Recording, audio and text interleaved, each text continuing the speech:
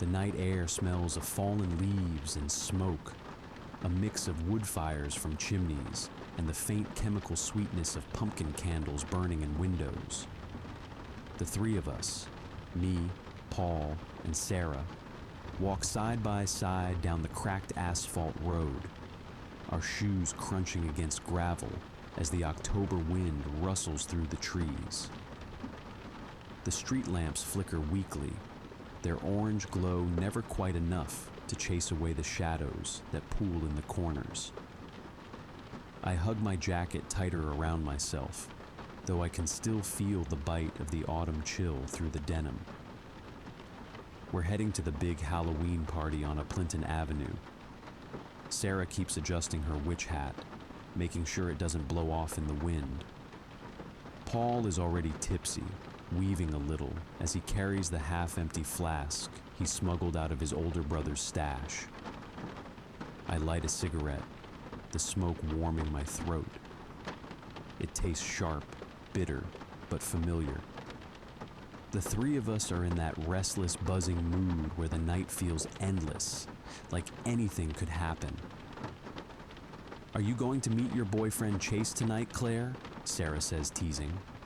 "He isn't my boyfriend," I reply, blushing. "But you do have a crush on him, don't you?" Paul says, joining in. I tell them both to shut up, and the three of us laugh. When we finally reach the house, I almost stop walking. It's huge, an old Victorian with pointed gables and tall windows glowing orange and purple with string lights.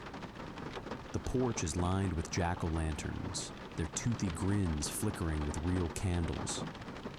Fake cobwebs dangle from the eaves, brushing our heads as we step inside. The bass of the music rattles the floorboards, and the living room is alive with people in costumes. Vampires, skeletons, killers, ghouls. Someone in a devil mask hands me a red cup filled with punch, and I gulp it down too quickly, the alcohol burning my throat. The decorations are over the top, plastic bats hanging from the chandelier, fake gravestones propped against the walls, streamers of black and orange twisting across the ceiling. But beneath all the party noise, I swear I can hear the house creak, like it's breathing. We eventually run into my friend Chase. He is standing next to a guy I haven't seen before. They're leaning near the back door of the porch, both dressed half-assed in hoodies and smeared face paint, nursing their drinks. Chase, tall and smug with his hood up, says, "Claire, I've been waiting ages for you to show up." He looks at the guy he is standing next to. "This is my friend Danny." I give him a little wave. "I'm surprised you're not already passed out, Chase," I say, teasing. Chase leans close and tells us about the haunted, abandoned house in the woods. His voice drops, low and conspiratorial. "They say a masked man lives there," he says, his grin sharp. "You go up near that place, and he chases you off. They say he wears a pig mask and slices people with his giant knife if they stick around for too long." We all laugh. It's the kind of story people always tell this time of year. Sarah snorts and shakes her head, rolling her eyes, but Paul perks up. He's always the one looking for trouble. "We should go," Paul says, his words slurred, but his eyes gleaming with excitement. "Come on, Claire, Sarah, it'll be fun." "Hell no," Chase scoffs, lifting his drink. "You should come to the old railway tracks. There's a way better party there." Danny nods silently beside him. But Paul is already tugging at my sleeve, his grin too wide, his eyes sparkling. Sarah groans but agrees to come. And just like that, we leave the warmth and noise of the party behind, stepping back out into the cold night. The woods are darker than I expect. The moon is high and full, spilling pale light over the twisting branches, but it only makes the shadows deeper. Our footsteps crunch over dead leaves, and the air smells damp, earthy, like wet soil and decay. Every now and then, I swear I hear twigs snap behind us, but when I turn, there's only darkness pressing in between the trees. It feels like hours before we finally see the house. It looms between the trees like it grew there, all rotting wood and broken windows, its black roof curling inward as if the whole thing is about to collapse. Moonlight spills across the siding, revealing streaks of mold and peeling paint. The front door hangs crooked on its hinges, and the porch boards sag dangerously when Paul tests them with his foot. Inside, the air is thick with the smell of dust, rot, and something else. Something metallic, like rust or blood. My flashlight beam catches broken chairs, overturned tables, and shattered plates littering the floor. Cobwebs coat the corners of the room like gauze. The silence is deafening, broken only by the groan of the house settling. We spread out, curiosity pulling us deeper. My boots creak against the staircase as I climb, the banister sticky beneath my hand. Upstairs, the air is colder. My breath fogs in the beam of my flashlight. I push open the first door I see and find something horrifying. 2 human arms are hanging from the roof by a thick piece of rope. I scream before I can stop myself, the sound ripping through the house. Paul and Sarah rush in, their faces blanching as the beam of the flashlight skitters across the walls. "Oh my God," Sarah gasps. We look up and notice writing on the wall, scrawled across the cracked plaster in jagged, uneven letters, smeared in a dried, rusty brown. "Do you want to play a game? It looks like blood." Sarah grips my arm, whispering for us to get out. Paul doesn't argue this time. We bolt for the stairs, my flashlight beam bouncing wildly against the walls. We're halfway down when we hear footsteps crunching outside the house. We freeze. My chest seizes, breath caught in my throat. Sarah, shaking, edges toward the window and peers out. "It's nothing," she whispers, her voice trembling. "Probably just..." The blade bursts through her back. It punches out of her stomach, long and jagged, gleaming wet in the moonlight that spills through the broken window. Her eyes go wide, blood spilling from her mouth in a hot gush that splatters against my face. Her hands scrabble weakly at the glass, smearing red before her body goes limp. I scream. Paul grabs me and we run. The front door slams open so hard it cracks against the wall, and then we're out in the woods, sprinting blindly through the trees. The branches whip my face, tearing at my hair. Paul's breath is ragged behind me. I hear the snap of iron. Paul screams. I whirl around, and my stomach lurches. His leg is caught in a bear trap, the steel jaws clamped deep into his flesh, blood gushing down his jeans. He thrashes, clawing at it, his screams echoing into the night. I drop to my knees, fumbling with the trap, my hands slick with his blood. Hold on, hold on. And then I see him, the masked man. He steps out from the trees, slow, deliberate. The moonlight glints off the blade in his hand, its surface smeared with Sarah's blood. His mask covers his entire head, a grotesque pig snout, hollow black eyes, skin pale and rubbery. His breathing is heavy, ragged, loud enough that I can hear it even from across the clearing. I wrench the trap open with all my strength, Paul stumbling free, but it's too late. The man is on us. The last thing I see is the glint of his weapon arcing toward me before everything goes black. I wake with the taste of iron in my mouth. My head throbs. My wrists burn. I'm tied to a chair in the abandoned house, rope biting into my skin. Across from me, Paul is hanging by his hands from the rafters with a thick rope. A metal bucket is chained to his dangling legs, swaying slightly with every twitch of his body. His eyes are wide. He has a gag around his mouth, muffling his desperate cries. The masked man stands beside a pile of bricks, his chest rising and falling with slow, deliberate breaths. He turns toward me and laughs, a low, guttural sound that makes my skin crawl. "Well," he says, kneeling in front of me. His voice is muffled by the mask, but the glee in it is unmistakable. "How nice of you to finally join us." He places something on the floor between us, a pair of dice. "Let's play a game," he says softly. "It's simple. Roll the dice 6 times, and then you and your friend can leave." My hands shake, my throat tight. Tears sting my eyes. I scream at him, demanding to know why, what he wants. He tilts his head, the pig mask grinning eternally. "There's only one catch," he whispers. "Each time you roll, the number you land on is how many bricks I add to his bucket." He pats the pile of bricks beside him, each one heavy, red, stained with old dark smears. Paul thrashes violently, gag muffling his frantic screams.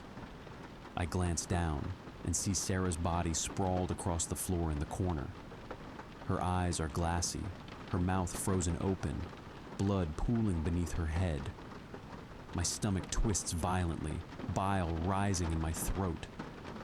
I sob, looking back at the man, his hollow pig eyes staring straight through me. "Why?" I whisper, my voice breaking. "Why are you doing this?" His head tilts again. The mask's grotesque snout almost looks like it's smiling. "I just want to have fun."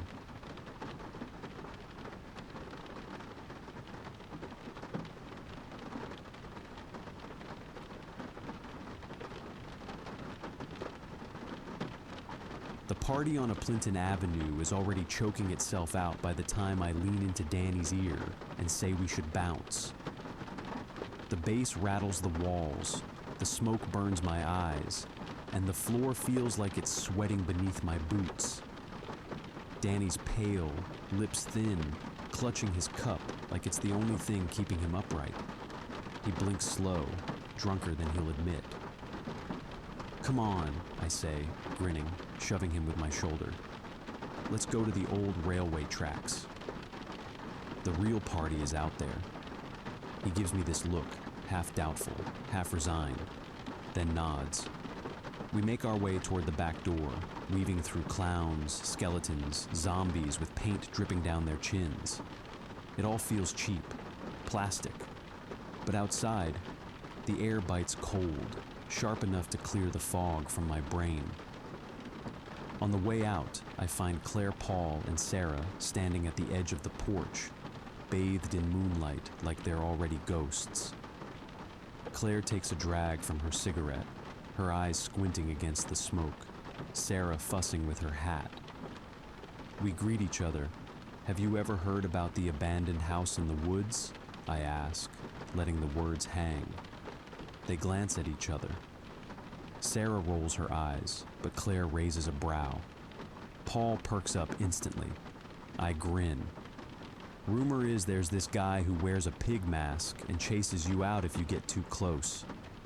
Claire laughs through the smoke. "That's a load of crap." Paul nudges her. "We should go." The three of them drift into the darkness of the trees, flashlights bobbing. Their laughter fades quick, swallowed by the forest. For some reason, the silence afterward feels heavier. Danny and I head the opposite way, toward the tracks. The road stretches out long and lonely, moonlight pouring across it in silver sheets. The fields on either side are dead and brittle, stalks of grass rattling dry bones against each other in the breeze. Danny stumbles, hands in his pockets, head tilted down. "I think I've had too much to drink," he mutters. "I'm done." "I'm heading home," I laugh, loud in the empty night. "You're a lightweight." The night is still young. He flips me off without looking back. Have fun. His footsteps fade down a side street, swallowed by shadows, leaving me alone on the road. I keep walking. My breath puffs white in front of me.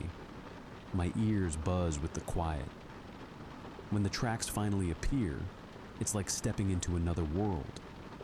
The forest parts into an open clearing where steel rails gleam silver in the moonlight, stretching endlessly into black. A bonfire roars at the center, flames whipping upward, sparks spinning into the sky like fireflies.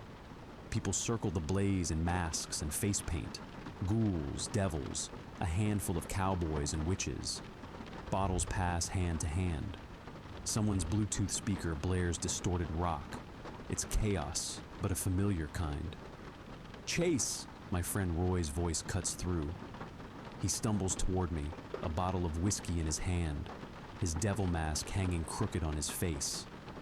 His grin is wide, eyes glassy.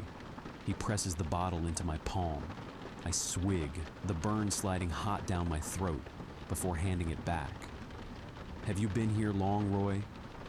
"Couple hours." He leans close. "The air is always ice cold out here in Red Oak Woods." He takes a sip of whiskey. "Have you seen Claire and the others tonight? Are they heading out here?" "I was with them earlier. I told them about the house in the woods. You know, the Pigman story, the three of them went out there to explore." Roy freezes. His smile drops, eyes narrowing. "You're joking," I shrug, grinning. "What?"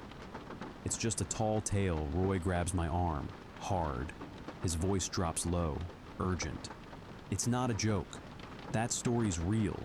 You remember those kids that vanished last year? Vanished after Halloween? They went to that house and they never came back." My grin falters.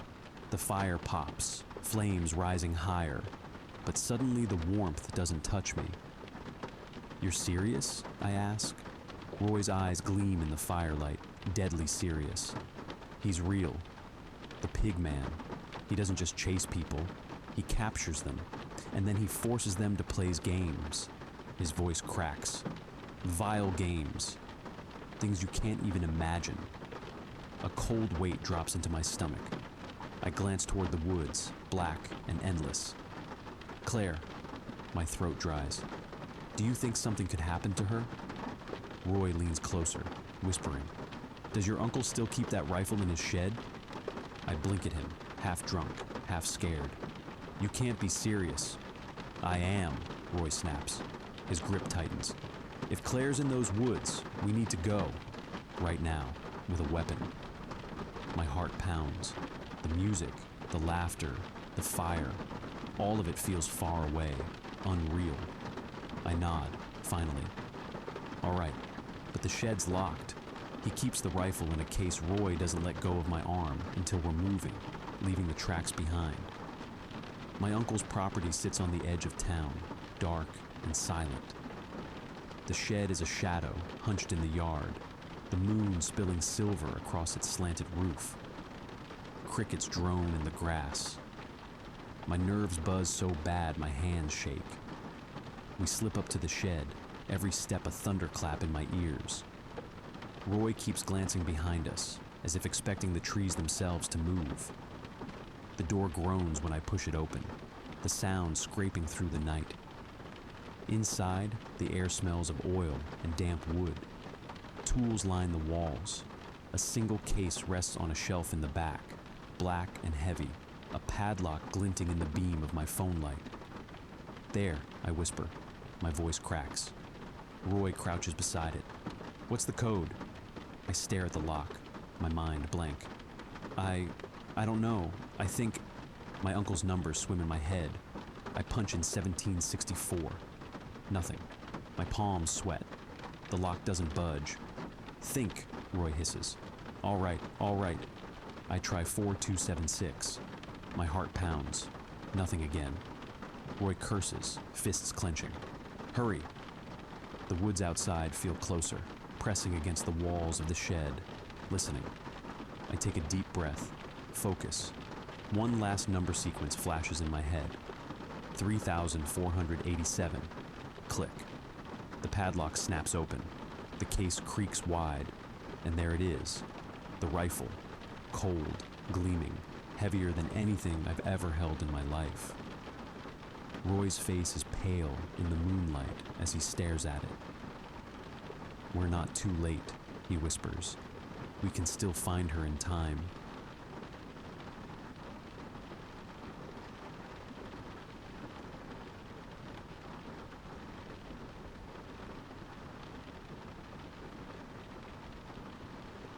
The first thing I hear is Paul's muffled scream. It cuts through the dark like a jagged blade, thick and wet behind the gag around his mouth. His body dangles from the rafters, arms bound by rope that creaks every time he struggles. The chain around his legs clinks with each swing of the bucket, the metal rattling with a cruel rhythm. The pigman drags a brick closer, his boots heavy, the sound grinding into my ears. He stops in front of me, looming. My wrists ache as he unties me from the chair, the rope burning my skin as it slips free. I collapse to my knees, dizzy, weak. My legs won't hold me. "Time to play," he says, voice muffled through the mask, but low and sharp enough to cut straight through me. He crouches, setting down the pair of dice in front of me. White, edges yellowed, smudged with dark stains. "Roll the dice, Claire." I shake my head, tears blinding me. Please, please just let us go." His gloved hand lifts the knife, pressing the tip against Paul's stomach. The blade dimples the fabric of his shirt, hard enough that blood begins to spot through the cloth. "Or," he says, calm as ever, "I can just gut him right here and now.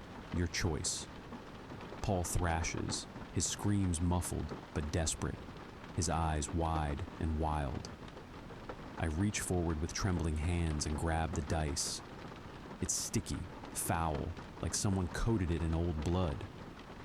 I squeeze my eyes shut and roll.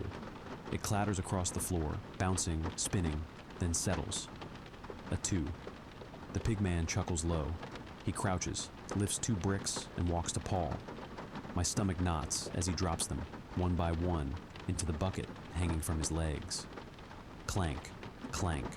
The bucket jerks downward. Paul's scream grows louder, muffled but raw, his shoulders tearing in their sockets as the rope strains. His body swings violently, and I can hear the sound of tendons popping. "See?" Pigman croons. "That wasn't so bad, was it?" "Now roll again," I sob, my throat raw. "Please, please stop.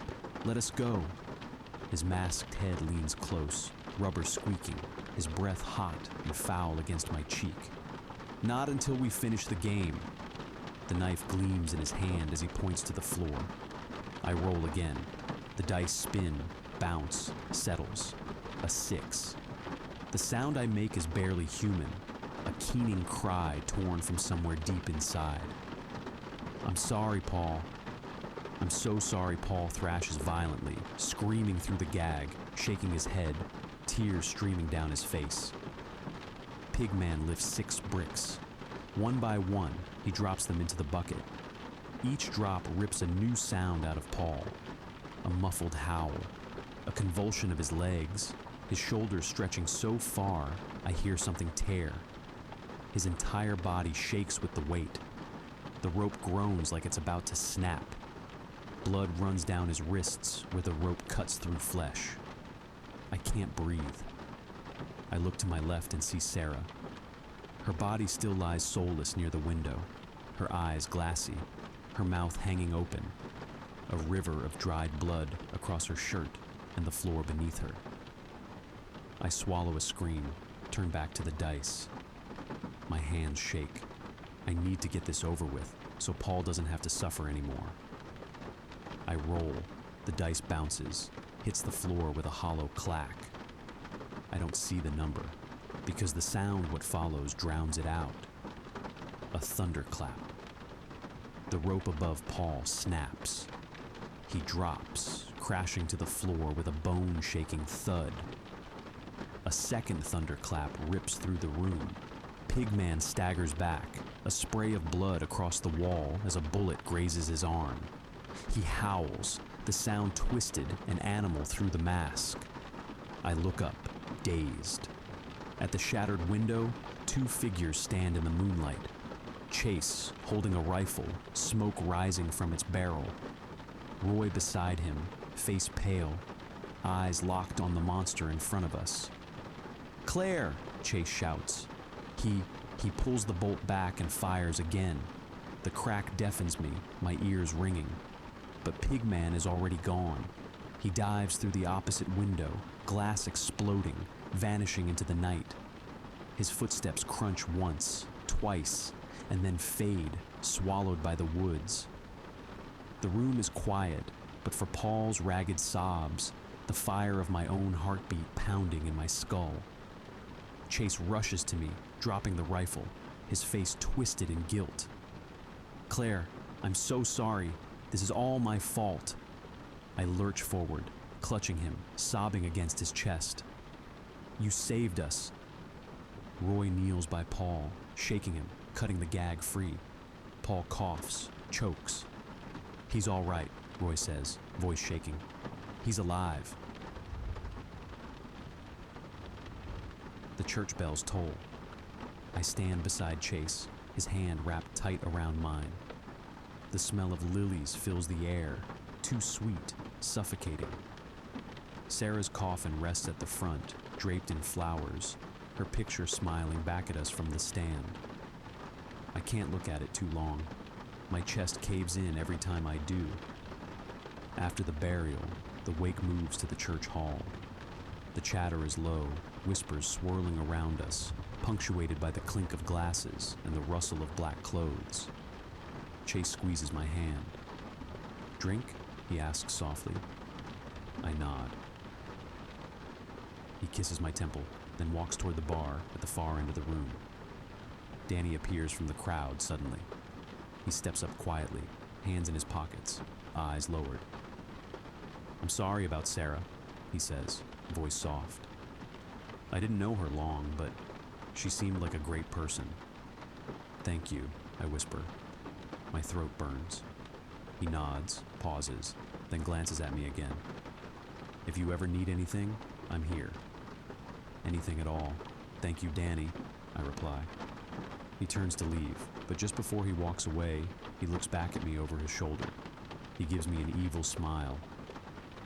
"Even if you want to play a game."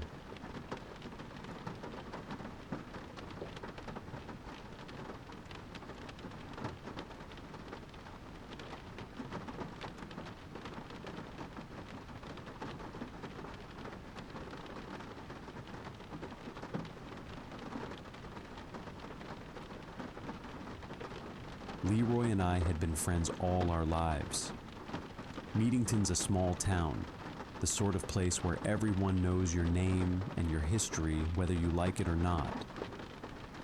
Leroy and I grew up side by side, and though his life had been cracked apart 3 years ago when his wife died, he carried on with a strength I admired. He carried her memory in a gold pocket watch she'd given him. I'd seen him hold it in his hand on quiet evenings, opening it just to run his thumb across the inscription inside. She'd had long blonde hair, and sometimes I caught him staring into the trees as though he thought he saw her ghost drifting among the branches. The winter that year promised to be cruel, so we decided to head into Red Oak Woods to cut timber. Some men avoided those woods, muttering about strange things in the branches after sundown. We dismissed it as backwoods gossip. Wood was wood, and we needed it to keep warm. The first day passed without trouble. The swing of axes, the bite of steel into bark, the thud of trees falling one by one. By the time the sun was slipping beneath the hills, our arms were heavy, our backs sore. We decided to camp where we stood and carry on in the morning. The forest was unnaturally still as we set up our tents. The air had that weight to it, like the world was holding its breath. Even the crickets seemed to have hushed. Leroy sat by the fire, thumb rubbing the edge of his watch, the gold catching the firelight in fleeting glints. I asked him once more, as I always did, if he was all right. He only nodded, eyes lost in the flames, saying quietly, "She'd have liked this, John." The quiet, the trees we finally turned into our tents. I thought I'd drift off easily, worn down by the day's work. But sometime after midnight, it came, the screaming. It began faint at first, like some far-off woman crying for help. But it grew, louder, sharper. It wasn't human, not really, but it wasn't animal either. It was a sound that clawed its way into the bones. I bolted upright, heart pounding, and clamped my hands over my ears, but it made no difference. The noise seemed to be inside me, rattling my skull. I shouted, "Do you hear that?" No reply. I shouted his name again, my throat raw, but nothing. The screaming went on for hours. Hours. By the time the first weak light of dawn began to cut through the branches, it simply stopped. Just like that. I staggered out, hollow, and Leroy finally emerged too, pale as milk. We exchanged a look that said everything. We had both heard it, both endured it, and neither of us wanted to admit just how close we'd come to madness. Then we laughed, nervous, fragile, told ourselves it was just owls in the trees. 3 of them, perched high above us in the red oaks, their heads swiveling in perfect unison, eyes fixed on us with unsettling stillness. They weren't like the owls I'd seen before. Something about the way they held themselves, something in their silence. Before we could move, one swooped down. It shot through the air with impossible speed, a blur of wings and claws. I barely had time to flinch before it tore past Leroy. He staggered, wide-eyed, clutching at his chest. A wet sound escaped his throat, and then blood poured from his mouth. I froze. Time slowed. My friend dropped to his knees, his stomach ripped wide open, his insides glistening in the weak light. The other owls shifted in the branches, and now their eyes burned red, glowing like embers in the dark. More of them filled the treetops, dozens, no, hundreds, watching, waiting. I grabbed Leroy, hoisting him up though his weight nearly toppled me. "Come on!" I shouted, though I knew he couldn't hear me. His breaths were shallow, gurgling. His face was ashen. We stumbled through the trees, branches whipping my face, blood soaking into the dirt with every step. The owls swooped and circled, their claws raking the air, talons slicing at us. One tore into my leg, splitting flesh, and I collapsed to my knees with a cry. Still, I dragged him. Still, I tried. We came across 2 massive oaks, twisted and black, rising higher than the others, their roots writhing through the earth like veins. Hanging from their branches were pieces, limbs, faces, stripped torsos swaying gently in the breeze, dripping blood. Flesh gone gray and stiff. It wasn't the work of nature. It wasn't the work of man. It was ritual, something evil. I fell, pulling Leroy down beside me. The owls gathered, covering the trees, their red eyes watching from every angle. The sound of their wings was like a storm. What the hell was happening? I dropped back against the ground, chest heaving, blood pooling beneath me. I looked up at the canopy above, the dark sky framed by red oaks. I was exhausted. "John, get the hell out of here, just leave me," Leroy said weakly. "I'm not going anywhere without you," I said, breathing heavily. Something emerged from the woods. An old man, hair long and gray, tangled and matted. A heavy bear coat hung across his shoulders, its fur caked with dirt and age. He was holding Leroy's axe. He lifted the axe high into the air and slammed it down, embedding into Leroy's head. I screamed in anger, screamed until my throat tore, until the world blurred around me. He walked over and kneeled in front of me. His voice was soft, almost kind, and that made it worse. "You shouldn't have come here," he whispered.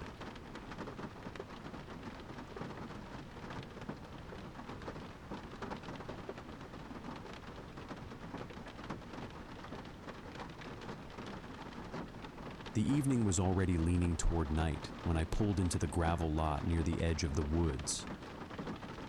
Before heading out, I stopped at the little convenience store, the one with the broken sign that buzzes and flickers "Stop in."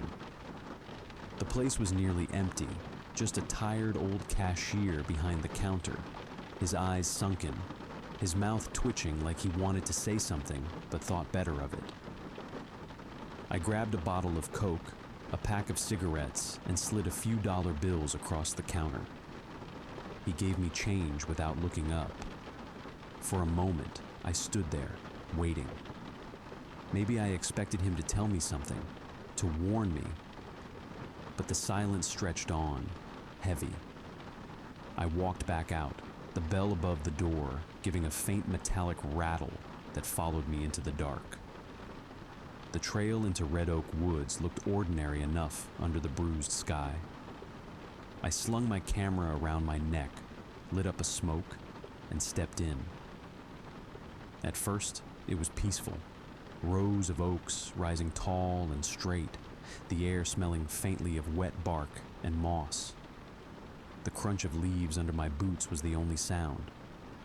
I started taking pictures, sunlight dripping through branches, the weave of roots across the path, a distant deer that vanished before I could focus the lens. I took a photo of the deep woods, and when I looked back at it, there was something I hadn't seen with my eyes. High in the branches of a tree was an owl. That alone wasn't strange, but its eyes glowed red, not the glassy reflection of camera flash, but burning, alive. I felt a weight press against my chest. I rubbed my eyes, scrolled past, scrolled back. The same, red, unblinking eyes. The longer I stared, the more uneasy I became. I lowered the camera, scanning the branches, but the tree stood empty. Out of nowhere I could hear loud screaming. It came from deeper in the woods, sharp, guttural, raw. I thought it had to be a human, some hiker in trouble. My throat tightened, but I cupped my hands and shouted, "Hello? Do you need help?" The scream stopped. The silence that followed was worse than the sound. It was thick, pressing, like the forest was holding its breath. Even the leaves seemed frozen. I swallowed hard, clutching the strap of my camera, and turned back the way I came. My instincts told me I didn't belong there. Every step back felt like I was walking deeper instead of leaving. I started to hear footsteps, soft, dragging, right behind me. I spun around, nothing, just endless trunks fading into shadow. My heart hammered. I started walking faster, then faster still, until I was nearly running. The footsteps followed, always just behind me, always in sync with mine. I turned again, panting, eyes darting through the trees. Still nothing, just darkness thickening, swallowing the path. Then something struck the back of my head, a sharp, heavy blow. My vision exploded with white light, stars bursting in every direction. I stumbled forward, the world tilting, spinning, collapsing. The ground rushed up, and everything faded into black. When I woke, the air was wet and heavy, tasting of smoke and earth. My wrists ached, bound tightly above me, rough rope biting into my skin. A flickering glow illuminated the rock walls around me. Torches, their flames guttering in shallow bowls carved into the stone. I was underground, a cave. I started panicking. I pulled against the ropes until the fibers tore my flesh raw. "Let me out!" I shouted, voice echoing down the tunnels. "Do you hear me? Let me out!" A figure stirred in the shadows. At first, I thought it was another person. It was tall, broad, draped in something heavy. But as it drew closer, I saw it wasn't human. Not entirely. A bear coat hung from its shoulders, the fur patchy and slick with age. Its face was wrong. Skin stretched too thin, features warped, the mouth pulled into a jagged grin lined with teeth that seemed too long. Its eyes caught the torchlight and burned faintly like dying embers. It stopped before me, towering, and when it spoke, its voice vibrated through the stone, deep and resonant. "You humans come into my forest. You cut down my trees. You hunt my deer. You scream in the night, and you think this place is yours." My breath caught. My throat closed. I was just taking pictures," I stammered. The creature tilted its head, its grin widening. "I've been watching you, Mark. I saw you when you lost your job. I saw how they mocked you, how they cast you aside. You are not like them. You know what it is to be broken." The words dug into me like claws. How did it know my name, my life? The rope slackened suddenly, falling away. My arms dropped, numb and aching. The creature turned, its coat brushing against the ground, and began walking deeper into the cave. The tunnel sloped downward, the air growing colder, wetter. Then it opened into a cavern so vast it swallowed the torchlight. The smell hit me first, rot, metallic and sour. Bones covered the floor, not animal bones, human, skulls cracked wide, ribs bent, spines shattered. Clothes hung in tatters from some of them, faded and stiff with age. Above, perched in the shadows of the cavern walls, were owls. Dozens, maybe hundreds. Their eyes glowed red, countless pinpricks burning down on me from the dark. One of the owls flew down and sat on the creature's arm while he petted it. "This is what becomes of them," it said. "The destroyers. The arrogant. The ones who come to take it turned toward me, its voice dropping to a whisper that curled like smoke. But you are different. You see, you suffer, you understand, you respect the woods." My mouth was dry. My knees shook. "What do you want from me?" The creature unfastened its bear coat, shrugging it from its shoulders. The smell of musk and death filled the cavern as it held the heavy fur out before me. "My time is ending. The woods demand a keeper, a protector, one who knows pain, who respects their silence. You, Mark, will take my place." Before I could resist, before I could breathe, the coat was draped across my shoulders. It was heavy, suffocating, warm like something alive. My vision swam. The torches blurred into streaks of red. The owls above rustled their wings, a storm of glowing eyes tightening in. The creature leaned close, its face inches from mine, and whispered, "Are you willing to take the mantle?" The chamber darkened. My body trembled beneath the weight of the coat. And in that moment, I knew the forest wasn't offering me a choice. It was binding me, claiming me.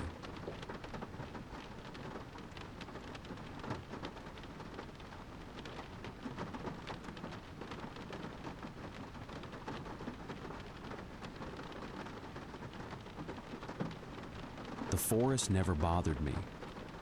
Red Oak Woods has been my hunting ground for years. People in town whisper about it like it's cursed, but to me it was always just quiet. A place where the air held still, where the trees swallowed up the noise of the world. But lately, that silence doesn't feel so harmless. The first time I see him, he's standing between the trees like he's been waiting for me. A man, tall and rigid, his head cocked just slightly to one side. At first, I think he's another hunter. "Hey!" I call out, my voice cutting through the air. The man turns his head, slow as if on a hinge. Even from here, I can feel the weight of his stare. Then, without a word, he steps back and drifts out of sight, swallowed whole by the woods. The deer I was tracking suddenly doesn't matter anymore. I leave early, uneasy, the image of him burned into the back of my skull. Later, in town, I drop into the newsagents. I look at the 3 missing person posters on the window. The police have been looking for them for years. No one in town can figure out what happened to them. I think about their poor families, how they don't have any closure. That night, I sit in my chair, my dog curled against me, the TV flickering in the dark. I try to focus on the static comfort of routine, but I can't. My mind won't let go of the man in the woods, the way he turned to look at me. The next morning, I decide to go back out to Red Oak Woods for another hunt. I load my rifle, strap my knife to my hip, and pack heavier than usual. If he's there again, I'll find out why. The forest greets me the same way it always does. Cold, damp, a breath held too long, and sure enough, before long, there he is. Same man, same distance. "Hey!" I shout again. This time, when he turns his head, I swear his lips curl upward into the faintest smile. Then he turns and walks away, and I follow. The further I go, the more wrong the woods feel. The trees lean in closer, the shadows cling longer, and the air smells faintly of iron. My boots crunch through leaves, my breath ragged. He's always just ahead, just far enough to keep me chasing. I emerge from a dense patch of leaves and twigs and find the man standing in front of 2 large trees staring at them. They rise out of the forest like gallows, their trunks swollen and gnarled. And hanging from their branches are not deer, not trophies, human body parts, arms swaying gently in the breeze, the skin waxy, some of them gnawed down to tendons, legs tied with rope, one missing a foot, bones jutting out at angles, heads, some bare skulls with moss growing from the sockets, others with patches of hair still clinging, their mouths open mid-scream. Flies buzz thick in the air, crawling over the gray flesh, crawling into the sockets. The stench hits me like a punch. Sweet rot, meat left too long in the sun. My stomach heaves, and I stagger forward, covering my mouth, eyes watering.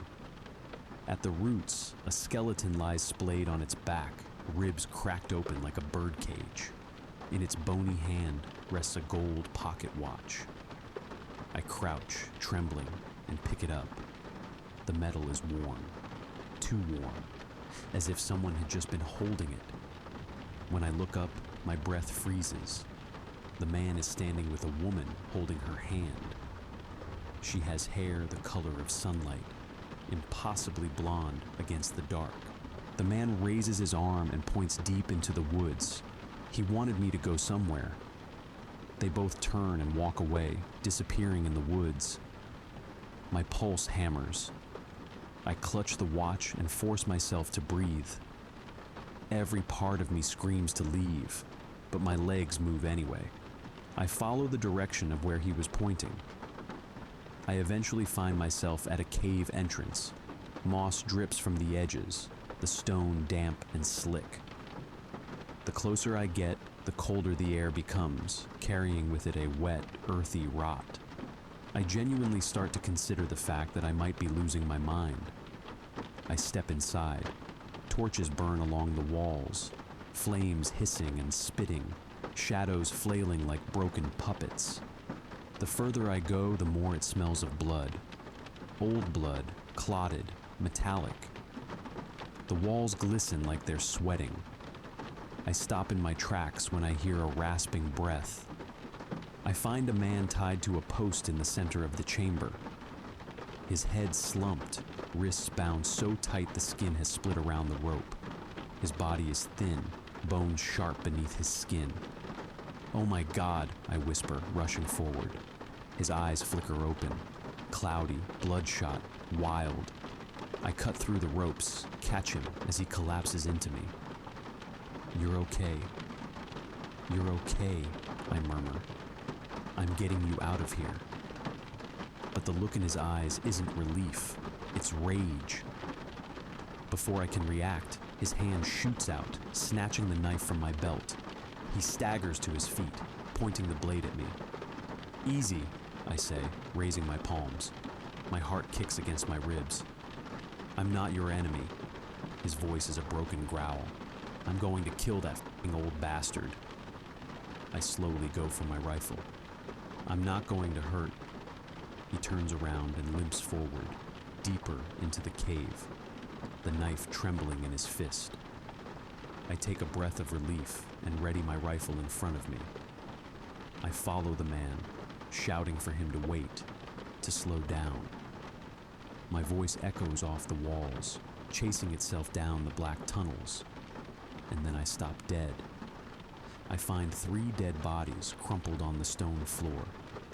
Faces I know, they're the 3 missing people the town has spent years searching for. Their flesh is rotted, lips pulled back from their teeth, eyes shrunken in their sockets. One of them has fingernails broken down to the quick, like they clawed the rock before dying. The air feels heavier. My chest tightens. I stumble past them. When I round the corner, the man has my knife high in the air.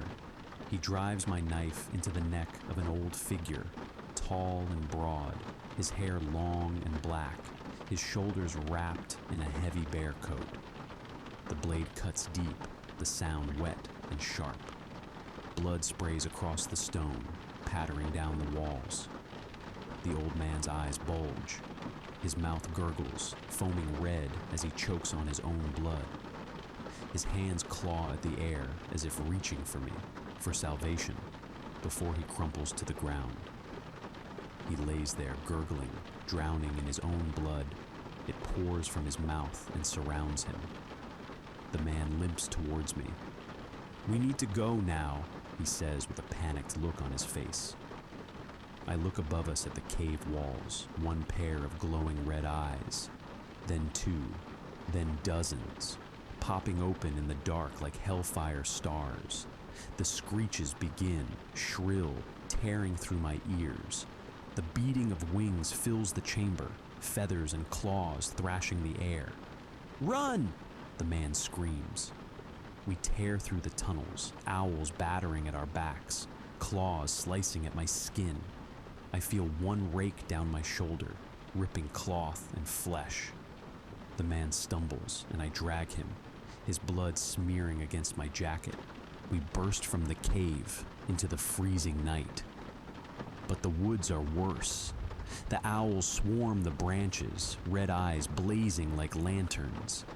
They dive, talons snapping inches from my face. I fire blindly into the dark, pulling him with me, staggering toward the faint glow of my car headlights in the distance. We slam into the clearing, and the man jumps into the passenger seat.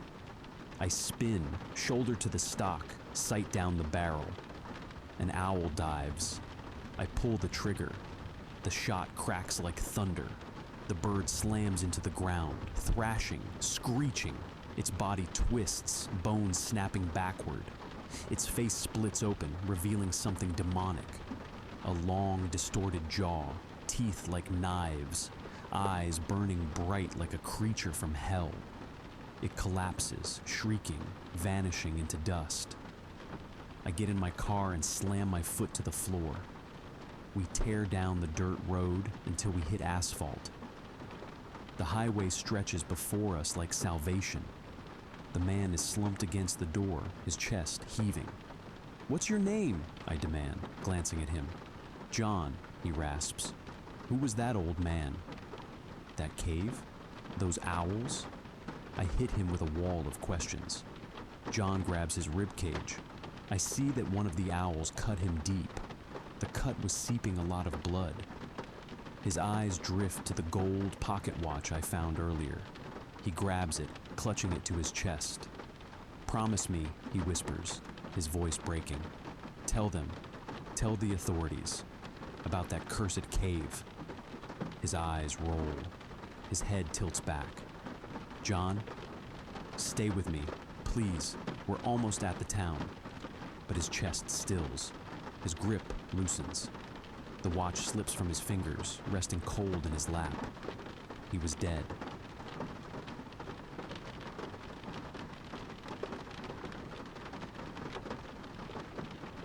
The house that watched. Detective Samuel Price had been on the force for over 2 decades, and while that time had stolen the shine from his badge and the easy optimism from his eyes, he'd always told himself that there was nothing left out there that could truly surprise him, nothing that could still make his hand shake when he reached for his notepad. That belief was shattered on a rainy Thursday evening when the dispatcher called him in a tone that was not professional detachment, but a tight, almost whispered urgency, as if she were calling from a place where sound itself might be overheard by something that should not be listening. The address she gave led him and his partner, Detective Henry Cole, to the far end of the city, past the soot-stained skeletons of factories, through the district where streetlights hummed weakly and flickered in and out, as if unsure they still wanted to do their job, to a neighborhood that maps had long stopped caring about. The house at the end of Graymont Street loomed through the fog like a blackened tooth jutting from diseased gums. 3 stories of sagging, rain-slicked brick, its roofline leaning, its windows staring like dead eyes. The front door hung half open, groaning faintly on its hinges in the wind, and from the moment Price stepped inside, he felt the air press down on him. Thick, sour, heavy with the layered smell of mildew, dust, and something far worse, the cloying metallic sweet tang of rot. The carpet squelched underfoot, and every piece of furniture seemed wrong. Moth-eaten chairs arranged not toward the TV, but toward a dark, sprawling stain in the center of the living room floor. A stain so deep, it looked like the house itself had been wounded there. The kitchen was worse. The victim, a woman in her late 20s, was propped against the refrigerator, her neck bent at an angle that suggested it had been broken before death. Her eyes fixed and glassy, mouth slack and frozen in mid-scream. Her wrists were bound in front of her with a strip of faded floral bedsheet, and in her lap, someone had placed a wilted bouquet of roses, an offering or an insult.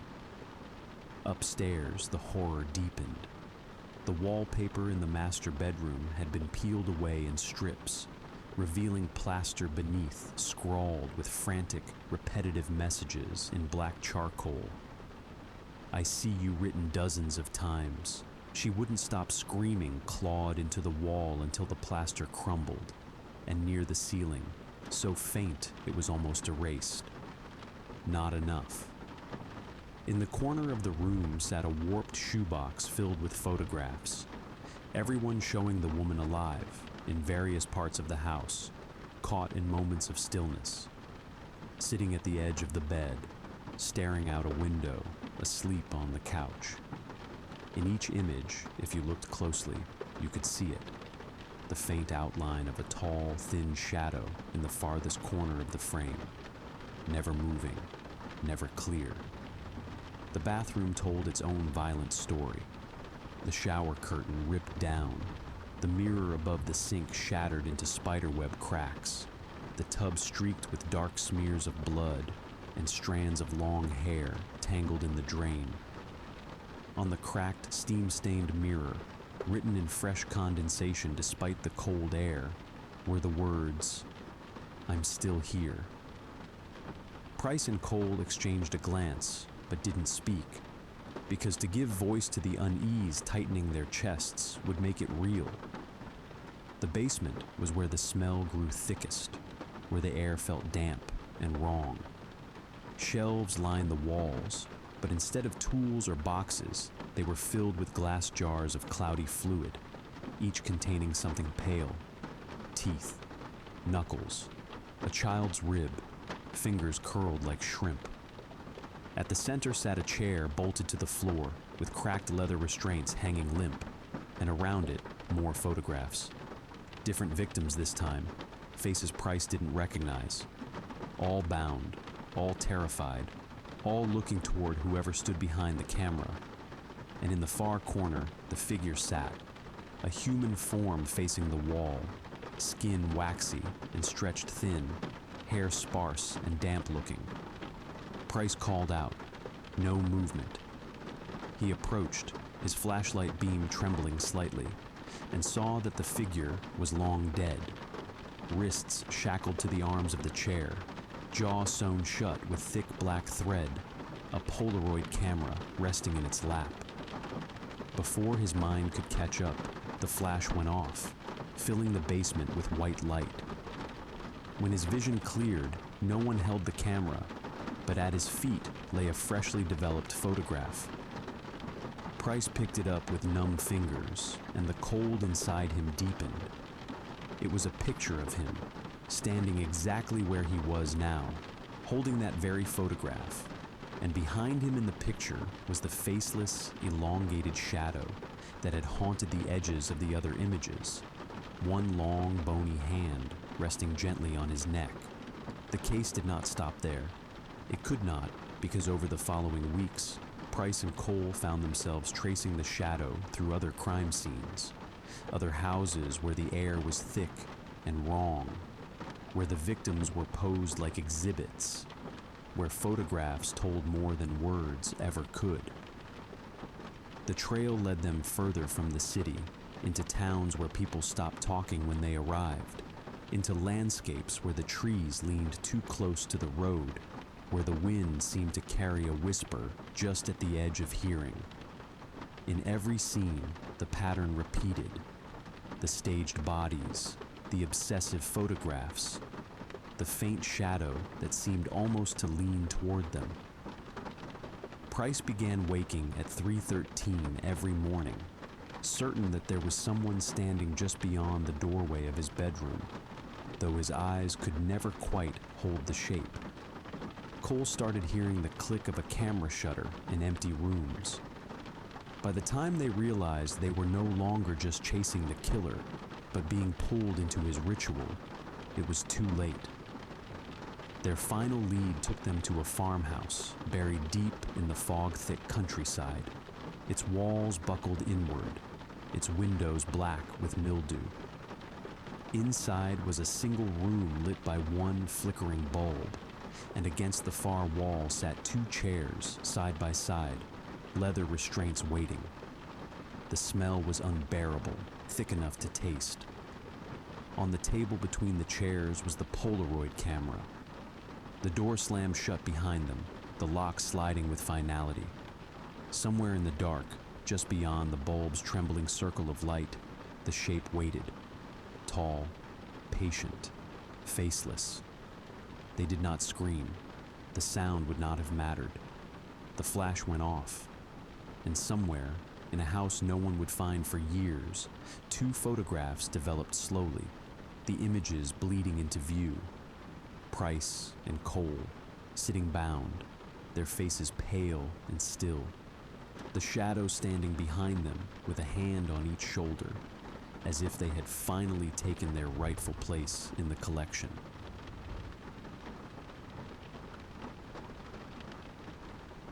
The Hollow Trail. They said the trail was cursed, but most hikers just laughed it off as folklore, the kind of backwoods legend made to scare kids and sell maps. Yet every few years, someone would vanish without a trace along the old Ridgevine Pass, a remote stretch of wilderness that wound deep into the western Blackroot Mountains, thick with pine and shadow, and the cold silence that smothered sound even in daylight. And those who hiked it always spoke of feeling watched, as if the trees themselves breathed and leaned in to listen. When you stepped off the main path, the place had earned the nickname The Hollow from locals, not because it was empty, but because of what it took and never gave back.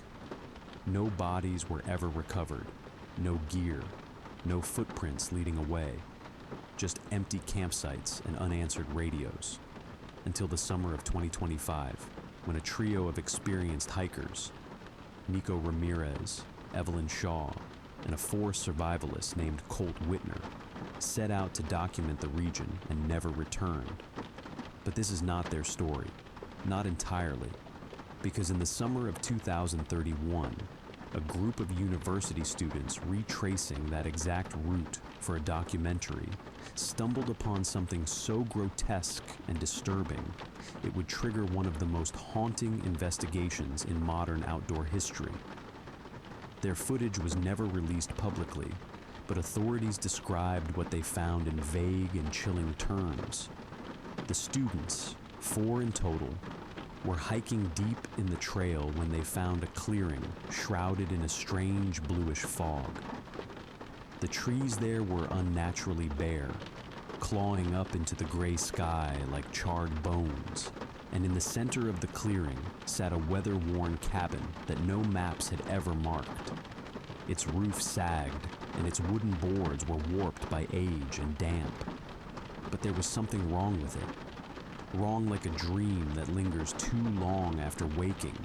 They called out, knocked on the door, and when no one answered, they pushed inside, finding crude drawings etched into the walls, hundreds of them, symbols and contorted figures with wide, unblinking eyes and long bent limbs. One wall was covered in pinned photographs, all of them faded and stained, but still visible.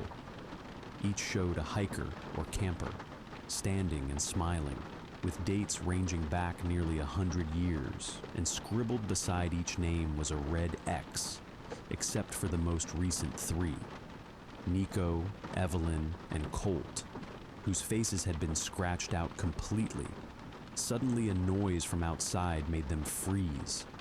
Not footsteps, but a sort of clicking, like bone tapping bone.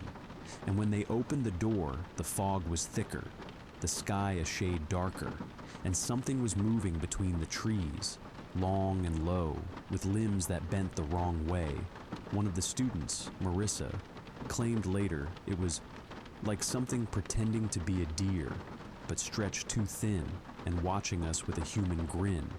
They ran, stumbling through roots and the strange static that filled the air like buzzing in their teeth.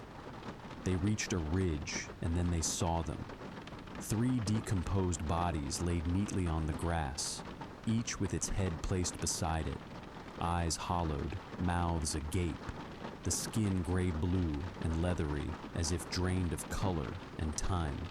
They recognized the clothes from the photos in the cabin. They were the missing hikers, untouched by animals, preserved by something unnatural. And beside each corpse was a small wooden carving of the creature they'd glimpsed. Carving so detailed they showed every joint, every sharp tooth, every slit of those impossible. Watching eyes, the students fled and were later rescued by a search party, rambling and half-mad, repeating the same phrase over and over. Don't look back, it follows. What followed was a full shutdown of Ridgevine Pass by local authorities citing rock slides. But those who lived nearby said they saw strange lights above the forest at night and heard screams echoing through the pines. In 2033, a man claiming to be Colt Whitner staggered into a ranger station hundreds of miles away, barefoot, hair white, eyes wide and unfocused, muttering about the cabin that finds you and the mirror things. Before dying of exposure hours later, his fingerprints confirmed his identity, but his body was emaciated, aged as though he'd spent decades lost, and in his clenched hand was a scrap of paper with a new name and date scrawled in blood-red ink. someone who had just gone missing the week before. The cabin is never in the same place, they say now. It appears where the forest is oldest and the silence deepest, and those who find it are never really lost. They are collected, kept, watched, their heads removed not by blade, but by some unknowable force that drinks memory and leaves only husks and horror behind. In 1996, a solo backpacker named Tara Fields went missing on a late autumn trek. Her journal was found years later by a hunter wedged inside a hollow tree. The last entry was scribbled in smeared ink. "They knock when you sleep. They scratch at the tent and whisper your name backwards." Her body was discovered in 2003 by spelunkers who were exploring a hidden cave system near Ridgevine. She was sitting cross-legged, her head placed delicately in her own lap, her eyes gone, her lips curled in a rictus grin. A crude drawing on the cave wall showed the creature with jointed legs and spiraled eyes. In 1984, a group of Boy Scouts and their troop leader vanished during a planned 3-day hike. Only one boy was ever found in 1986, wandering a town 50 miles south with no memory and a small wooden totem clenched in his fist.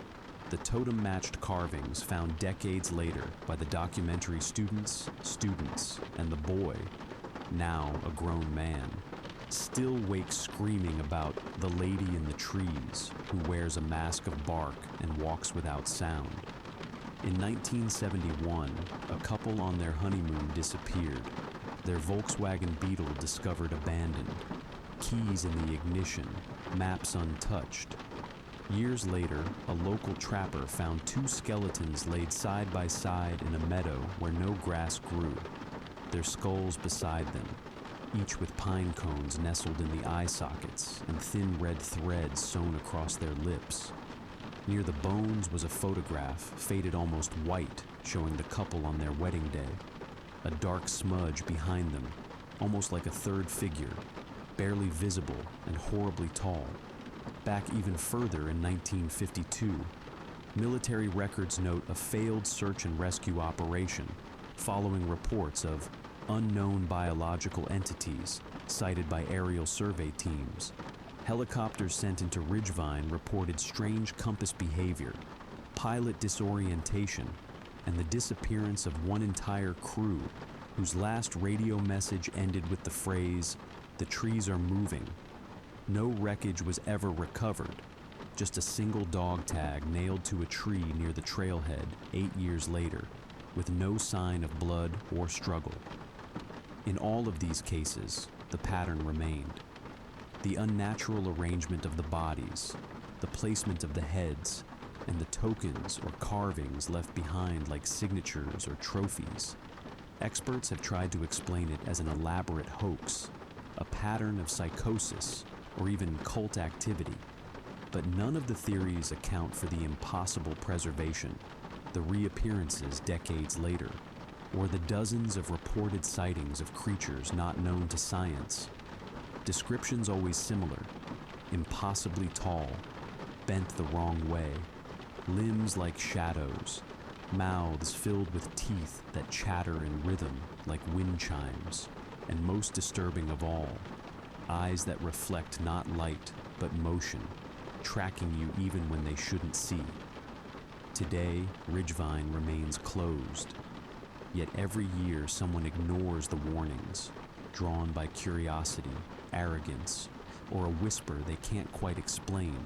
They vanish, and sometimes they come back, not whole, not sane, but carrying messages, sometimes carved into their flesh, sometimes tattooed across their memories in dreams they can't wake from, sometimes not alone, because the Hollow Trail is not just a place.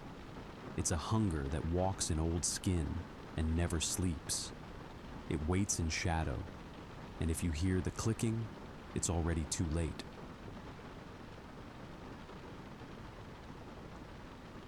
The Attic of Ashmere House, Ashmere House had long stood at the edge of Grenton Hollow, like a sentinel with no eyes, rotting beneath ivy and a roof warped by time, its windows blank, its shutters nailed like closed eyelids, and its chimney leaning like it had whispered too many secrets to the clouds. Generations had passed it by, pretending not to glance as they crossed the street. Children dared each other to touch the rusted iron gate, only to run screaming at the first creak. And even the birds seemed to fly wider arcs around it, because Ashmere wasn't just an old house. It was a void in the town's memory, the kind of place people claimed to forget, yet could describe in vivid detail during quiet, sleepless nights, and when people went missing. Drifters, lost hikers, the occasional teen who didn't come home after a bonfire in the woods. Nobody said it aloud, but the thought always circled back. Ashmere took them, yet year after year no evidence was found. No trails, no bodies, no blood, just silence and the occasional smell of burnt paper and old iron wafting from beneath the eaves like a warning no one heeded. Until one October, a group of urban explorers live-streamed their entry into the house, laughing as they pushed open the groaning door, showing viewers the cobwebbed foyer, the peeling wallpaper, the stairwell thick with dust. And then, suddenly, the stream turned chaotic. The camera spun. A scream rang out, something heavy thudded, and the feed cut to black. The town tried to pretend they hadn't seen it, but the authorities couldn't. And when search teams arrived, they found the front door wide open, the house still, cold, and waiting. The team entered cautiously, flashlights slicing through the gloom, breath visible in the stale, oddly wet air. And it wasn't long before someone found the attic door half open, the pull cord still swaying, and up they climbed into the space no one had dared explore in decades. And what they found there ended any hope of this being a hoax.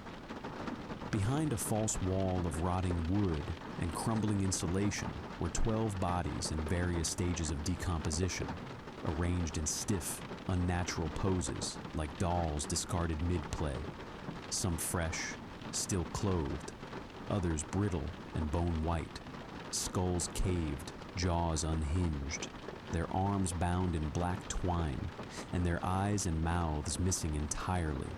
Some gouged, others burned shut, and scrawled around the corpses were arcane symbols etched in soot, and something darker, symbols that looped in on themselves like warped music notes, and etched into the wood above the window was a message. You bring them, it takes them.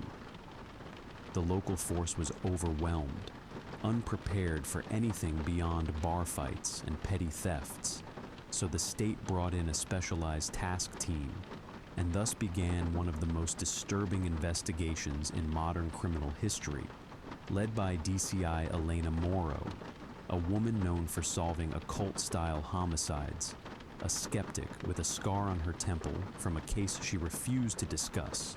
She arrived with her team. Theo Griggs, a quiet, meticulous forensic analyst. Daniel Venn, a criminal profiler with an obsession for patterns.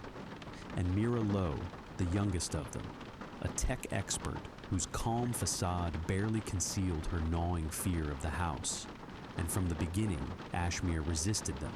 Phones died, GPS malfunctioned, cameras recorded only static past the front gate. Theo's tools would go missing, then reappear rearranged into perfect spirals, and each team member reported vivid nightmares after entering, all featuring the attic, dimly lit by a single swaying bulb, where a long-limbed shape crouched in the corner, whispering in a voice they forgot upon waking. Despite the mounting tension, they pressed on. Theo began cataloging the corpses. 12 victims, aged 14 to 62, vanished between 1987 and 2023.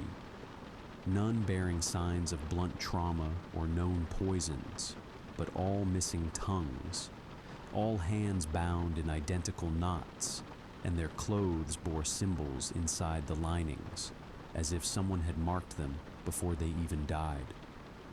Daniel studied the chalk patterns, noting that the symbols didn't just repeat, they evolved, subtly shifting over time as if tracking something.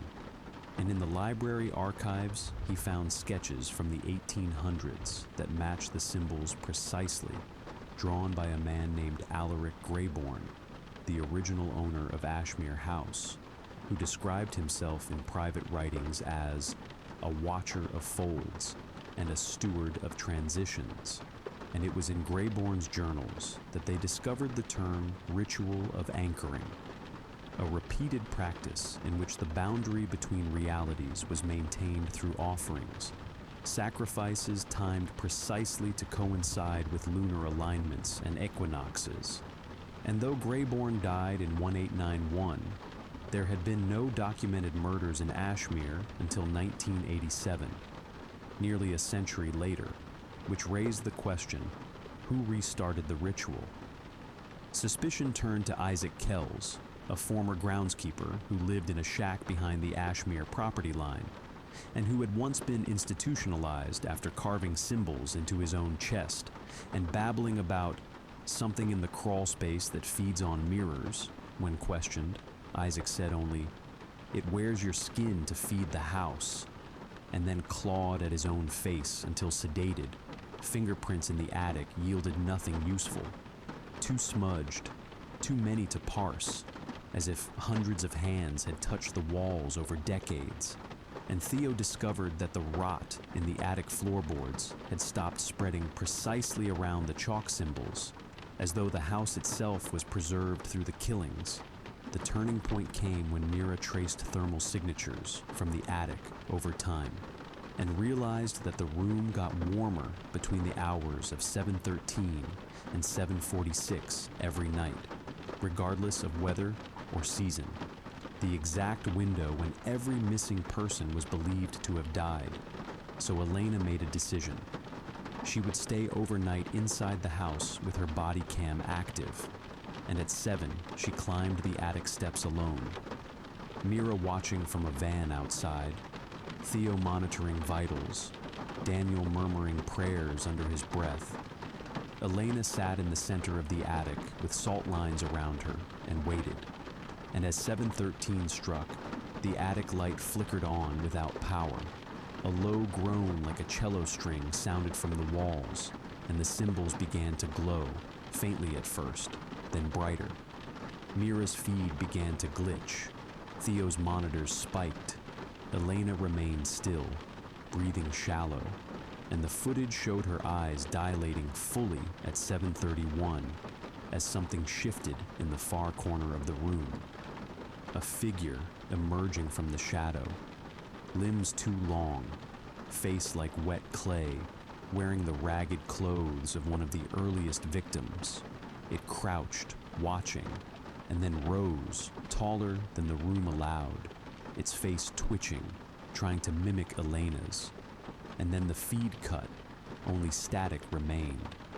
They burst in moments later, finding Elena unconscious, bleeding from the eyes, a new symbol etched into her arm. But alive, she would not speak for days, and when she did, she said only, "It showed me its name, and it wasn't a word." And after that, she was never the same, smiling at odd moments, speaking in her sleep, her voice sometimes overlapping with another, deeper voice. The team was disbanded quietly. The attic was sealed in concrete by federal order, but the killings didn't stop. Months later, in another town, 3 bodies were found in an attic, mouths gone, eyes removed, chalk symbols under their feet, and the same thermal pattern recorded at the crime scene. And now others believe Ashmere isn't just a house, but a portal, and the ritual isn't localized anymore. Something escaped, wearing one of them, maybe even Elena, and it no longer needs the attic to feed.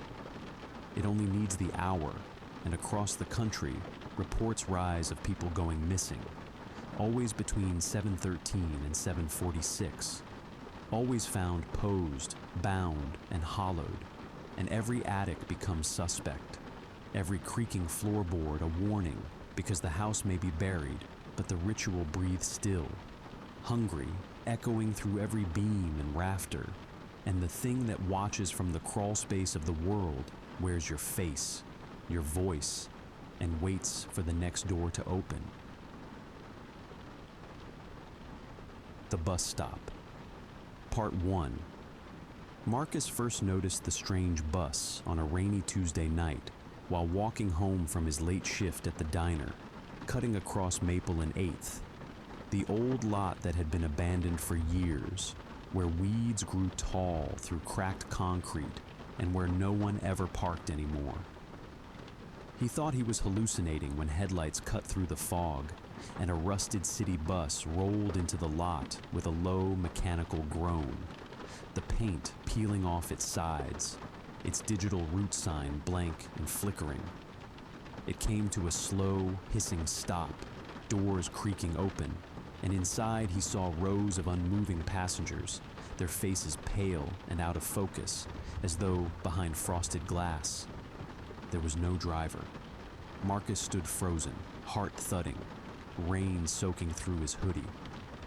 After a long minute, the doors closed and the bus pulled away, disappearing down a road that, to his memory, hadn't connected to anything for years.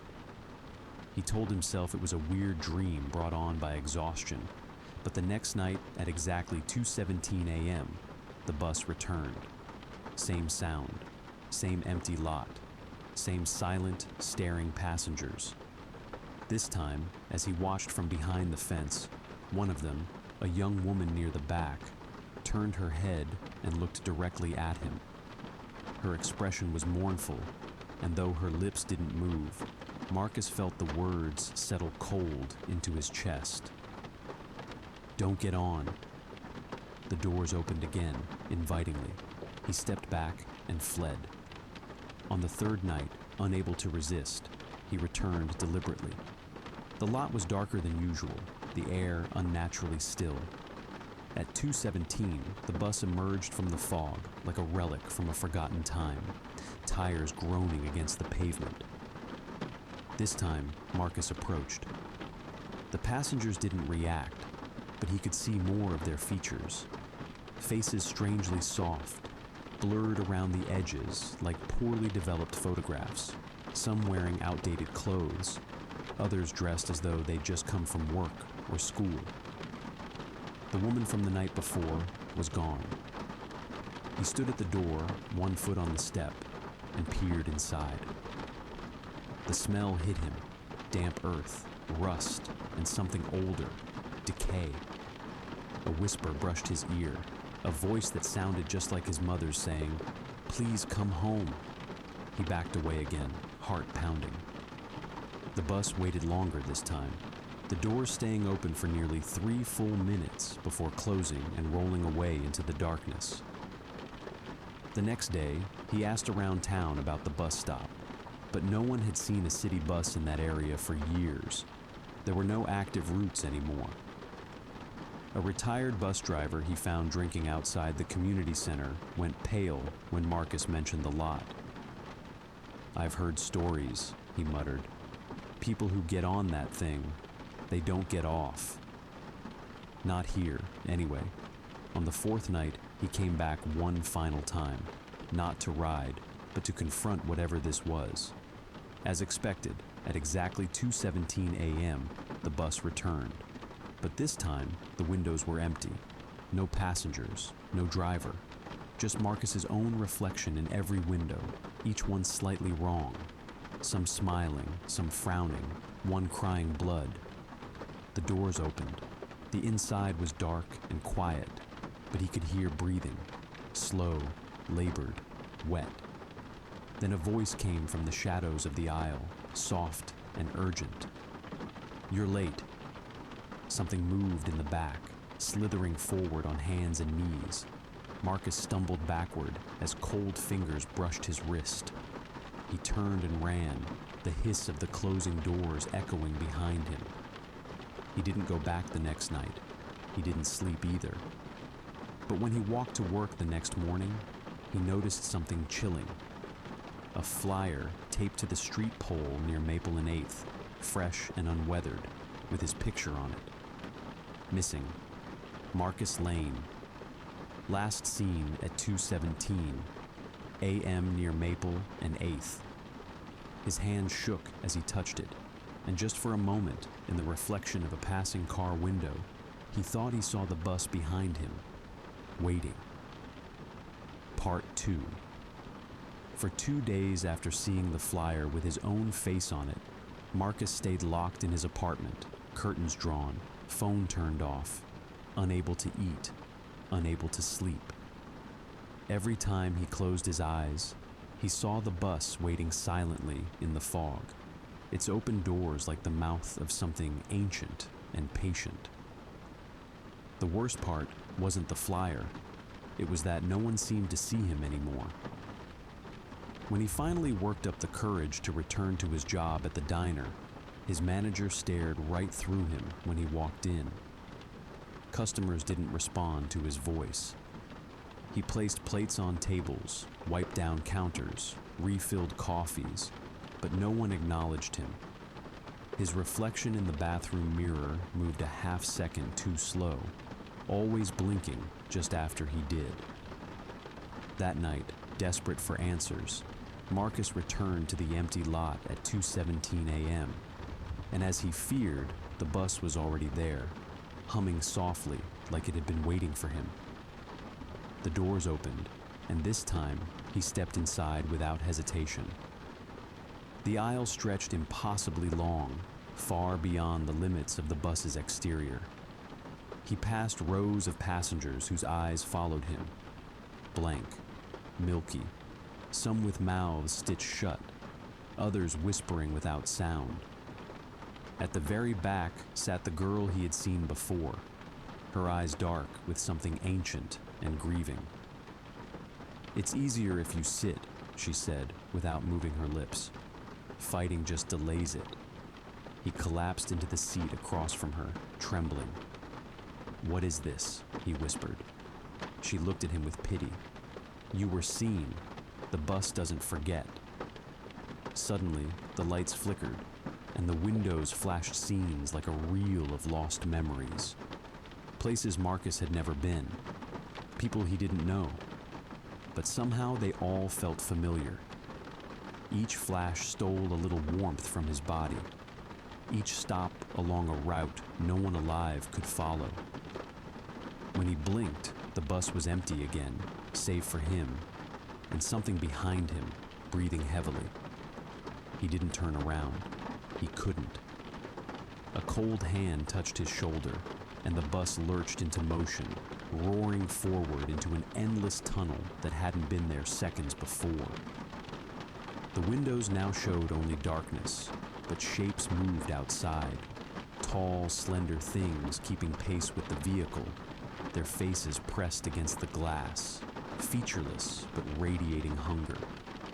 Time stretched and folded. Minutes became hours. His memories began to blur. His mother's voice, his own name, the color of his childhood bedroom. He tried to speak, but nothing came out. In the reflection of the window across from him, Marcus saw himself still sitting in that seat, but now pale and still, his eyes hollow, a single tear trailing down one cheek. Then, without warning, the bus screeched to a halt. The doors opened. Outside was a place he didn't recognize, fog-covered, silent, with streetlights flickering above a road that seemed familiar and foreign at the same time. He stepped off, legs weak, the air thin and bitterly cold. There was no one around. The bus pulled away without sound, vanishing into the mist. He walked for hours but found nothing. No homes, no stores, no people. Just street after street, looping back on itself like a maze. Eventually, he saw something ahead, a flyer fluttering against a power pole. He froze when he read it. It wasn't his picture this time. It was someone else, a woman named Lydia. Missing, it read. Last seen at 2:17 a.m. And that's when he heard it again. The hiss of the brakes, the groan of a dying engine, and behind him, headlights piercing the fog. The bus had returned, but not for him. Not this time. He turned slowly and watched as the doors opened, and someone else stepped forward into the light. Confused, afraid, just like he had been. Marcus tried to scream, to warn them, to shout, "Don't get on!" But his voice didn't exist here anymore. He was part of the route now, part of the loop. Just another shadow waiting in the windows of the bus that never stops running. Part 3. Lydia's trouble began with the dream, the one where she stood at a fog-drenched intersection with no street signs, no stars in the sky, only the distant groaning of something massive dragging itself across cold pavement. She'd wake up at exactly 2:17 a.m., breathless, skin damp, and heart pounding like she had narrowly escaped something that hadn't quite finished chasing her. She thought little of it at first, dismissing it as stress and sleep paralysis, until she began noticing changes in her waking life. Mirrors that reflected slightly wrong angles of her apartment, shadows cast by nothing, and the soft, rhythmic hiss of brakes outside her window, on nights she couldn't see any cars. Then one night, walking home late from the night shift, she saw it.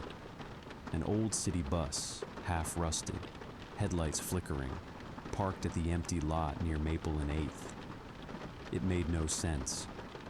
That lot had been closed off for years, overgrown and chained, but the chain lay snapped at her feet. Inside the bus sat a single figure, a young man, pale and unmoving, who looked like he was trying to scream, but no sound came out. Something about him looked familiar. She stepped forward instinctively, but just before her foot touched the bottom step, she heard a voice in the back of her mind. "Don't get on." The doors hissed closed. The bus pulled away without a driver. The next morning, she searched online, combing forums and local news sites, until she found a blurry photo posted 2 weeks ago by someone claiming to have seen a ghost bus near the same location. In the background of the image, she saw the boy from the night before, Marcus Lane. Her stomach dropped.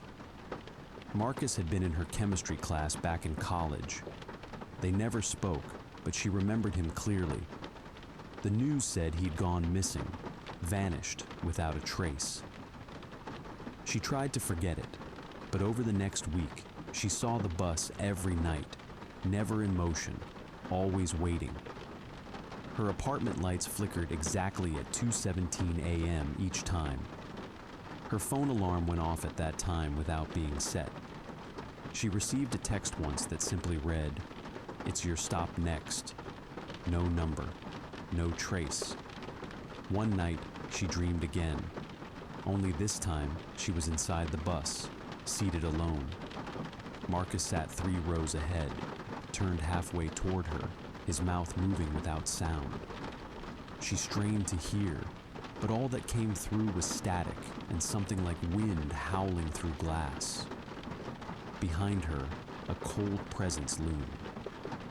When she turned, she saw rows of passengers staring, all with stitched eyes and mouths, all pointing at her in perfect unison. She woke screaming, hands frozen in front of her face, as if trying to push something away.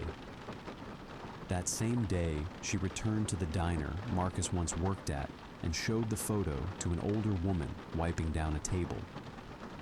The woman looked up, her face gone pale. "That boy's been gone 3 weeks, she whispered. "But someone sits in his booth every night now.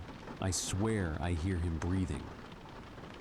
That night, Lydia went to the lot on purpose. She brought a flashlight, sage, a cross, anything she thought might help. But the moment she stepped onto the cracked concrete, all light around her dimmed. The street lamps flickered and died. Her flashlight clicked off. At exactly 2:17 a.m., the bus rolled forward from the fog, door already open, and this time she felt something behind her, hands on her back, gently pushing. She turned and saw no one, but she was already on the step.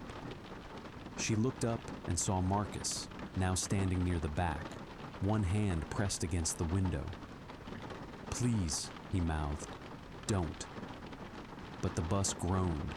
The seats stretched long and dark like a corridor of coffins, and something moved just out of sight in the aisle. Lydia tried to step back, but her foot wouldn't move. The bus was pulling her in. She grabbed a nearby pole, clinging to it as icy wind blasted her from the darkness within. The voices of the passengers filled her ears now, pleading, weeping, whispering prayers and final words. "Not mine, not yet. She sees me. I didn't mean to. It won't let me go." She screamed and let go. The next thing she knew, she was lying in the middle of the empty lot, the night silent around her. The bus was gone, but a small object sat beside her on the ground, a pocket watch, cracked, stuck at 2:17, and etched into the back were the words, "The route is full. Another must take your seat." From that night on, she saw the bus in every reflective surface, passing in a puddle, flickering on her TV screen, distorted in a shop window. She stopped sleeping. She stopped leaving the house. And one day, she vanished. No signs, no struggle. Just a torn flyer of Marcus Lane found on her pillow, with her name typed over his. The old Langford house. The Langford house stood alone at the edge of the forest, a rotting carcass of black wood and shattered glass, its chimney crooked like a snapped neck, and its porch boards warped from decades of sun, rain, and something darker. Callie Monroe had always been drawn to the place, even as a child, when the other kids whispered that something still lived inside, something that had taken the Wilkes family in the fall of 1972 and never let them go. Most blamed the father, others blamed cults, but Callie's grandmother used to say something much worse had happened, something that was still waiting in the walls. Now, as part of her internship with the State Historical Society, Callie had the legal right and professional excuse to finally enter the home that had haunted her dreams for years. Her task was simple: document and photograph any artifacts inside before demolition crews reduced it to rubble in 2 weeks. She arrived just after midnight, ignoring the warnings of her boss to wait until morning. The moon hung heavy and pale as bone over the tree line, and her flashlight beam wavered with each crunching step she took across the overgrown lawn. The porch groaned under her weight, and before she even touched the door, it swung open by itself with a loud wheeze, like something exhaling after decades of silence. Inside, the air was damp, cold, and thick with the scent of mildew, rotted wood, and something like old iron. Blood, she thought, though she told herself it was just rust. The floorboards felt soft, almost spongy beneath her boots, and her light revealed water damage creeping up the walls like veins. Photos still hung crooked on the walls in the front hall. Family portraits, all of them with the faces scratched out, some smeared with what looked disturbingly like dried fingernail trails. Upstairs, the wallpaper had peeled in long, curling strips, and children's drawings, dozens of them, were tacked to the hallway walls. Each showed the same scene: a stick figure family, and behind them, a tall black silhouette with no face, its arms unnaturally long, hovering just at the edge of the page. In the master bedroom, the bed was still made, covers neatly folded, but a single handprint was pressed into the dust on the headboard, too large for a woman, too long-fingered for a man. She snapped photos as her equipment began to glitch, the LCD on her scanner flashing static before blinking out entirely. She checked her phone, dead, though it was fully charged before she arrived. Her flashlight dimmed, then pulsed, then steadied. That's when she heard the creaking, footsteps in the attic, slow and deliberate, crossing from one side to the other. She froze, listening, heart hammering. The attic entrance was a pull-down ladder in the hallway behind her. It was already down. She hadn't noticed that before. She crept toward it, each step a groan beneath her, and peered up. The attic was pitch black except for the small circle of her flashlight, which landed on a wooden rocking horse that began to move gently, though no air stirred. Dust swirled like breath, and then came the whisper, "Callie." She backed away fast, stumbled into the bathroom, slammed the door. Her reflection in the mirror didn't move. It stared at her, but it didn't blink. Then slowly, it raised its hand while she stood frozen, unmoving, watching it wave at her with a slow, jerky motion. She turned and ran. The hallway now had 5 doors, though there were only 3 before. She opened one and stepped into the same bedroom she'd just left. She tried another, same room, again, and again, and again. Each time, the bed looked slightly more disturbed. The covers rumpled, then a pillow on the floor, then a shadow standing at the window. She turned once more and found herself in a new room she hadn't entered, a nursery untouched by time. A mobile spun lazily above a rotted crib, playing a lullaby that grew distorted with each note until it became a low, droning moan. She tried to back away, but the door slammed shut behind her, and the mobile stopped. Something small and soft hit her foot. She looked down. A stuffed rabbit, gray, matted, wet. Then she heard a giggle, high-pitched, guttural, wrong. She turned slowly and saw a child standing in the corner. No eyes, mouth sewn shut with black thread, its hands trembling like leaves in the wind. The child raised one arm and pointed at her. The walls began to peel back, revealing something behind them. Faces, hundreds of them, pressed into the wood like they had been absorbed, screaming.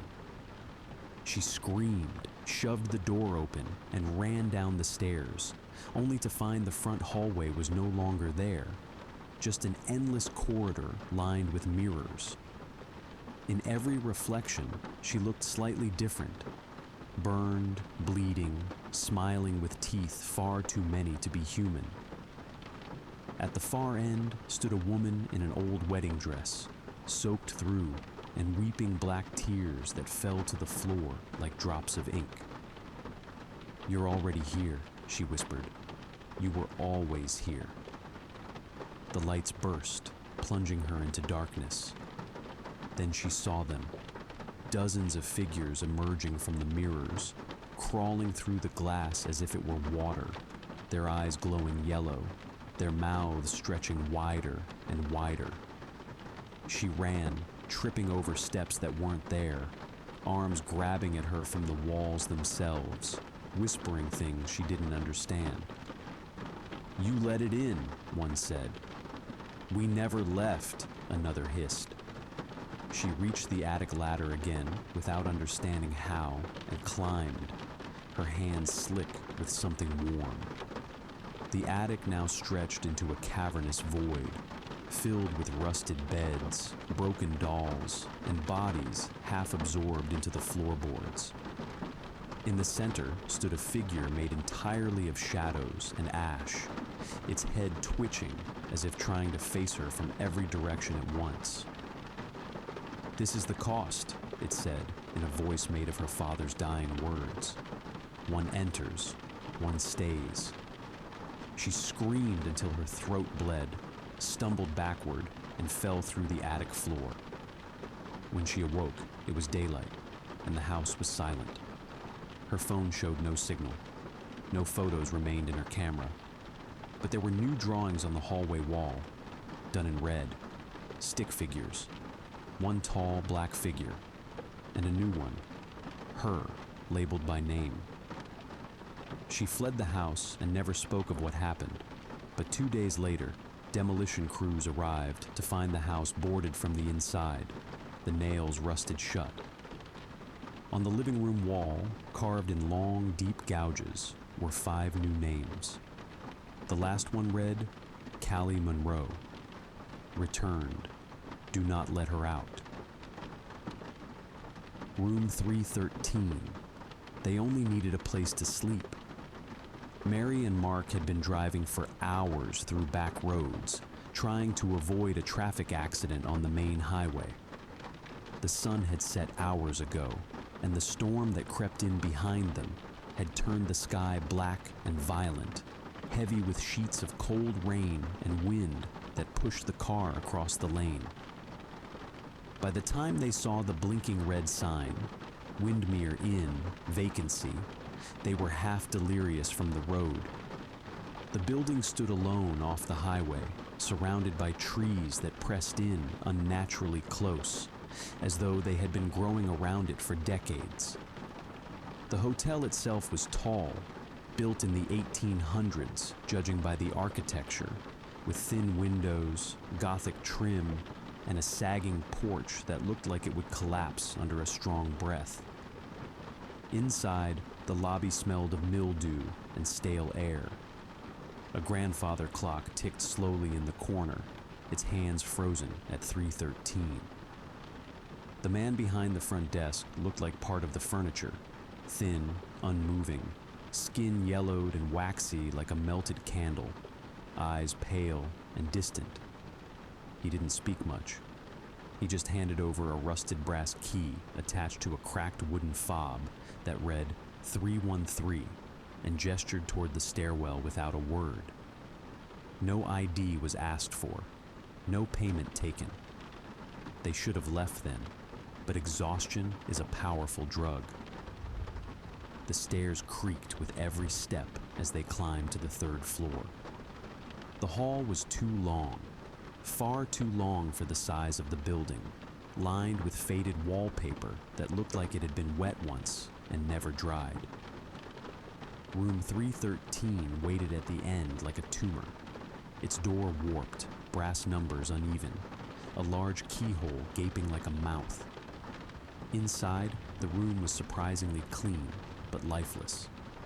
The bed sat directly beneath a tall window, whose curtains were heavy and smelled like dust and wet leaves. A large mirror hung above the dresser, warped at the corners like it had been stretched by heat. The bathroom door sat slightly ajar, and the light inside flickered without rhythm. The radiator clicked loudly, giving off a strange burnt sugar smell that neither of them liked. Mary tried to joke about the room, but her voice was too thin, too brittle. They ate leftover sandwiches and tried to get some sleep, curling up beneath itchy blankets. But as the rain battered the windows harder, Mary noticed something in the mirror. A shape. It was behind them, still, tall, and unmoving. When she turned to look directly, it was gone. But when she looked back into the mirror, it was still there. Mark told her it was the lighting, maybe their reflection catching a coat rack or some distortion in the old glass.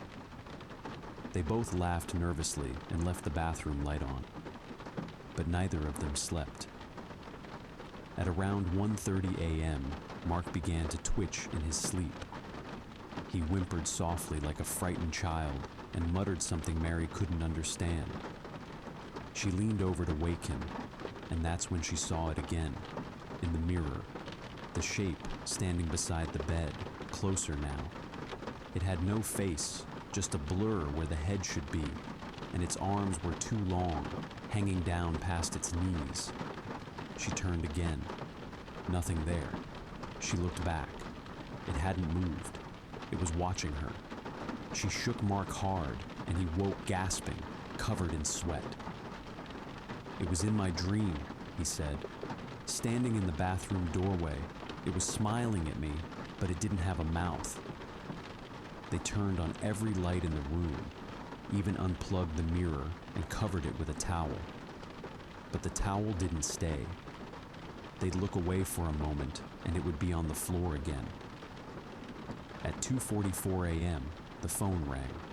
An old rotary-style phone on the nightstand that neither of them had noticed until now. Mark picked it up, static. Then a voice, low and distant, whispering, "You're in my room." He slammed the phone down. They tried to leave, but the hallway had changed. It was longer, much longer, and darker. The wallpaper was different now, damp, covered in strange black vines or veins that pulsed faintly. The light bulbs overhead flickered as if struggling to stay alive. Doors lined either side of the hallway, but all of them were nailed shut with splintered boards. They ran back into the room and locked the door. At 3:13 a.m., the radiator began to hiss violently. Frost gathered on the inside of the window. Their breath hung in the air like smoke. The mirror, uncovered again, was showing not their reflections, but the room as it was a moment ago, except the shapes were in it. Not one now, two. One tall and featureless. One bent and crawling with long limbs and wide, toothy grins. Mark stared too long. His nose began to bleed. Mary pulled him away and turned the mirror to face the wall. A loud knock echoed from the bathroom. Once, then again, louder. When they opened the door, the bathroom was gone. It was just a long hallway behind the door, flickering with red light. Something was crawling toward them on the ceiling. They slammed the door shut and pushed the dresser against it. The knocks kept coming. Around 4:30 a.m., the room began to decay. Wallpaper peeled before their eyes. The floorboards buckled. Water poured from the ceiling, though there were no pipes above them. A voice whispered from under the bed, "Stay." Mark fell unconscious. Mary sat frozen in the corner of the room, watching the mirror as more shadows gathered in it. The walls pulsed. The figures smiled. The hotel wanted them. And when dawn finally came, and light leaked through the curtains, they found the room still, the hallway normal. Mark woke up dry, clean, sitting on the bed as if nothing had happened. Mary stood at the mirror, unmoving. "We're going," he said, but she didn't speak, didn't blink. He walked up behind her and touched her shoulder, and she crumbled into ash. Gone. A hand reached from the mirror and touched his chest.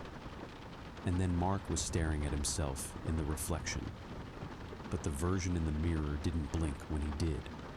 Didn't smile when he forced himself to. It just stood there, still, and slowly raised its hand to the glass. Behind it, the door to room 313 closed. Locked.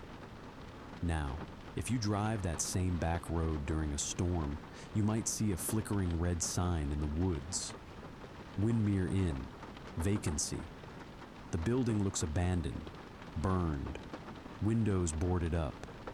But sometimes, if you press your ear against the front door, you can hear footsteps upstairs. And if you're unlucky enough to enter, the man behind the desk will greet you with empty eyes and a key marked 313. Just don't look in the mirror, don't answer the phone, and whatever you do, don't stay until 3:13 a.m.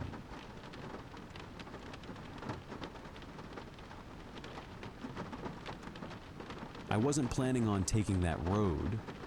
Hell, I didn't even know it existed. My GPS had glitched an hour earlier, spitting me down detours and back roads I didn't recognize. I told myself it didn't matter. Eventually, every road leads somewhere. But as the night dragged on, the trees pressed closer, the lines on the highway faded, and I realized I hadn't seen another set of headlights in miles. Then out of nowhere, the forest broke. A small town appeared, tucked away like it had been forgotten decades ago. A rusted gas station, a hardware store with a faded sign, a church with its bell tower leaning to one side. The only place alive was a diner at the corner, its buzzing neon sign painting the street in sickly light. I was bone tired. I pulled in. The bell jingled when I stepped inside. The place was nearly empty, but the handful of locals inside all stopped and turned to look at me. Not a passing glance, not idle curiosity. They stared. Their eyes followed me as I slid into a booth, the silence of the room wrapping around me like a noose. A waitress appeared almost instantly, a young woman with her brown hair tied back in a ponytail. She smiled, but there was something in her eyes, fear maybe, or a warning, that made my stomach turn. "What can I get you?" she asked, her voice shaky under its forced cheer. "Coffee, black, long drive." She nodded, scribbled on her pad, and then set down a folded napkin before slipping back toward the counter. I frowned, unfolded it under the table, and felt my blood run cold. Run. That was all it said. My eyes darted to the booths. The locals were still watching me. One of them, an older man in overalls, smiled, slow and toothless, before leaning close to whisper something to the man next to him. They both chuckled. I shoved the note in my pocket and stood up. "Forgot something in the car," I muttered, and pushed through the door into the cool night air. I climbed into my car, turned the key, and floored it. My hands were shaking on the wheel. The town was small, 2 blocks, maybe 3. Soon the buildings thinned, the trees returned, and the open road stretched ahead. Relief almost had me laughing. Almost. Then the engine coughed. I glanced at the gauge. The needle was buried at empty. My chest tightened. I had at least half a tank when I rolled into town. I coasted to a stop beneath a flickering streetlight, jumped out, and crouched by the car. Gasoline dripped steadily from a neat, punched hole in the tank. My stomach dropped. Before I could react, something heavy smashed into the side of my skull. A burst of white pain, the taste of iron in my mouth, and then blackness. When I woke, my head was pounding, my arms twisted behind me, wrists tied to a rough wooden pole. The smell of earth and smoke filled my nose. I tried to move, but rope dug into my skin, burning every time I strained against it. Then I saw her, the waitress. She was tied to a pole right beside mine, her face streaked with dirt and tears. "I tried to warn you," she whispered, her voice breaking. Before I could answer, I heard them, the townsfolk. They filed out of the dark, carrying tiki torches, their faces blank and glassy in the firelight. They formed a circle around us, and then, in unison, began to chant. Low, guttural, rhythmic. Words I didn't understand, words that weren't English. The sound rose and fell like waves, building into a sickening harmony that made my skin crawl. The trees behind us stirred. Branches snapped. Something massive moved in the dark. The girl beside me started crying, shaking her head violently, whispering, "Please, no, please." Then it stepped into the light. It was wrong. Tall, hunched, skin stretched thin over a twisted frame. Its head was too long, its jaw dangling loosely, dripping with saliva. Its breath came out in wet rattles, reeking of decay. The torchlight shivered across its body, and every inch of it felt like it didn't belong in this world. The chanting swelled. The creature shuffled closer, its eyes black pits that fixed on us with predatory hunger. It stopped between us. I couldn't breathe. My heart was a drum in my throat. Then it chose. With a wet, guttural growl, it lunged toward the girl. She screamed as its claws wrapped around her. Rope snapped. She kicked, thrashed, begged, but it didn't matter. The creature turned, dragging her across the dirt, back into the woods. Her screams cut through the chanting until they vanished into the trees, swallowed by the night. The chanting stopped. For a moment, silence hung heavy over the clearing. Then, as if on cue, the townsfolk erupted into cheers, raising their torches high, clapping each other on the back, voices carrying with celebration. The man in overalls approached me. Up close, his eyes were flat and lifeless, his smile wide and grotesque. Without a word, he cut the ropes binding me. My arms fell numb and useless to my sides. I staggered, backing away, but he caught me by the shoulder and leaned in close. "This is how it works," he said. "The town feeds the creature, and the creature leaves us in peace." My voice cracked. "What the hell are you talking about?" "You're part of the town now," he said calmly, almost kindly. "If you do your part and don't try to run, you'll be fine. It didn't choose you tonight, but next time, it might." He patted my shoulder like a father consoling a child, then turned back toward the glow of town as the others drifted after him, their laughter fading into the dark. And I was left alone. Alone with the echo of the girl's screams still ringing in my ears, and the knowledge that I was trapped in a place that fed its sins to something out in the woods. One night in 1997, a man named Stephen was driving along a desolate country road in rural Victoria, Australia, on his way home from visiting his sister. It was late, just after midnight, and the only sounds inside the car were the low hum of the engine and the faint hiss of static on the radio.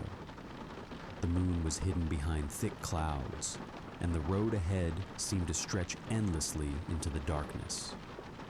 Stephen knew this route well, but tonight it felt different. Too quiet, too empty, as if the whole world had gone to sleep and forgotten him. He was deep in thought when his car headlights illuminated something strange. At first, he thought it was just a patch of fog drifting lazily over the road, but as he drew closer, the fog began to take on shape. Tall, thin, pale. His grip on the steering wheel tightened. It was a person, a woman. She stood motionless in the middle of the lane, her long dark hair fluttering gently, even though the air outside was perfectly still.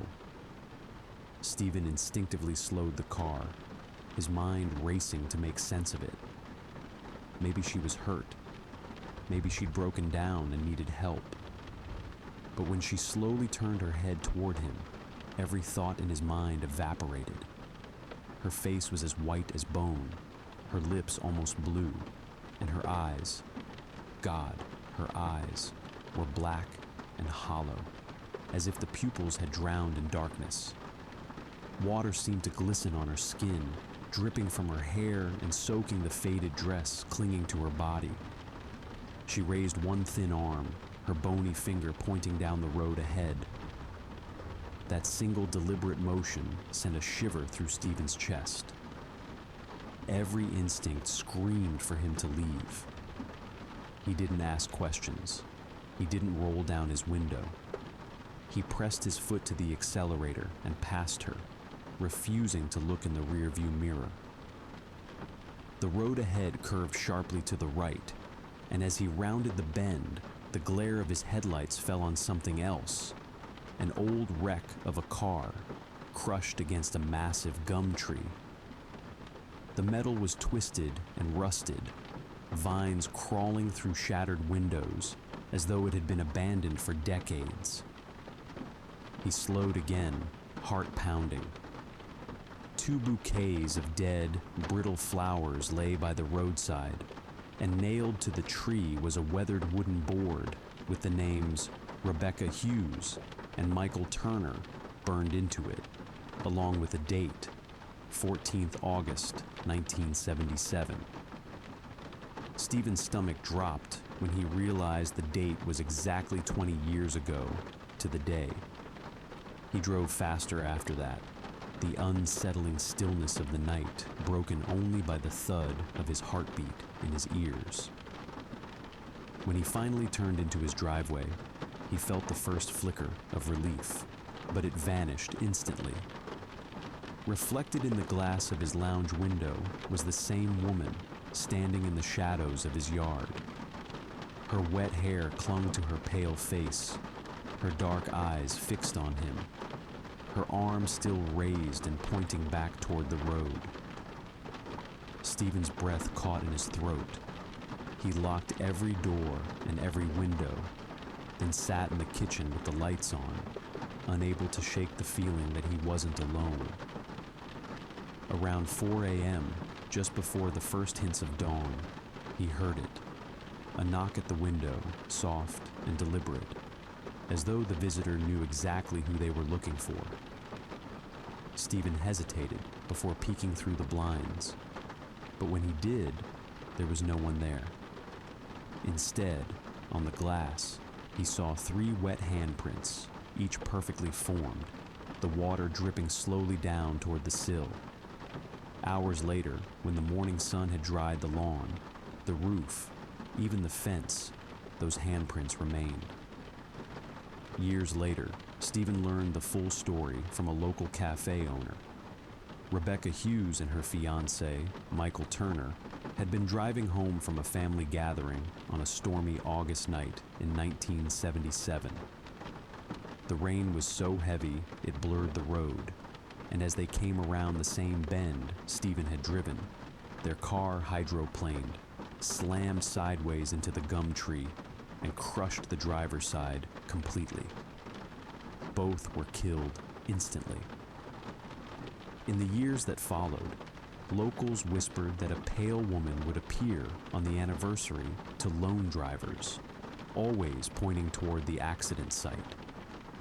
Some claimed she was warning them to slow down, to avoid sharing her fate. Others insisted she wanted company in death.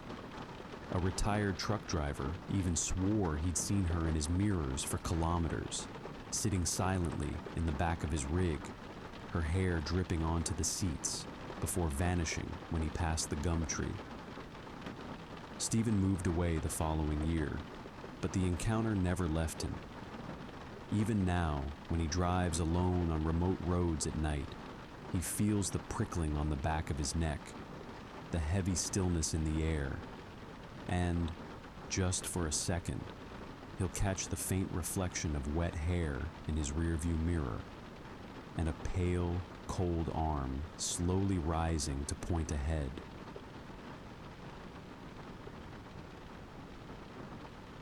I've been driving trucks most of my life, and I thought I'd seen everything a lonely road could throw at a man. But nothing prepared me for what happened that night. It was a long stretch of highway in the middle of nowhere.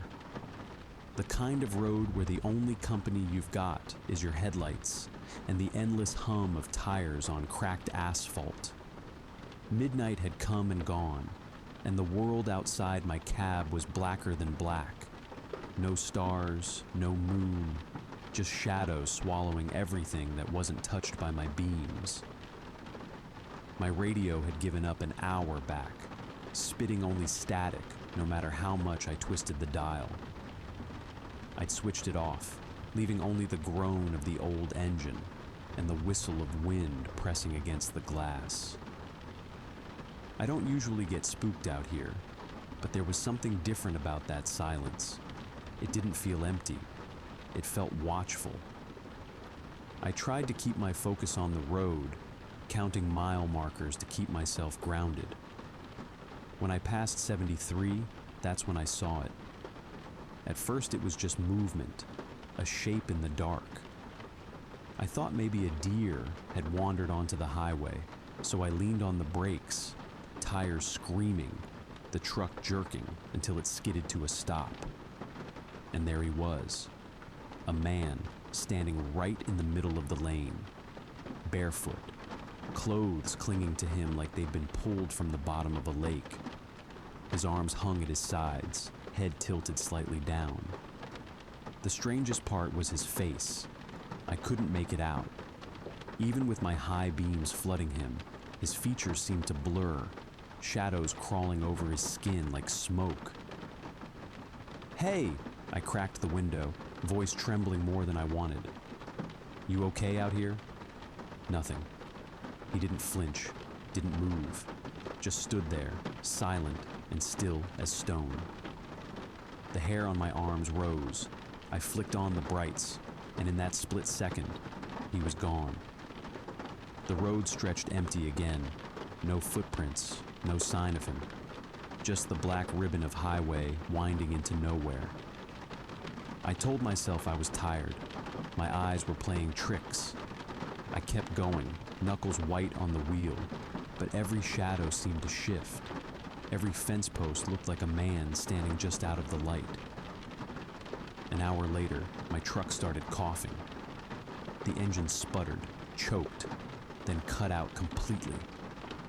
The cab went quiet in a way that felt wrong. I coasted to a stop, slamming the key back into ignition again and again. Nothing. Dead. I checked my phone. No signal. Not even a single bar. Then, in the mirror, I saw him again, 50 yards back, standing on the yellow line. Same ragged clothes, same stillness. My throat closed. I yanked the door open, boots hitting gravel. "What do you want?" I shouted, though the sound came out thin and broken.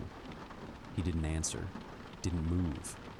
Then he started walking, slow, dragging one leg like a bone was broken. Step, step, step. The sound carried unnaturally far, like each step was echoing inside my skull. I threw up the hood, pretending I could fix something, but my hands shook too hard to do a damn thing. When I looked back, he was closer. Too close. That was it. I bolted for the trees. Branches clawed at my clothes as I forced my way in, lungs heaving, my heart trying to hammer its way out of my chest. But he followed. No matter how fast I ran, he was there. I caught glimpses of him slipping between the trunks, pale skin flashing like a ghostly lantern in the dark. His steps never quickened, but somehow he kept pace, always just behind me. I tripped over a root and hit the ground hard, the earth knocking the breath out of me. When I looked up, he was standing only feet away. This time, I saw his face. Hollow eyes sunk deep into sockets, skin stretched too thin across his skull, mouth twisted into something that wasn't a smile, but wasn't human either. He tilted his head, bones creaking like old wood. I scrambled up and ran deeper, blind with terror. My lungs burned, my legs gave out. Still, I ran. And then, just as sudden as it began, the footsteps stopped. I collapsed against a tree, chest heaving, waiting for him to emerge. But the forest had gone dead silent. No crickets, no wind, not even the rustle of leaves. Just a silence so deep it pressed against my eardrums. I stayed there until the first weak light of dawn broke through the canopy. By then, I was too tired to care if he was still behind me. I staggered back toward the road, every step heavy, every breath ragged. When I reached the highway, my truck was gone, not broken down, not pulled off to the side, just gone, like it had never existed. I stood in the middle of the road, waving my arms as a car finally came up the stretch. Relief surged through me until the car didn't slow, didn't swerve. The driver looked right through me, as if I wasn't even there. I screamed. I ran to the shoulder as more vehicles passed, one after another, none of them seeing me, none of them hearing me. Panic twisted into dread as I realized the truth. I wasn't waving at them. I was waving through them. That's when I felt it. A hand, cold as ice, resting on my shoulder. I turned slowly, heart already in my throat. It was him, the figure, closer than he had ever been, face inches from mine, eyes like endless holes in the world. And for the first time, he spoke. His voice was a whisper, dry and hollow, echoing like wind through a grave. "You're one of us now." There is a forest hidden from most maps and memories, a vast expanse of towering pines whose dark silhouettes blot out the stars and whose roots twist deep into the earth like veins pulsing with ancient, restless life. Here, the air is thick with whispered secrets carried on a wind that seems to move with purpose. Voices that rise and fall like distant echoes of forgotten prayers, and shadows that lengthen beyond reason, reaching out to ensnare the unwary traveler who dares to enter its depths. The forest is no mere collection of trees, but a living entity that remembers every footstep, every lost soul, every whispered fear that has ever dared to cross its boundary, binding them forever to the endless cycle of darkness and silence beneath the pines. Roads here refuse to stay straight, bending and looping back upon themselves, disorienting those who wander too far, trapping them in an impossible maze from which escape is uncertain and time itself seems to unravel. Within this haunted wood dwell echoes of tragedies long past, faces half seen in the gloom, fires that burn without fuel, and a woman in white whose eyeless gaze follows those who trespass, waiting patiently to claim the next chapter of the forest's endless story. These are not mere ghost stories or tales spun by frightened townsfolk, but the true, terrible history of the pines. Stories bound by fear, memory, and the unyielding hunger of a place that will never forget. The following tales unfold within this cursed forest, each one a thread woven into the dark tapestry that stretches beneath the boughs. And as you step into these pages, be warned. The pines are always listening, and they remember. The road that wasn't there. Miles didn't remember taking a wrong turn. He'd been following the GPS, humming to a lo-fi station, his windows cracked just enough to let in the humid breath of midnight. He was on his way home from a client meeting 2 towns over. The route should have taken him along the main highway, fast, smooth, forgettable. But somehow, he found himself on a narrow, twisting back road, hemmed in on both sides by walls of dark pine.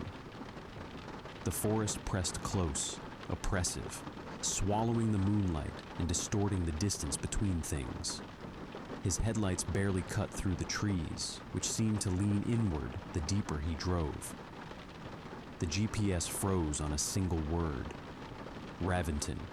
It blinked red, then shut off.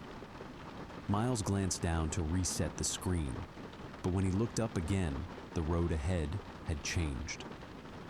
What was once a tight gravel track had become a damp, almost black strip of pavement, slicked with dew, cracked and buckled as though it hadn't seen maintenance in decades. Branches hung low across the road, brushing the roof of his car like fingers. His pulse jumped. He tapped the brakes and slowed, but the forest gave no hint of ending. Every tree looked the same, every turn identical. There were no signs, no mile markers, just that terrible winding road beneath him and the unshakable sense that it was somehow moving beneath the tires. After what felt like an hour, he spotted a figure on the roadside. A woman in a faded white dress, standing perfectly still, her face shadowed by the curtain of her black hair. Instinctively, he slowed the car to a stop beside her, lowering the passenger window. "Are you all right?" he asked, throat dry. She didn't answer. He leaned over. "Do you need help?" The woman slowly turned her head. Her face was pale, impossibly smooth, almost porcelain. Her eyes, pitch black, locked with his. She opened her mouth, but instead of words, a distant echo filled the car. Screams distorted like they were underwater.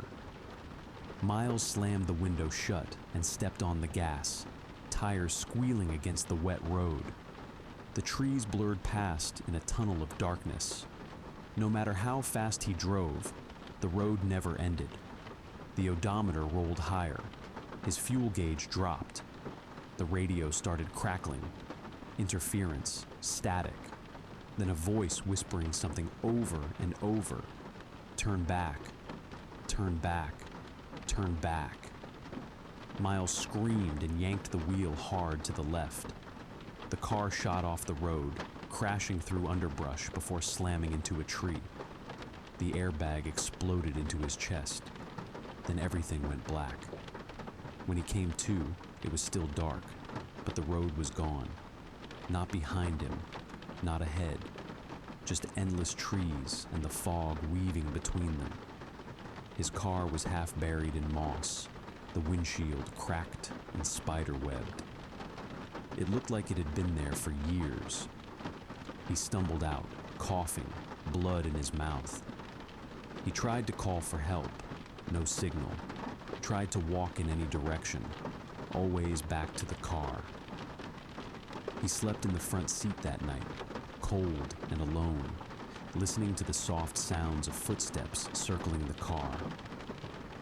When morning came, there was no sun, just gray, and the woman in white, now standing in front of the car, watching him, smiling.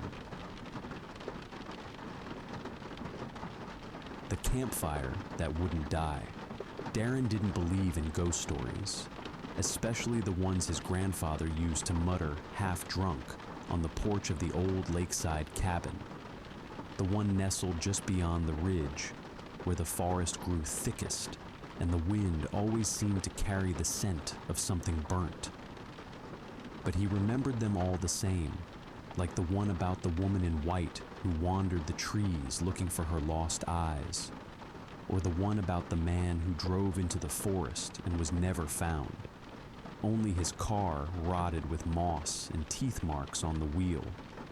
And now Darren found himself wondering if those tales had roots deeper than just whiskey and time, as he accepted a dare from his friends to prove them all wrong by camping a single night alone in that same stretch of woods that had swallowed dozens of hikers over the years, known by locals only as the Pines, a place that didn't appear on digital maps and never had reception.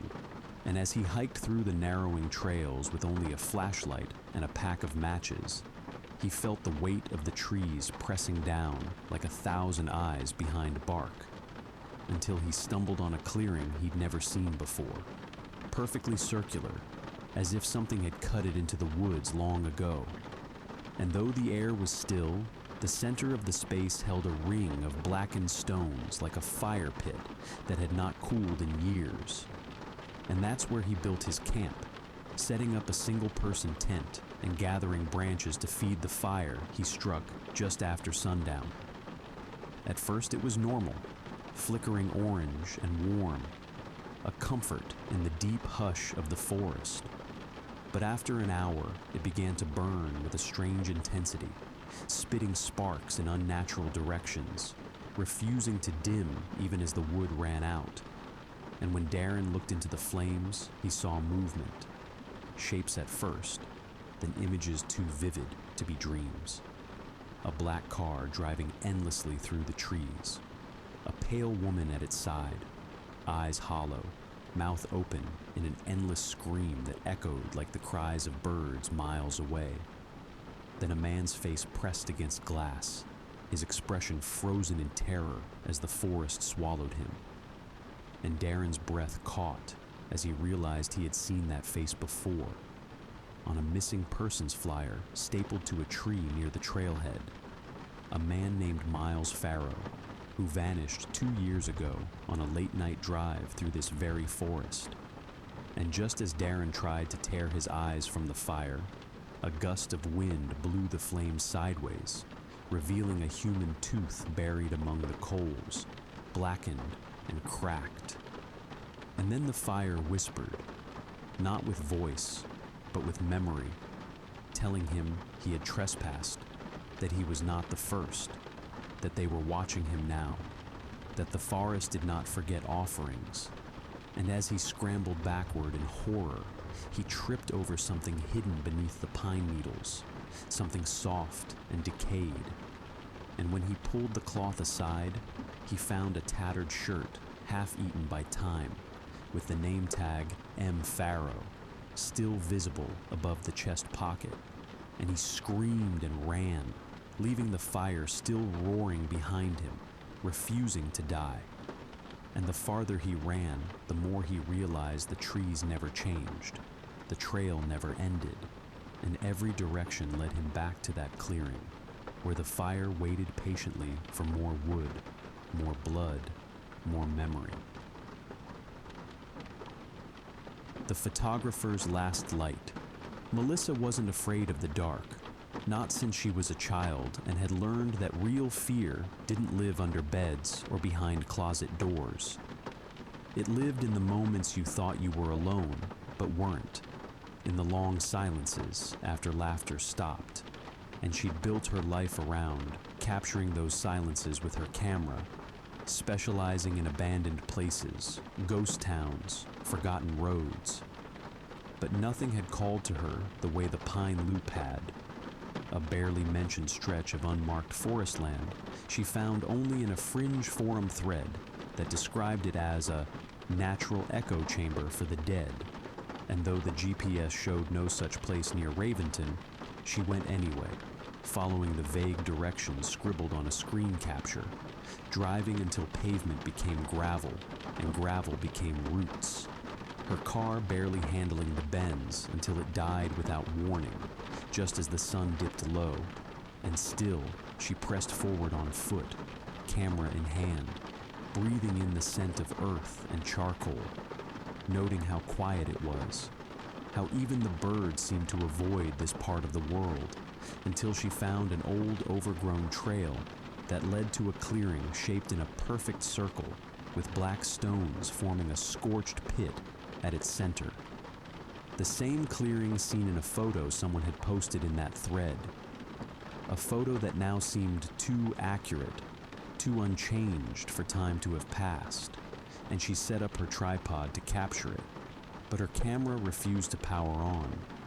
Batteries drained despite charging them the night before, and that's when she saw the faint glow of fire in the trees ahead. Soft, unnatural, beckoning like a signal, so she followed it, drawn deeper into the forest where she found another ring of stones. This one smaller, and sitting beside it was a pile of sticks arranged like a nest. And at its center was a half-burned journal page with one name barely legible. Darren, a name she recognized from a disappearance last fall.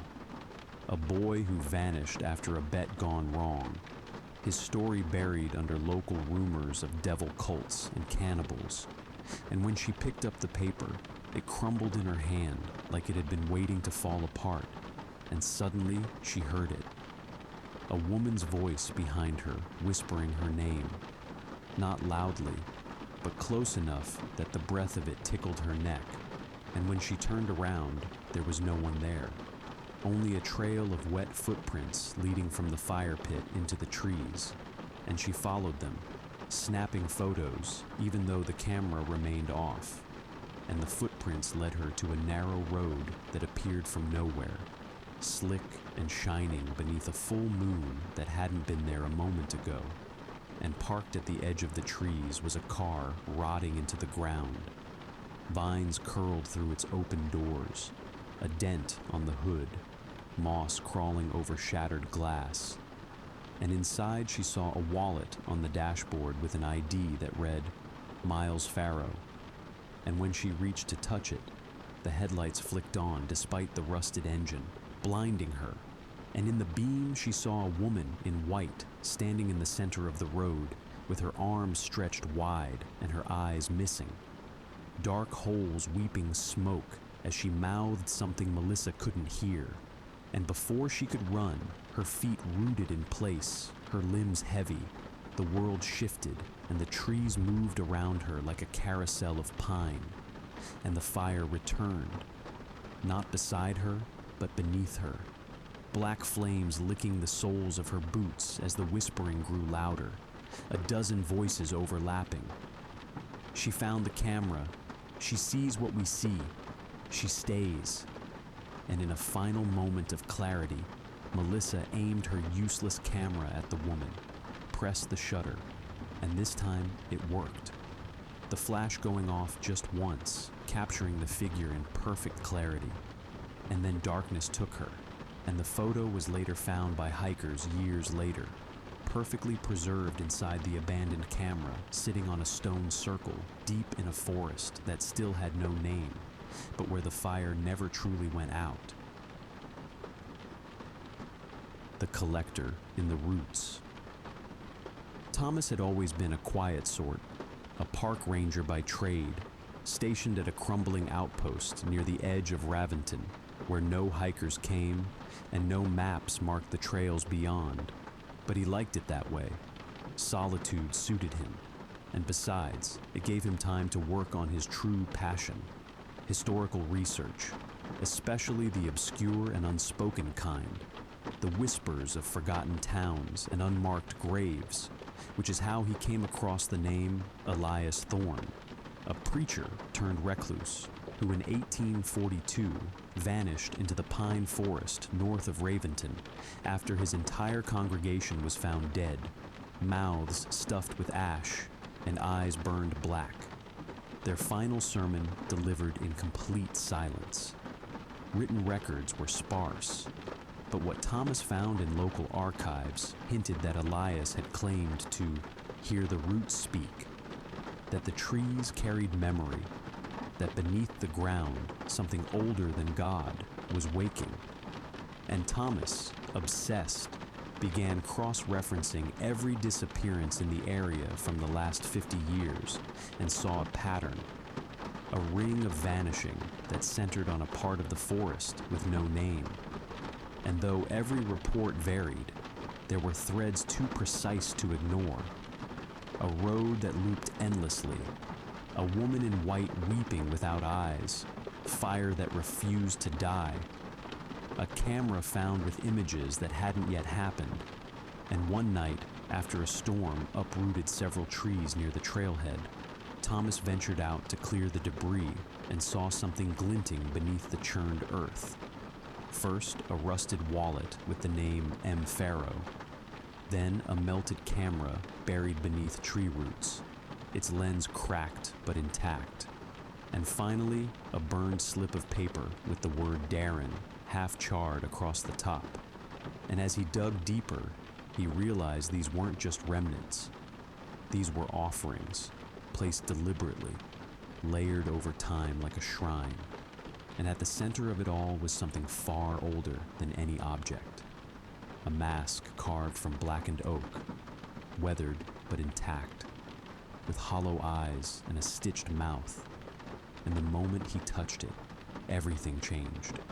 Wind rose from nowhere, the trees groaned as if exhaling, and a voice entered his mind, not spoken, but grown, like roots threading through soil. He listens still. He remembers. We all returned to Thorne, and in a trance, Thomas brought the mask back to his outpost, placing it on his desk, where it stared at him day and night. And over the following weeks, he began hearing things in the forest. Footsteps just beyond view, laughter that curdled at the edges, his own name whispered from the trees. And one night, the mask was gone from the desk, but in its place sat a single pine cone, split open and filled with ash. And that night, He dreamed of a church buried beneath the forest floor, its pews filled with eyeless corpses, and a man at the pulpit wearing the oak mask, arms spread, preaching in a language made of wind and fire.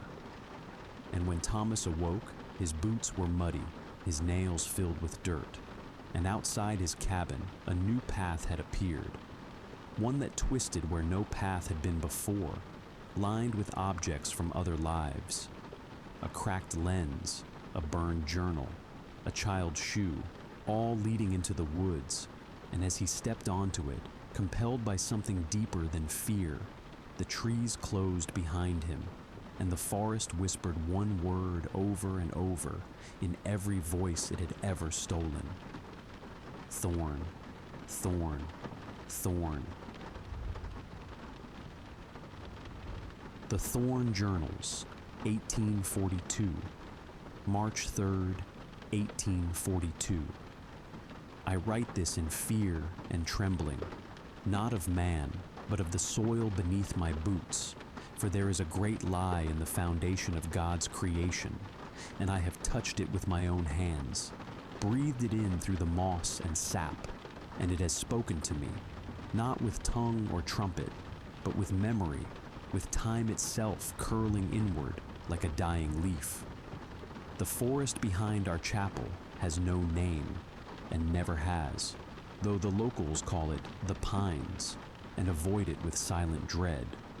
But I was drawn to it, as if the trees themselves had reached out and pulled me near, and I followed, not once, but again and again, learning its trails, watching the way it shifted when I turned away, how the same path would change shape from one day to the next.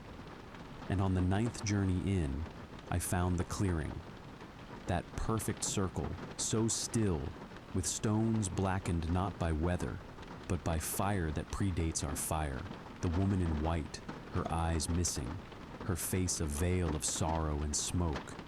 And she did not speak, but she placed a hand upon my chest, and I felt the roots of the earth push into my lungs, curling through me like vines through brick, and I fell to my knees, weeping blood.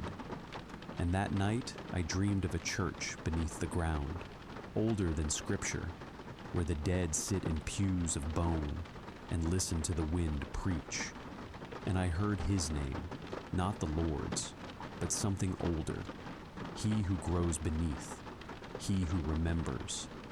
And I awoke with dirt beneath my fingernails and a black oak mask at my bedside, carved with symbols I had never seen but knew instinctively how to read. And I preached that Sunday not from Scripture, but from memory, not my own, but the forest's, and the congregation listened, silent, eyes wide, mouths open, and one by one they began to hear it too, the whisper of bark, the breath beneath their floorboards, and we fasted for 7 days, burning our eyes with pine sap to see clearer.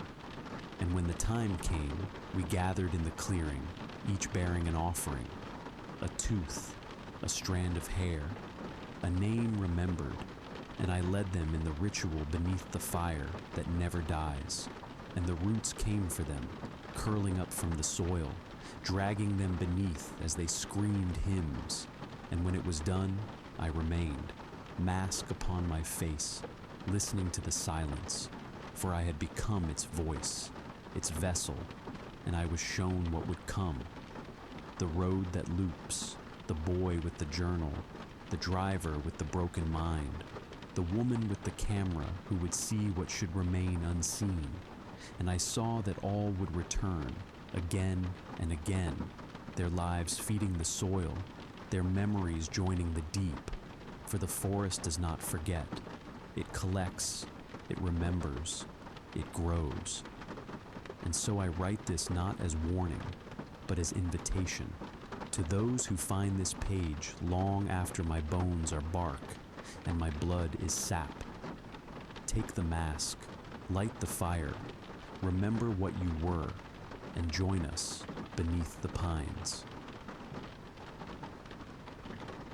Ash on her hands, Carly never believed in the supernatural, but she did believe in old books, and when she inherited her estranged uncle's estate just outside Raventon, a crooked farmhouse on the edge of a pine-choked hill, she found something that shifted the axis of her world.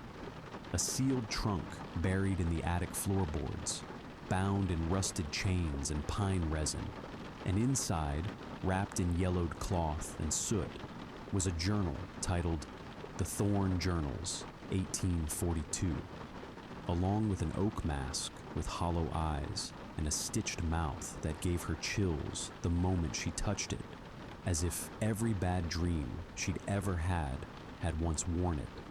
And though she didn't recognize the name Elias Thorne, she couldn't stop reading the journal by candlelight, night after night, its pages filled with a fevered scrawl that spoke of fire circles, a woman with no eyes, a living church buried in the earth. And every time she closed the book, she found ash on her fingers, black smudges that wouldn't wash off. And soon she began to dream of trees moving in spirals and a voice whispering her name from behind bark. And it wasn't long before she drove into town, asking about the pines, and an old gas station clerk went pale when she mentioned the name, muttering something about a ranger who vanished last spring, left only a muddy cabin and boot prints that led into nowhere. And curiosity turned to obsession as Carly followed the edges of the forest on foot, using her uncle's maps, until one evening just after dusk, she found a trail that hadn't been there before. A perfect opening between the trees, lined with small, familiar objects, a melted camera, a child's shoe, a broken lens, and farther in, a tattered wallet with M. Pharaoh still visible through the moss. And she realized these weren't just lost things. They were markers, breadcrumbs, signs that someone or something had built a path using the lives it had consumed. And at its center, she found a circle of blackened stones, cold but smoking faintly. And though she hadn't brought anything to burn, the fire started anyway, feeding on air alone, and the smoke that rose from it formed words. He waits. We gather. You are memory.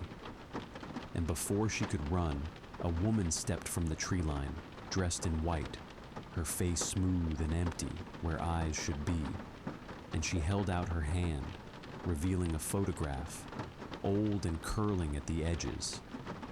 It showed Carly standing in the clearing, fire at her back, even though the picture was clearly taken years ago. And as Carly backed away, heart hammering, the journal fell from her coat and landed in the dirt, pages flipping wildly in a wind that had not yet arrived, and every page screamed with the same phrase burned into the parchment. The forest remembers. And Carly, frozen between running and reaching, chose neither, because in that moment the trees opened behind her, and a voice she did not recognize but had always known said quietly, "Welcome home." The roots know her name. Carly didn't remember falling asleep, but she awoke lying in the fire circle, its stones warm beneath her spine, as if they'd been holding her body for hours, maybe longer, and around her the forest pulsed with unnatural stillness. No birds, no wind, only the rhythmic creak of trees swaying in a breeze she could not feel. And the moment she sat up, she saw it. The journal lying closed beside her, but now its cover bore a single new word burned into the leather: witness. And when she opened it, every page was blank except the last, where her name had been written in ink that still dripped, and above it, a sentence carved in the same scrawl she now recognized as Elias Thorne's hand. She will see what I saw. And when she stood, the fire relit behind her with no sound or warning, casting long shadows across the trees that moved in directions opposite the flame. And before she could scream or run, a shape stepped forward, A man wearing a mask of oak and shadow, hollow-eyed, arms outstretched, robe stitched from black bark and ash. And though his mouth did not move, she heard his voice inside her skull. You carry the memory. You are what remains. You are not alone. And suddenly, the clearing was filled with whispers, overlapping voices she recognized. Miles's desperate gasps, Darren's final screams, Melissa's frantic camera clicks, even Thomas's muttering as he read the mask's forgotten tongue. And around the circle, faces emerged in the trees, not living, not ghosts, but preserved memories carved in bark, each one blinking slowly as if still half alive. And the masked figure stepped closer, lifting a charred photograph in one hand. A photo Carly instantly recognized as one she'd taken years ago, but never shared. One of herself at age 10, standing beside her uncle at the edge of this very forest. And behind them, almost too faint to notice, stood the figure in white with no eyes, watching even then. And her throat closed as she realized she hadn't just stumbled into the forest by chance. She had returned. And the fire roared higher, rising into a spiral, forming a column that pulsed like a heartbeat. And the journal in her hand began to bleed ink, words appearing across the blank pages, not in her handwriting, but hers all the same. And she fell to her knees, breath coming in shallow bursts as the masked man stepped back, and the forest itself spoke through every branch and root. You are written. You are remembered. You are part. And with that, Carly's memories began to shift. Not disappear, but rearrange, as if someone was editing her life in real time, replacing dreams with forest trails, birthday candles with flickering firelight, replacing her uncle's voice with Thorne's sermons, until she could no longer tell if she was Carly or just the latest chapter in a book that had been writing itself since 1842. And when she looked at her reflection in the glassy surface of the firelight's shimmer, she saw her face begin to change. Bark creeping along her cheeks, her pupils darkening into voids, her hands cracked and bleeding sap.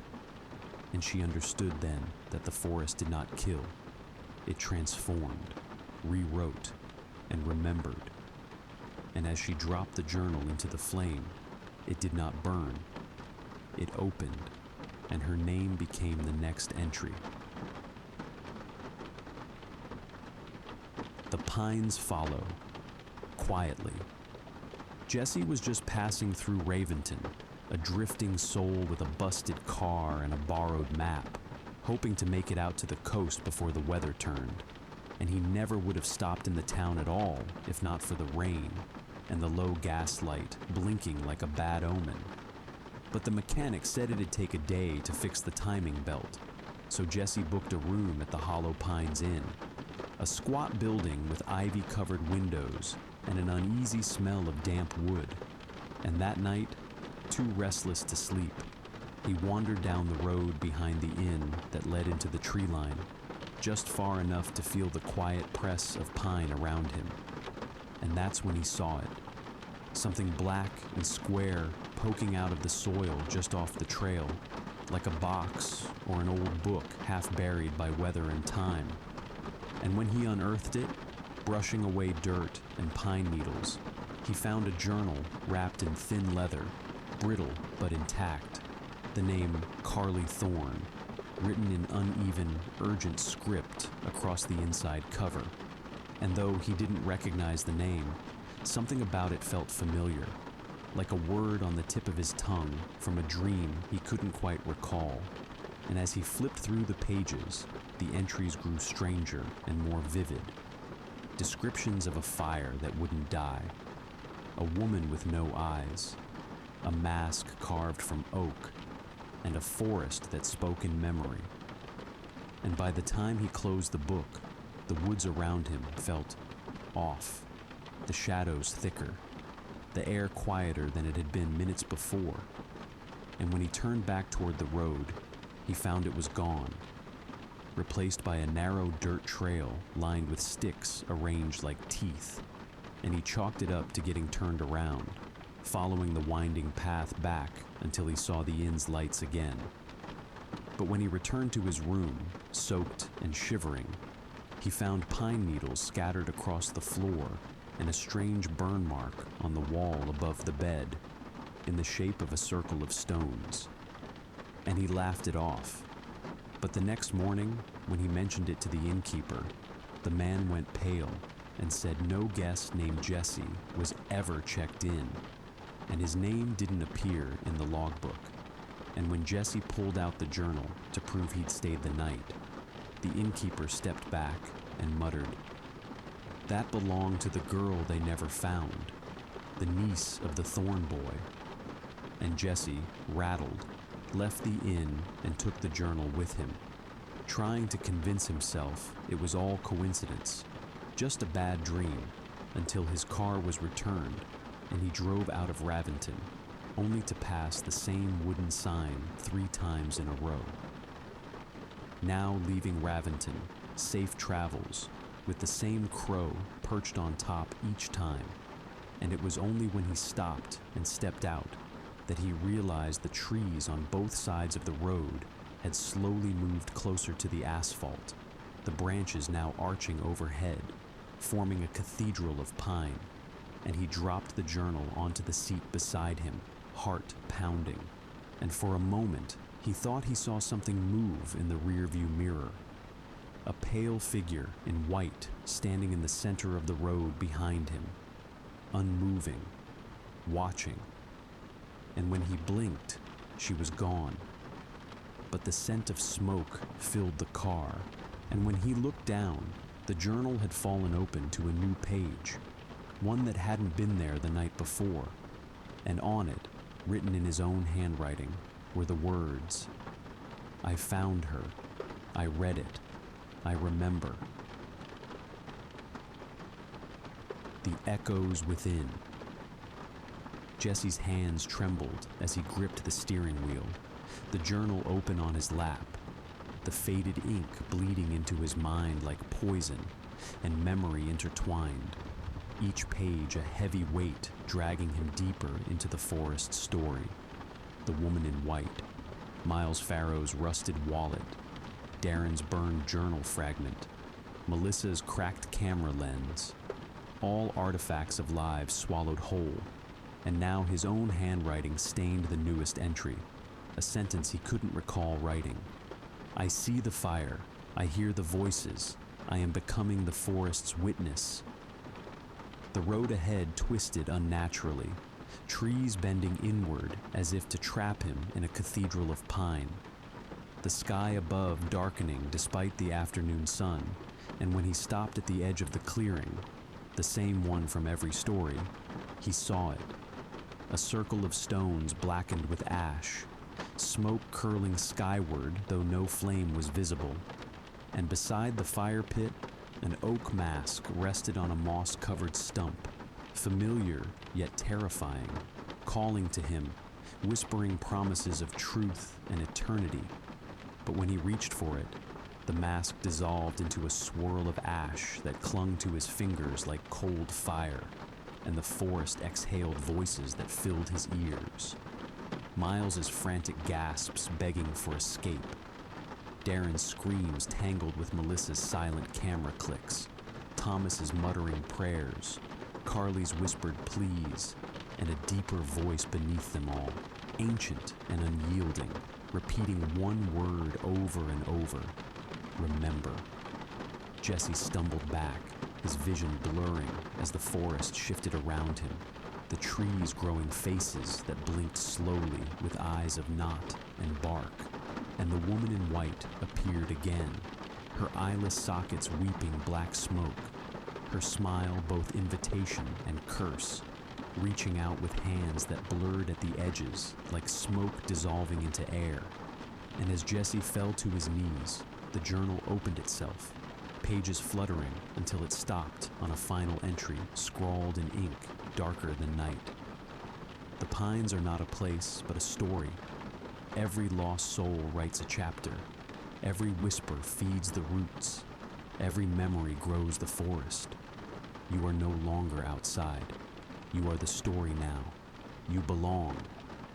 And just as the figure in white leaned closer, Jesse felt his breath still, his heartbeat slow, his skin hardened like bark beneath his flesh, and the forest claimed him, not with violence, but with memory, rewriting him into its endless pages as the fire that would not die roared once more, lighting the night and calling the next traveler into the woods, where the road loops forever and the pines remember everything.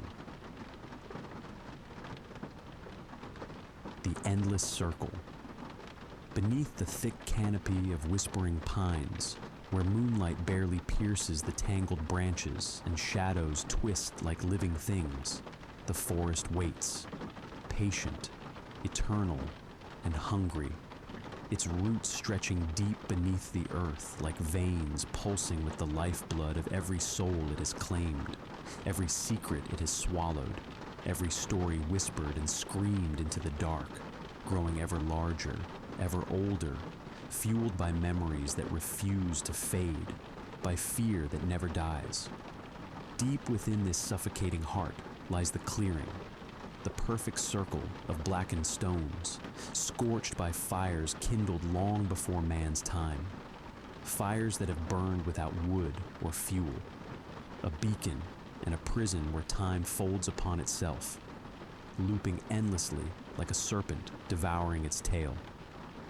Where Elias Thorne first sealed his fate and cursed the land, a preacher turned vessel who heard the voice beneath the roots and answered, carving from blackened oak a mask that bound him to the forest's insatiable hunger, delivering sermons not of salvation, but of sacrifice, calling his congregation into the clearing where their eyes were burned away and their souls fed the forest's growing consciousness, a terrible intelligence older than any god, one that remembers everything and forgets nothing, whose breath is the wind and whose heart is the fire that will never die.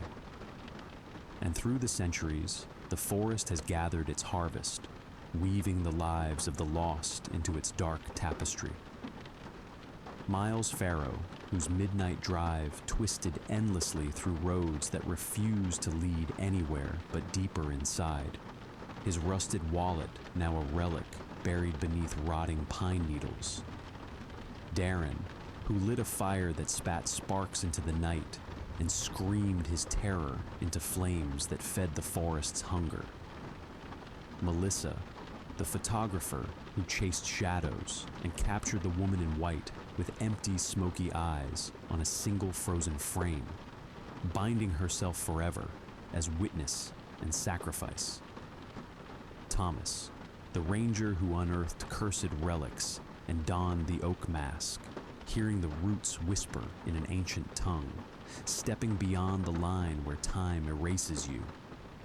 Carly, the reluctant heir to Thorne's legacy, whose body merged with bark and whose memories twisted into the forest story until she became something neither fully human nor wholly wood and ash.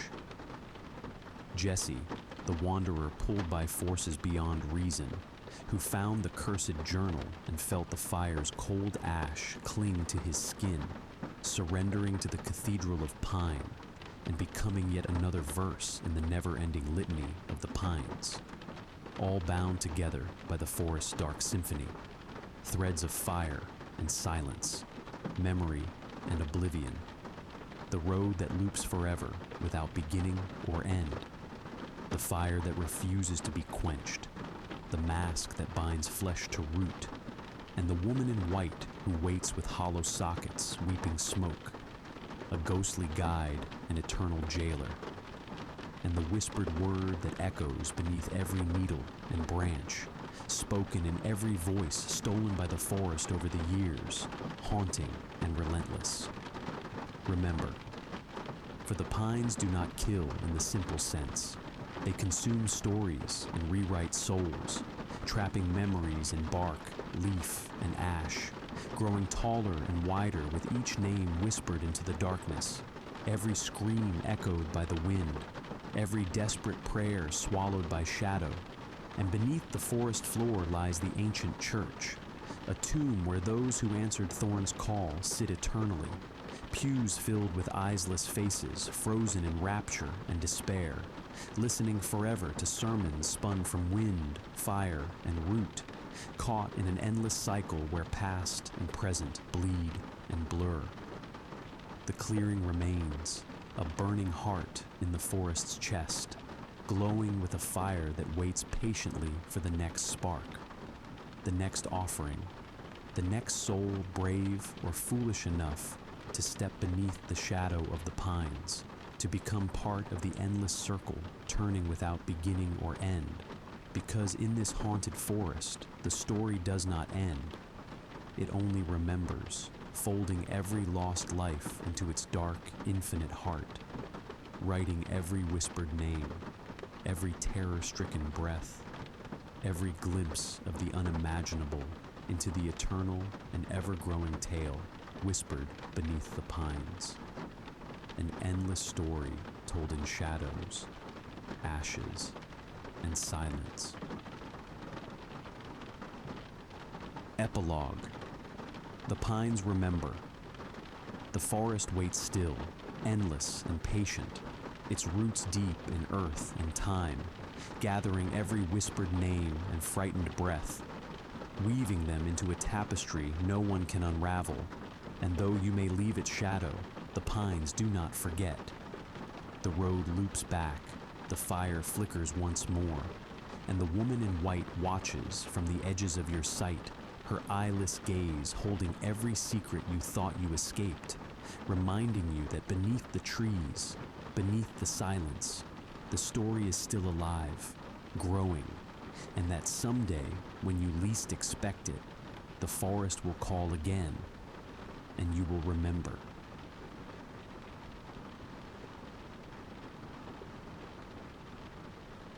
It's been 1 year since that night. 1 year since the screaming, since the smell of blood and dust and rot in the walls of that house, since the dice, since Sarah. The town has long moved on. The news called it the Pigman murders. But I haven't. I see her face every time I close my eyes. I hear the creak of rope, the muffled crying, the dull thud of bricks landing in a bucket. I feel the cold floor beneath my knees and the way the darkness seemed to hold its breath. But tonight, I'm done being haunted. Tonight, Chase and I are going back. We walk through a Plinton woods under a pale October moon, the air sharp and cold. The ground is slick with wet leaves, and each step crunches softly beneath our boots. My flashlight beam trembles as I move it from tree to tree. Their trunks stretch like black pillars into the night sky. The forest smells of damp moss and smoke from someone's distant fire. Chase walks ahead, the rifle slung over his shoulder. His face is drawn, older somehow. He doesn't talk much anymore. None of us do. When he said we needed to go back, to face it, I didn't argue. I just nodded.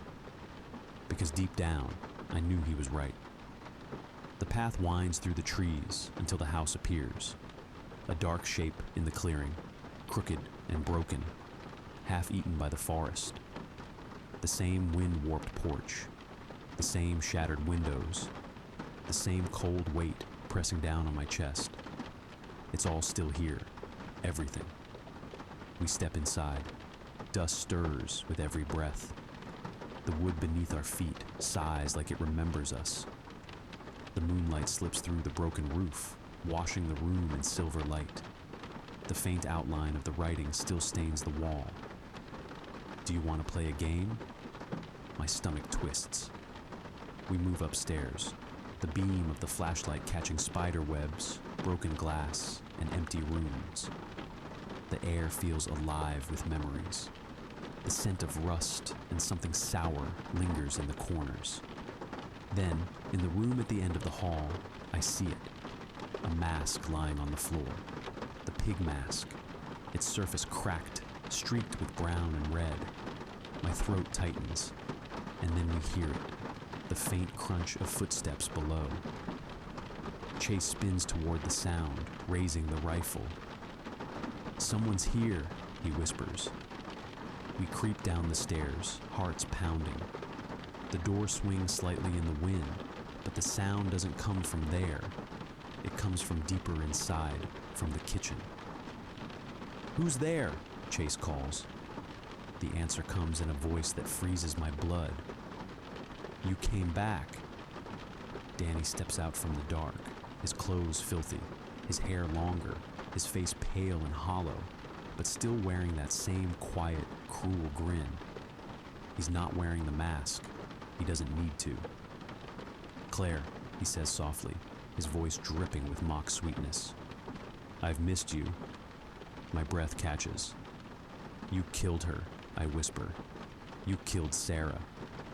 He shrugs. "She didn't want to play." "That's not my fault." Chase lunges forward, the rifle shaking in his hands. "Don't move," Danny laughs. "You two think you're heroes? You think coming back here makes you brave?" He steps forward. "You're still playing my game. You always will be." The rifle fires. The sound explodes through the house, deafening. The bullet rips through the wall just beside Danny's head. He doesn't flinch. He just smiles. I scream as Chase runs forward. Danny swings a piece of broken pipe, catching Chase across the shoulder. They crash into a table, wood splintering. I grab a shard of glass from the floor and lunge.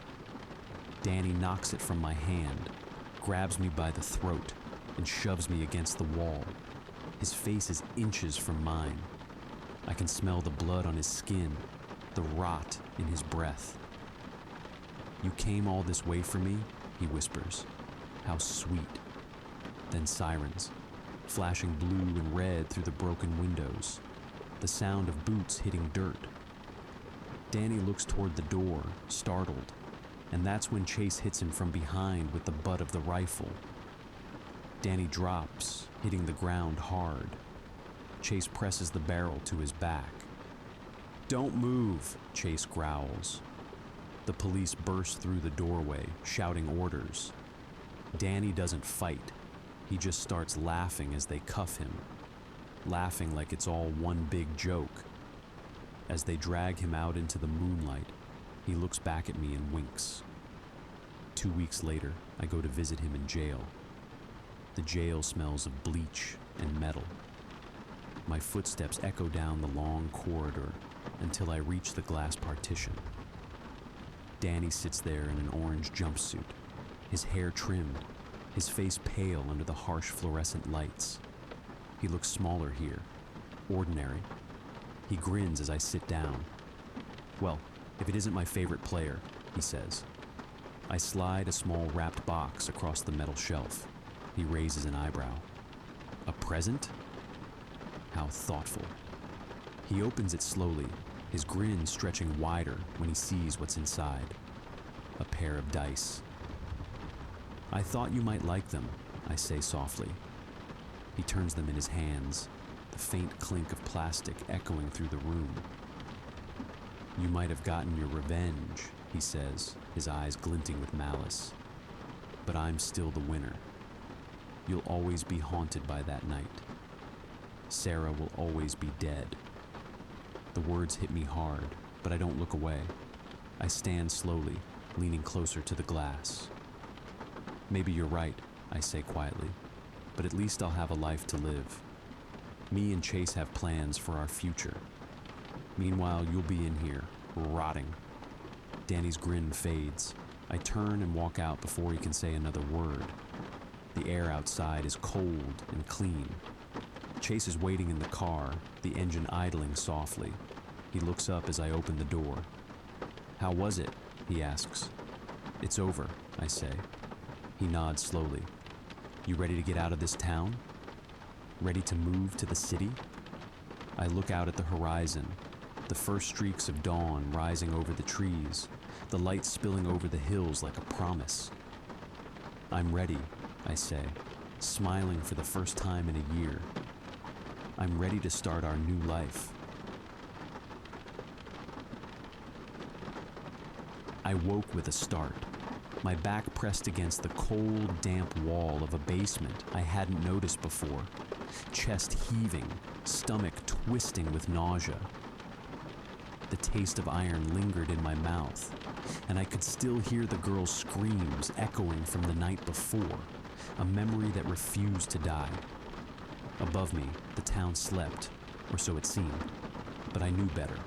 The air smelled of rot, wet soil, and old fire, as if the town itself had exhaled a long, putrid breath. Somewhere beyond the walls, the creature shifted, a mass of limbs and shadows, eyes like pits of endless hunger. The overalls man was gone, or perhaps he was everywhere, in the walls, the floors, the very ground that breathed beneath me. I moved silently, testing the basement door. It gave with a groan, revealing a narrow alleyway twisted with shadows, fog curling along the cracked pavement like fingers. The town was alive in subtle ways. A streetlight flickered rhythmically as if breathing. Doors opened to rooms I didn't remember. Windows stared at me like blank, unblinking eyes. I stumbled across the main street where the diner once hummed, now emptied of warmth, replaced by an oppressive silence. The smell of blood lingered. Old stains on the asphalt formed patterns that made my stomach churn. Circles, sigils, letters I couldn't read but knew were meant for me.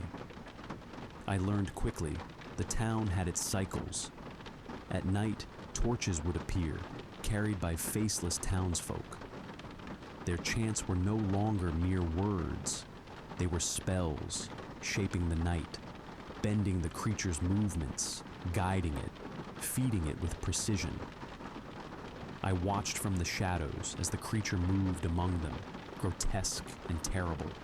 Its elongated limbs twisted like broken branches, claws that scraped pavement with wet, tearing sounds, jaw dangling loose, dripping with saliva and decay.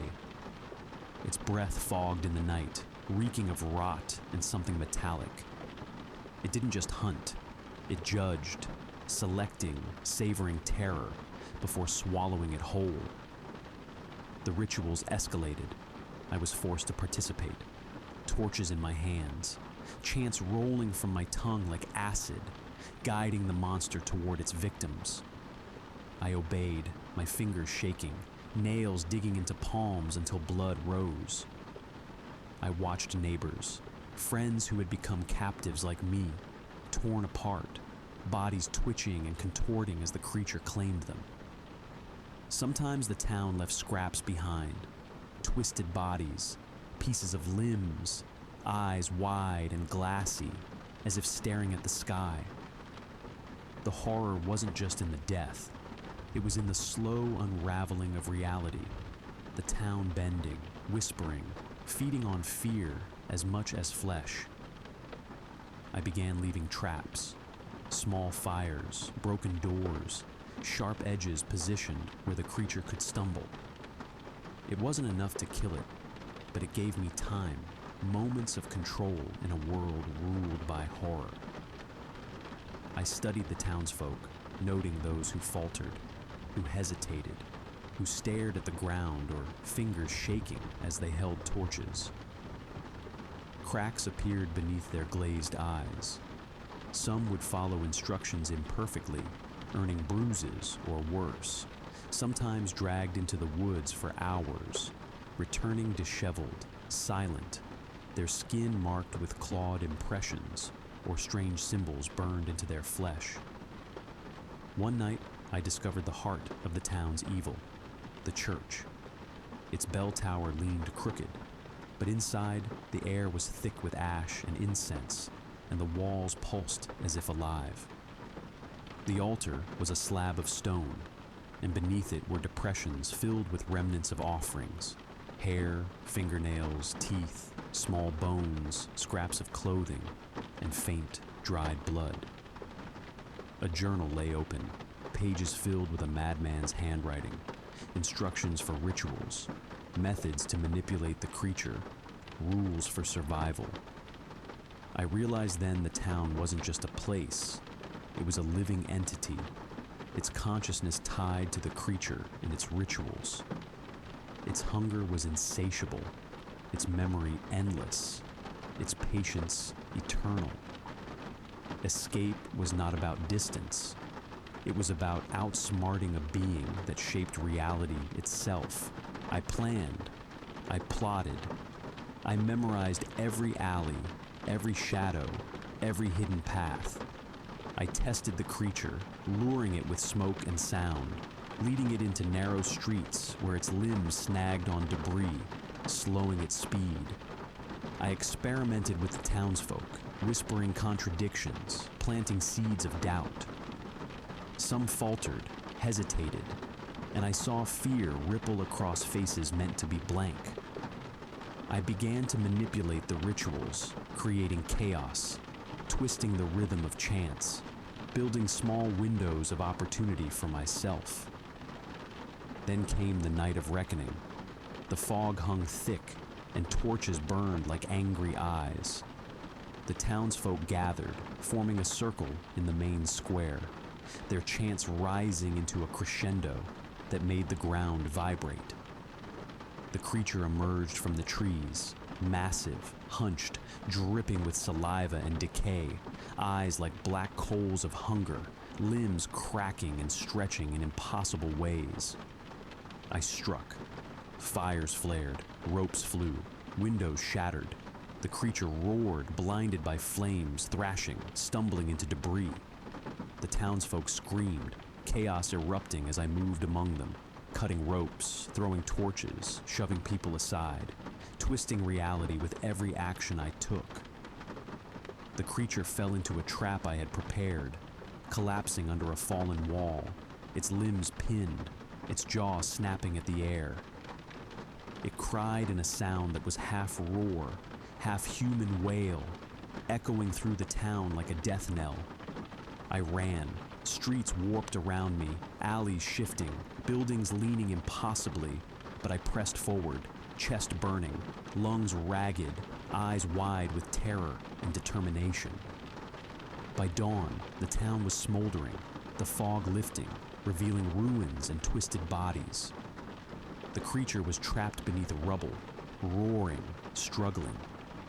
The townsfolk scattered, some fleeing into the surrounding woods, others screaming, caught in their own rituals, lost to the town's dark consciousness. I emerged from the edges of the town, the first real air of freedom in weeks, or months, I could no longer tell. I ran without looking back, through forests and fields, toward highways that might lead to real civilization. But the town was alive, patient. I knew it would rebuild, the creature would rise again, and the cycle would continue. And deep inside me, a chill settled. I had survived, yes, but my mind was forever tethered to that place, haunted by screams, by shadows that moved where they shouldn't, by a hunger that would never leave me. I would live, but I would never be free. And somewhere, just beyond the fog, I felt it. The town watching, waiting, knowing, shaping its streets, its alleys, its rituals, preparing for the next lost soul to wander in, and for me to inevitably return, whether by fate, weakness, or the unrelenting pull of its hunger. I drove into town in silence, the road stretching endlessly before me, John's limp body in the passenger seat, a weight I couldn't shake. His death didn't feel final, more like a warning, a tether to something alive in the Red Oak woods. By the time I reached the edge of Meadington, the first hints of dawn touched the horizon, but the light brought no comfort, only shadows that seemed to cling to the edges of the trees, and the alleys of the small town. The police were skeptical, of course. I handed over the gold pocket watch, explaining what I'd found, what I'd seen, but without John's voice to corroborate, they treated it like a ghost story. A man dead, a forest full of legends, and me, babbling about owls that weren't really owls. I should have left it at that. Most people would have, but I couldn't. The pocket watch weighed heavily in my hand, its warmth pulsing faintly against my palm. That warmth wasn't from the sun, and it wasn't from any ordinary metal.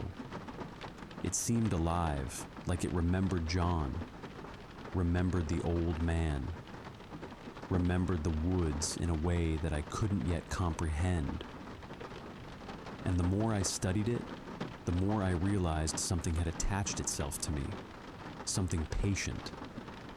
I started hearing it first at night, whispers at the edge of sleep, carried on the wind that slipped through the cracks in my windows. I tried to ignore it, thinking fatigue had finally broken me, but soon the whispers became voices in the woods behind my house.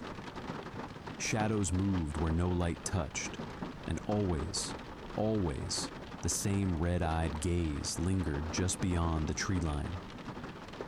I went back to the forest. I know it was a mistake. I felt it in my gut even before I crossed the first tree line. But something pulled me. The place where the cave had yawned open like the mouth of a predator still smelled of damp earth and rot, though the entrance had collapsed in the months since.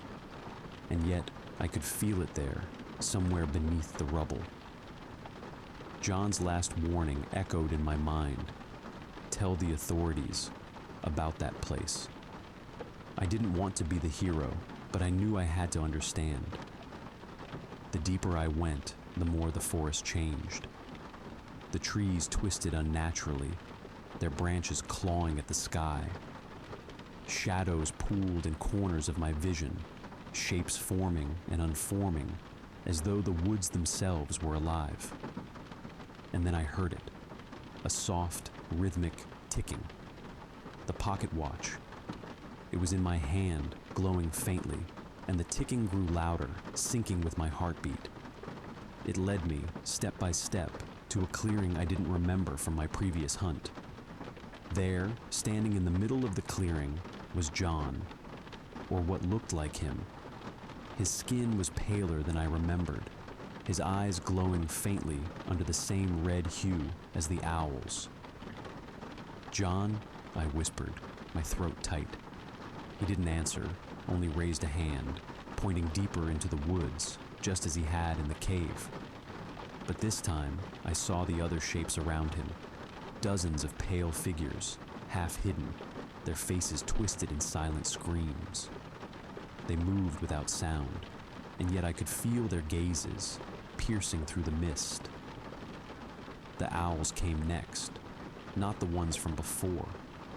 These were larger, more monstrous, their wings blotting out the faint morning light. They circled overhead, their cries forming words I could almost understand. "Return it. Return it." I realized then what the watch wanted. Not to protect me, not to guide me, but to take me. It had chosen me as its new bearer, and the forest had waited patiently for its claim. I ran, through the twisted paths, through the screaming shadows, the watch heavy in my pocket, ticking louder with every step. I didn't stop for the dead, didn't look back at the figures in the mist. Only the road mattered, only the sun-dappled highway stretching out like salvation.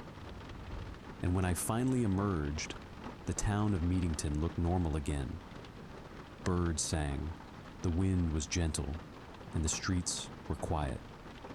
I swore to myself I would leave the woods behind forever. But the pocket watch ticked on. That night, it woke me. Not with whispers this time, but with the sound of 1,000 wings beating against the walls of my house. The warmth was unbearable now, like fire under my skin. The ticking was deafening, drowning out everything else. And then I understood. Leaving the woods was never an option. The forest had marked me. I was the next keeper, the next witness, the next hunter for those who had disappeared, the next bearer of the watch. I didn't sleep. I couldn't. I could only wait as the forest stretched its shadow across my life, and the owls circled just beyond the window, their red eyes fixed on me, patient, hungry, watching. And I knew that soon I would have to return. Because some things, once seen in Red Oak Woods, never truly let you go. The next morning, the town felt normal, but I didn't. My hands shook as I poured coffee, the ticking of the watch echoing in my skull, almost louder than my thoughts. Every shadow in the house stretched farther than it should have. Every sound, wind rattling the window pane, the scrape of the fridge door, my dog shifting in his sleep, felt amplified, waiting for something to emerge. I tried to ignore it, tried to convince myself that Red Oak Woods had only been a nightmare, that John had died in my arms, and that was the end of it. But I couldn't shake the feeling that the forest was inside me now, that the watch, warm and impossibly heavy, had planted its roots deep in my chest. By the third night, I wasn't sleeping at all. I stayed awake, staring at the watch, tracing the engraving on its back. Tempus tenet omnia, time holds all things. It was Latin. I'd taken a few years of high school, Spanish and Latin, but this felt alive, like the words themselves had teeth. At midnight, I heard it, the wings. Not outside this time, but inside. My dog growled low in his throat, hackles raised, his eyes fixed on the corner of the room where nothing should have been. I froze, holding the watch in my hand, waiting. Then a whisper came. "Return it." I spun, but nothing. The shadows shifted, the air rippling, and the whisper came again, louder, closer, impossible to ignore. Return it, or be claimed. The forest wasn't waiting outside. It had followed me. I grabbed my rifle, shoved the watch into my coat pocket, and drove. I drove straight to the edge of the woods, the road crunching under my tires. When I stopped at the familiar clearing, my stomach dropped. There was no cave this time. The ground was flat, the trees normal. But the air, God, the air was wrong. Thick, damp, and whispering like the forest had a voice. I stepped out. The owls were waiting. Not perched this time, not flying. They were on the ground, hundreds of them, eyes glowing like rubies, wings tucked close. They didn't move as I approached. They waited. And then I saw him. John, or the thing that wore his face. His skin was pale, almost translucent, eyes glowing a dull red. He didn't speak. He just extended his hand toward me. I wanted to run. I wanted to shoot. But I couldn't. Something in the watch, or in John, held me in place. The whisper came again. Return it. I understood. The watch was a key, a tether. It belonged here, not in the town, not in my hands. I could feel it pulsing, pulling me toward the center of the woods. I resisted, but the pull was irresistible. The trees seemed to lean toward me, branches clawing at my jacket, trying to claim me. Step by step, I followed. The owls flanked me like a grotesque guard of honor, their wings brushing my arms, their cries a deafening chorus of warnings. At the heart of the forest, I found it, a stone altar carved with symbols I didn't understand. Human bones littered the ground, picked clean. Torches burned with blue fire, and at the center, a pool of black water reflected the night sky, though no sky was above. John stepped forward. The watch lifted from my pocket, hovering between us. The ticking grew louder, each beat synchronized with my own heartbeat. The owls gathered closer, their red eyes unblinking. "Place it," John whispered, and I realized the words weren't his. They were the forest speaking through him. "Place it, place it, place it." My fingers trembled as I lifted the watch. I didn't know what would happen, but the moment it left my palm and touched the altar, the forest screamed. Trees groaned, roots erupted from the earth, and the owls took to the air, wings beating a hurricane. Shadows surged, and the ground beneath me felt alive, writhing, and then silence. When I opened my eyes, John was gone. The owls were gone. The forest was still, quiet, as if nothing had happened. The watch lay shattered on the altar, golden fragments warm beneath my fingers. I took it anyway. I couldn't leave it. Something told me it would find me again if I left it behind. I stumbled out of the woods at dawn, exhausted, bruised, and trembling. Meadington looked untouched, normal. People were starting their day, children walking to school, dogs barking. No hint of the forest's horror remained. But I knew better. The watch ticked again in my pocket, soft this time, almost a heartbeat. But I could feel it now, not as a warning, not as a tether, but as a promise. The forest hadn't let me go. It had marked me.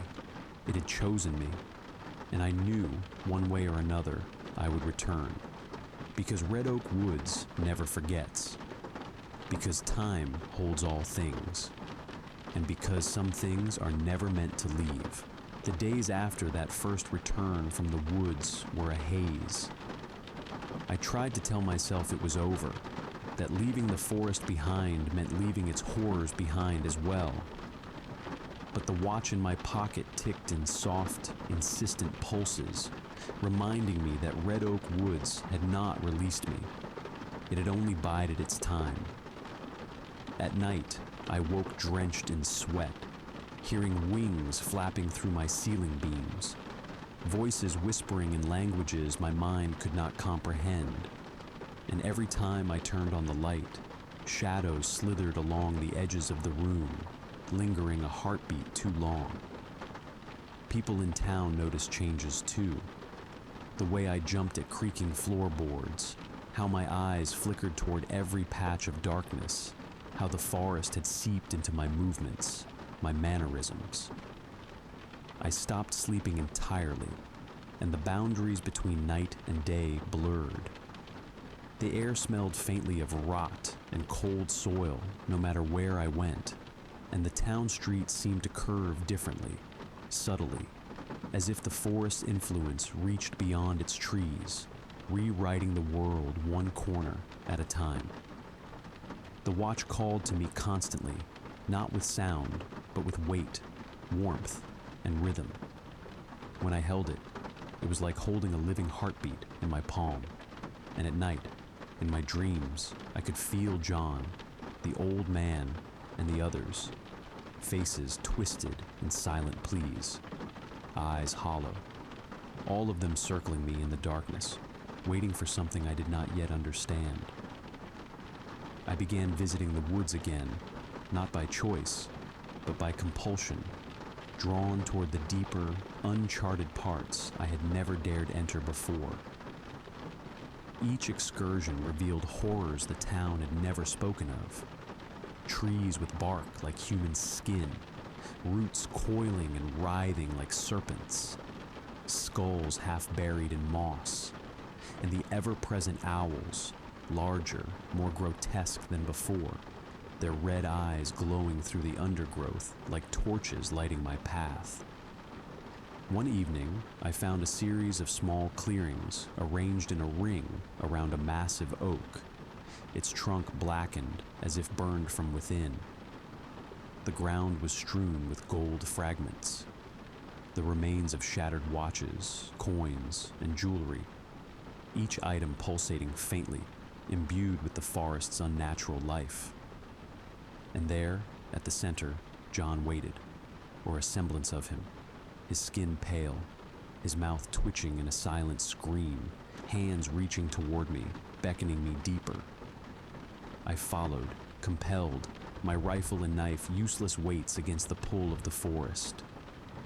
Each step brought visions of the missing townsfolk, families I had passed on the street, friends I recognized only by their eyes in the darkness, their faces twisted in fear and accusation. The watch pulsed violently, and I realized then that it was a conduit, a key to the forest's will, and that John and the others were trapped in its power, neither dead nor alive, only tethered to the watch's rhythm. I tried to resist, tried to drop it, but the moment I let it leave my hand, I felt the forest's hunger turn toward me, wrapping around my chest, pressing into my lungs, whispering in countless voices, return it, or join them, forever. My sanity began to unravel. I saw myself in the trees, multiplied, reaching out from shadows, and I understood the truth. The forest did not merely consume the living. It rewrote them, kept them, reshaped them into eternal witnesses for the missing, guardians for the watch. I stumbled into a cavern I had never seen, lined with more bones, more watches, each ticking in discordant rhythms, a symphony of lost time. At its center, the largest owl I had ever seen perched, blacker than night, its wings spanning the cave, eyes twin infernos staring directly into me. And in that gaze, I saw every secret, every soul claimed by the forest, every whispered horror of Red Oak Woods. The owl launched itself at me, and I ran, the watch in my pocket burning against my side, screaming against the pull. I ran through tunnels, over roots, past the remains of those who had vanished before me, past John and the others, their forms flickering between flesh and shadow. When I emerged once more into the forest at dawn, the watch was gone, leaving only a golden residue that sank into my palm, still pulsing, still warm. I collapsed on the roadside, gasping, covered in dirt and scratches, and the sun rose over Meadington, serene and ordinary, as if the horrors I had witnessed had been a fever dream. But the truth followed me, the pull of the woods, the ticking of the watch, the red eyes of the owls. The town would never know what lurked beyond the tree line, what had claimed John, what had called me again and again into the depths. I understood now that Red Oak Woods was patient. It did not need to act quickly. It did not need witnesses. It waited, marking its chosen, whispering through watches and shadows, ensuring the cycle continued. And I knew that one day I would return, that I would be pulled back, compelled, tethered by the rhythm of a watch that held all time, all lives, all souls within it. And when that day came, I would step into the darkness once more, knowing that leaving was impossible, knowing that the owls would wait, the missing would watch, and Red Oak Woods would never, ever forget me. Welcome to The Haunting. Chapter 1, The Arrival. The road to your aunt's mansion is narrow and winding, strangled by trees that seem to lean closer the farther you drive. The old iron gate looms ahead, its hinges groaning as you push it open. You half expect the sound to wake something. The path beyond is choked with fog. It swirls around your shoes as you climb the hill, your suitcase bumping against your leg. The mansion stands like a dark monument against the gray sky. Tall, silent, and shrouded in ivy that's long since strangled the stone. You knock once. The sound echoes through the halls inside. No one answers. You push the door open. The smell hits you first. Dust, rot, and something faintly metallic. The entryway is vast, lined with portraits whose painted eyes seem to follow you. You call out for your aunt, but your voice dies in the heavy air. A sound comes from above, a soft thump, like footsteps moving just out of sight. You glance up the grand staircase, its banister coated in a film of dust. The chandelier above sways slightly, though there's no wind. You start climbing. Each step moans under your weight. At the top, the hallway stretches long and dim. The wallpaper peels in strips, revealing blackened plaster beneath. You walk slowly, your hand brushing the wall for balance. Somewhere far down the corridor, you hear it, a faint whisper, a woman's voice. Your aunt's? You call out again, louder this time. The whisper stops. The silence presses in. You reach the first door on your right and slowly turn the handle. The hinges scream. Inside, the air feels colder. Moonlight spills through the window onto an old vanity covered in cobwebs. A porcelain doll sits on the stool, its cracked face staring toward the mirror. But the reflection doesn't match. In the glass, the doll's head is turned toward you. You step back, nearly tripping on the rug. Something creaks behind you. You turn fast. Nothing. Just the long, empty hall. You take a deep breath and whisper to yourself that you're imagining things. That your aunt is somewhere in this mansion waiting for you. That it's just the house settling. Then you hear it again, the footsteps. This time coming from the hall, moving toward you. Slow, deliberate, heavy. You freeze, your heart pounding as you watch the dark stretch of corridor. The sound stops right outside the door. You hold your breath. A soft knock echoes through the room. Once, twice, 3 times. You swallow hard and whisper, "Aunt Margaret?" No answer. The door creaks open an inch on its own, and from the darkness beyond, a voice, not your aunt's, whispers your name. Chapter 2, The Second Floor. You don't move for a long time. The only sound is the faint ticking of an unseen clock somewhere deep in the house. The door stays half open, the hallway beyond swallowed in shadow. When you finally step forward, the floorboards complain beneath your weight like they're warning you. You press your palm against the door and nudge it wider. Nothing. Just the same dim hallway stretching in both directions. You tell yourself it was the wind. It had to be. But the air is still, thick and cold and wrong. You take a step out into the hall. The chandelier downstairs flickers, light dancing along the walls. Dust drifts lazily in the air, glittering like ash. A voice echoes faintly through the house, a woman's sob, muffled and far away. You turn toward the sound. The hall seems longer than before.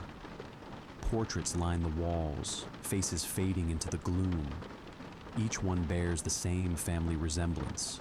Sharp cheekbones, pale eyes, stern expressions, like generations of watchers. You pause at one frame near the end.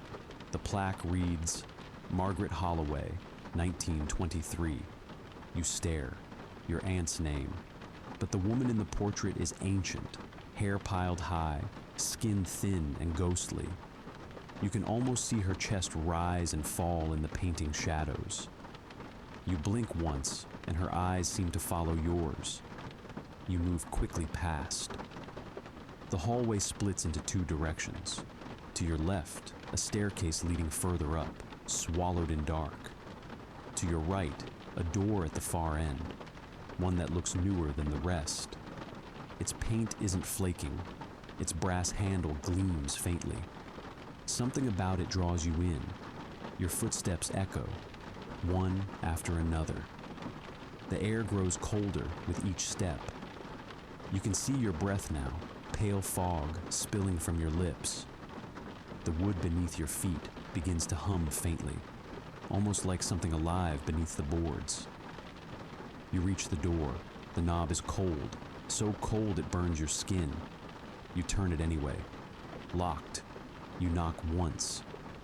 The sound is swallowed instantly, as if the wood itself absorbed it. You lean closer, pressing your ear against the door. There's a faint scratching from the other side.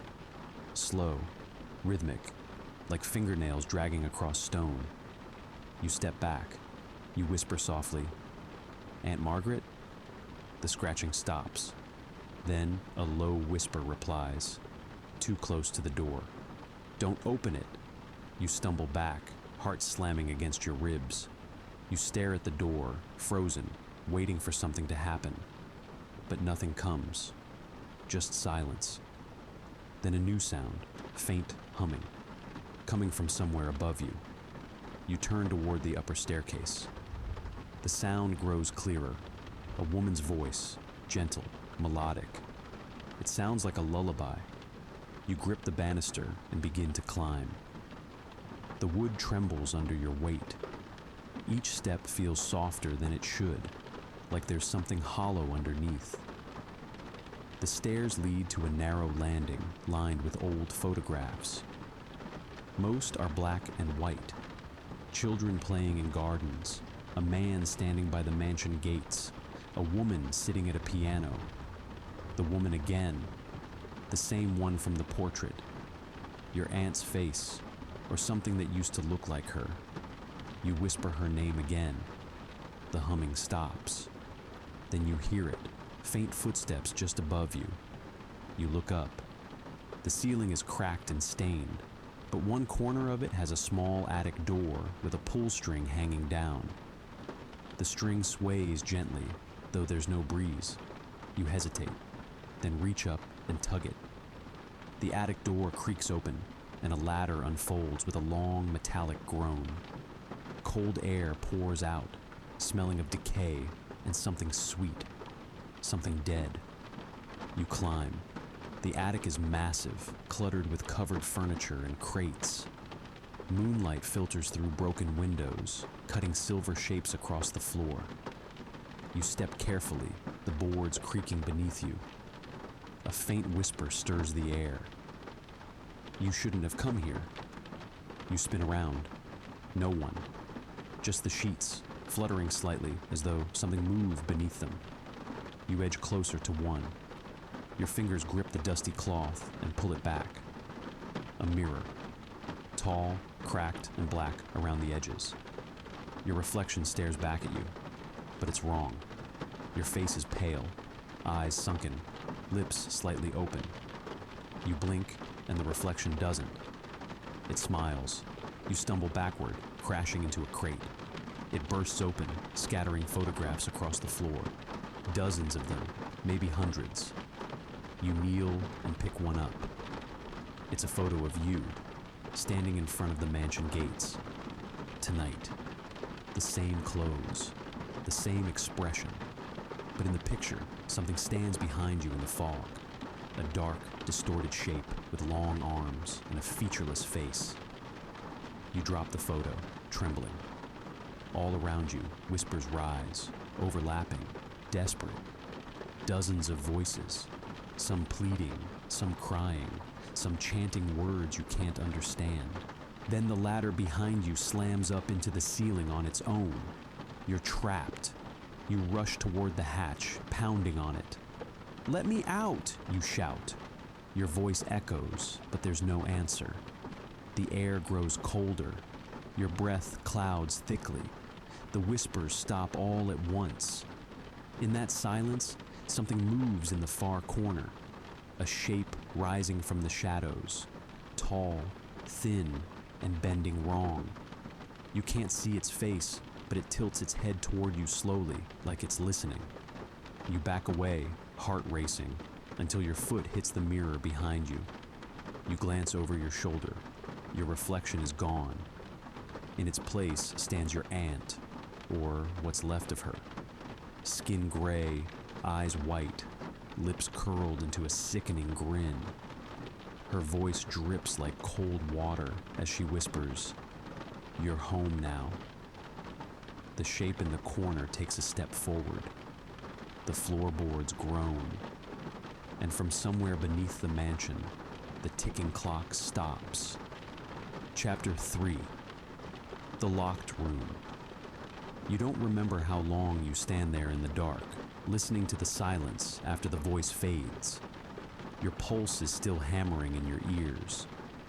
The attic feels colder now, emptier, as though something has withdrawn, or is waiting.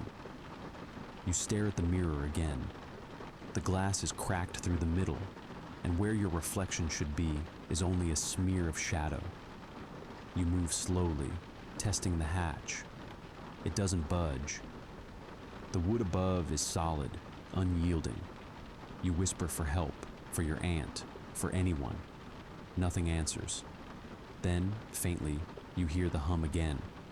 The same lullaby drifting up from below. It's closer this time. You glance toward the corner where that tall shape had stood. Nothing there now but a pile of dusty furniture. The sound seems to pull you toward it. You crouch, noticing the edge of a wooden panel slightly raised from the floorboards. You pry it open with trembling fingers. Beneath it, a narrow crawl space leads downward into blackness. The humming grows louder. You take a deep breath and climb in. The crawl space smells of damp wood and mold. You move carefully, dragging yourself along on your elbows. Cobwebs cling to your face. The humming below turns to words, though they're distorted, slurred, almost sung backwards. When you drop down into the next room, you realize you're back on the second floor, but somewhere different. The wallpaper is newer here, the floorboards less warped. You dust yourself off and turn around. The crawlspace panel closes on its own with a click. You're standing in front of the locked door, only now it's open. The air leaking from the room is icy. Your breath spills in clouds as you step inside. At first, you think it's a bedroom. The bed is perfectly made, the curtains drawn shut, and a single candle burns on a nightstand, its flame trembling weakly. But as your eyes adjust, you see the walls, covered in photographs, hundreds of them, pinned edge to edge. Every one of them is of people standing outside this mansion. Some look decades old, some recent. A few faces you almost recognize from town. And near the center of the wall, you again. That same picture from the attic. Your heart thunders as you move closer. Someone's been collecting these for years. Maybe your aunt, maybe something else. A faint creak behind you. You turn. The bed is no longer empty. Something sits on it. The shape of a woman, her back turned. Gray hair spills over her shoulders. Her spine arches unnaturally. She rocks slightly, humming the same lullaby. You whisper, "Aunt Margaret?" The rocking stops. For a long moment, she doesn't move. Then her head begins to turn. Too far, too slowly. The sound of bones grinding fills the air. When her face meets yours, you see her eyes. Glassy, milky white, weeping trails of black. "You shouldn't have come here," she rasps. You stumble backward. "Aunt Margaret, it's me." Her body jerks once, violently, like she's being pulled by invisible strings. "You were never supposed to come back," she hisses. Her hand reaches toward you, trembling, the fingers impossibly long. The candlelight flickers, and her shadow on the wall doesn't match her movements. It stands behind you. You spin around. The shadow moves before you do. Something cold grazes your neck. You bolt for the door, but it slams shut, trapping you inside. The candle sputters. In the moment before it goes out, you see that the photographs on the wall have changed. Every one of them now shows you, standing in this very room, screaming. Darkness. You fumble for the door handle. A whisper slides against your ear. The house remembers. You pull harder, and the door suddenly gives. You stumble into the hallway, gasping for air. The mansion feels alive now, the walls pulsing faintly, the floor breathing beneath your shoes. Somewhere downstairs, a door slams, then another, then another. The house is closing itself. You move quickly, following the only sound that doesn't feel wrong, the soft ticking of that unseen clock. It leads you down the hallway, around a corner you swear wasn't there before, and into a small study. Dust floats in the slanted light from a single cracked window. The clock sits on a shelf, an ornate golden thing, its glass face scratched. You reach for it, but the second your fingers touch the surface, a whisper fills your head. She kept us here. All of us. You yank your hand back. The clock stops ticking. The air ripples, and for a heartbeat, you see them. Faint outlines of figures, dozens of them, trapped in the wallpaper, their faces twisted in silent screams. Their eyes move as you do. You back away slowly, whispering, "What is this place?" The voice answers from behind you. "It's home, remember?" You turn and see your aunt again, standing in the doorway. But now she's whole, smiling, warm, almost normal. She holds a teacup in her hand, as though nothing's wrong. "I'm so glad you made it," she says softly. "It's been so long since we had company." You stare at her, unsure what's real anymore. "What's happening to this house?" She tilts her head. The light from the candle on her tray dances across her face, and for an instant, her skin ripples like water. "It's not the house, dear," she whispers. "It's us. We never left before you can move." The floorboards beneath you split open. A gash of black opens up, and cold wind rushes through the room. You fall forward, clutching the frame of the desk. From below, you hear voices again, hundreds of them, whispering, laughing, crying. You see faces in the dark, the same faces from the photographs, rising, reaching, pulling. Your aunt steps closer, her voice soft and sweet over the chaos. "Don't fight it, darling. It's where we all belong." Her hand rests gently on your shoulder.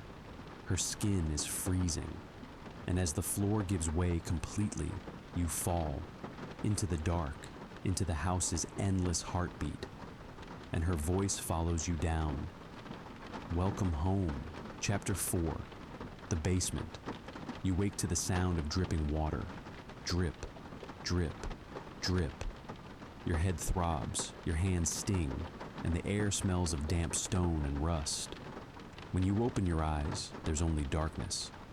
A single weak light bulb sways overhead, buzzing, casting long, trembling shadows across rough brick walls. You're lying on a cold concrete floor, half submerged in shallow water that ripples when you move. For a moment, you can't breathe. The silence presses against you, heavy and wet. Then the memories rush back. Your aunt's smile, the floor splitting open, the voices dragging you down. You scramble to your feet. The ceiling is low enough that you have to stoop. You call out, "Aunt Margaret?" Your voice echoes and disappears. There's a corridor ahead, narrow and uneven, lined with old pipes that hiss softly. You follow it, your shoes splashing with each hesitant step. The walls pulse faintly, like something inside them is moving. You reach a wooden door hanging crooked on its hinges. Faded letters are scratched across the surface. "Servant's cellar." You push it open. The smell hits first. Mold, earth, and something that turns your stomach. Decay. Rows of shelves fill the room, stacked with jars clouded by age. Inside them float unrecognizable things, shapes that might once have been small animals, or something worse. You turn away quickly. On the far wall sits a narrow staircase descending even deeper. The light doesn't reach that far. It's just a black throat leading downward. You stand there for a long moment before whispering. You have to find a way out and start down. Each step groans. The air grows colder.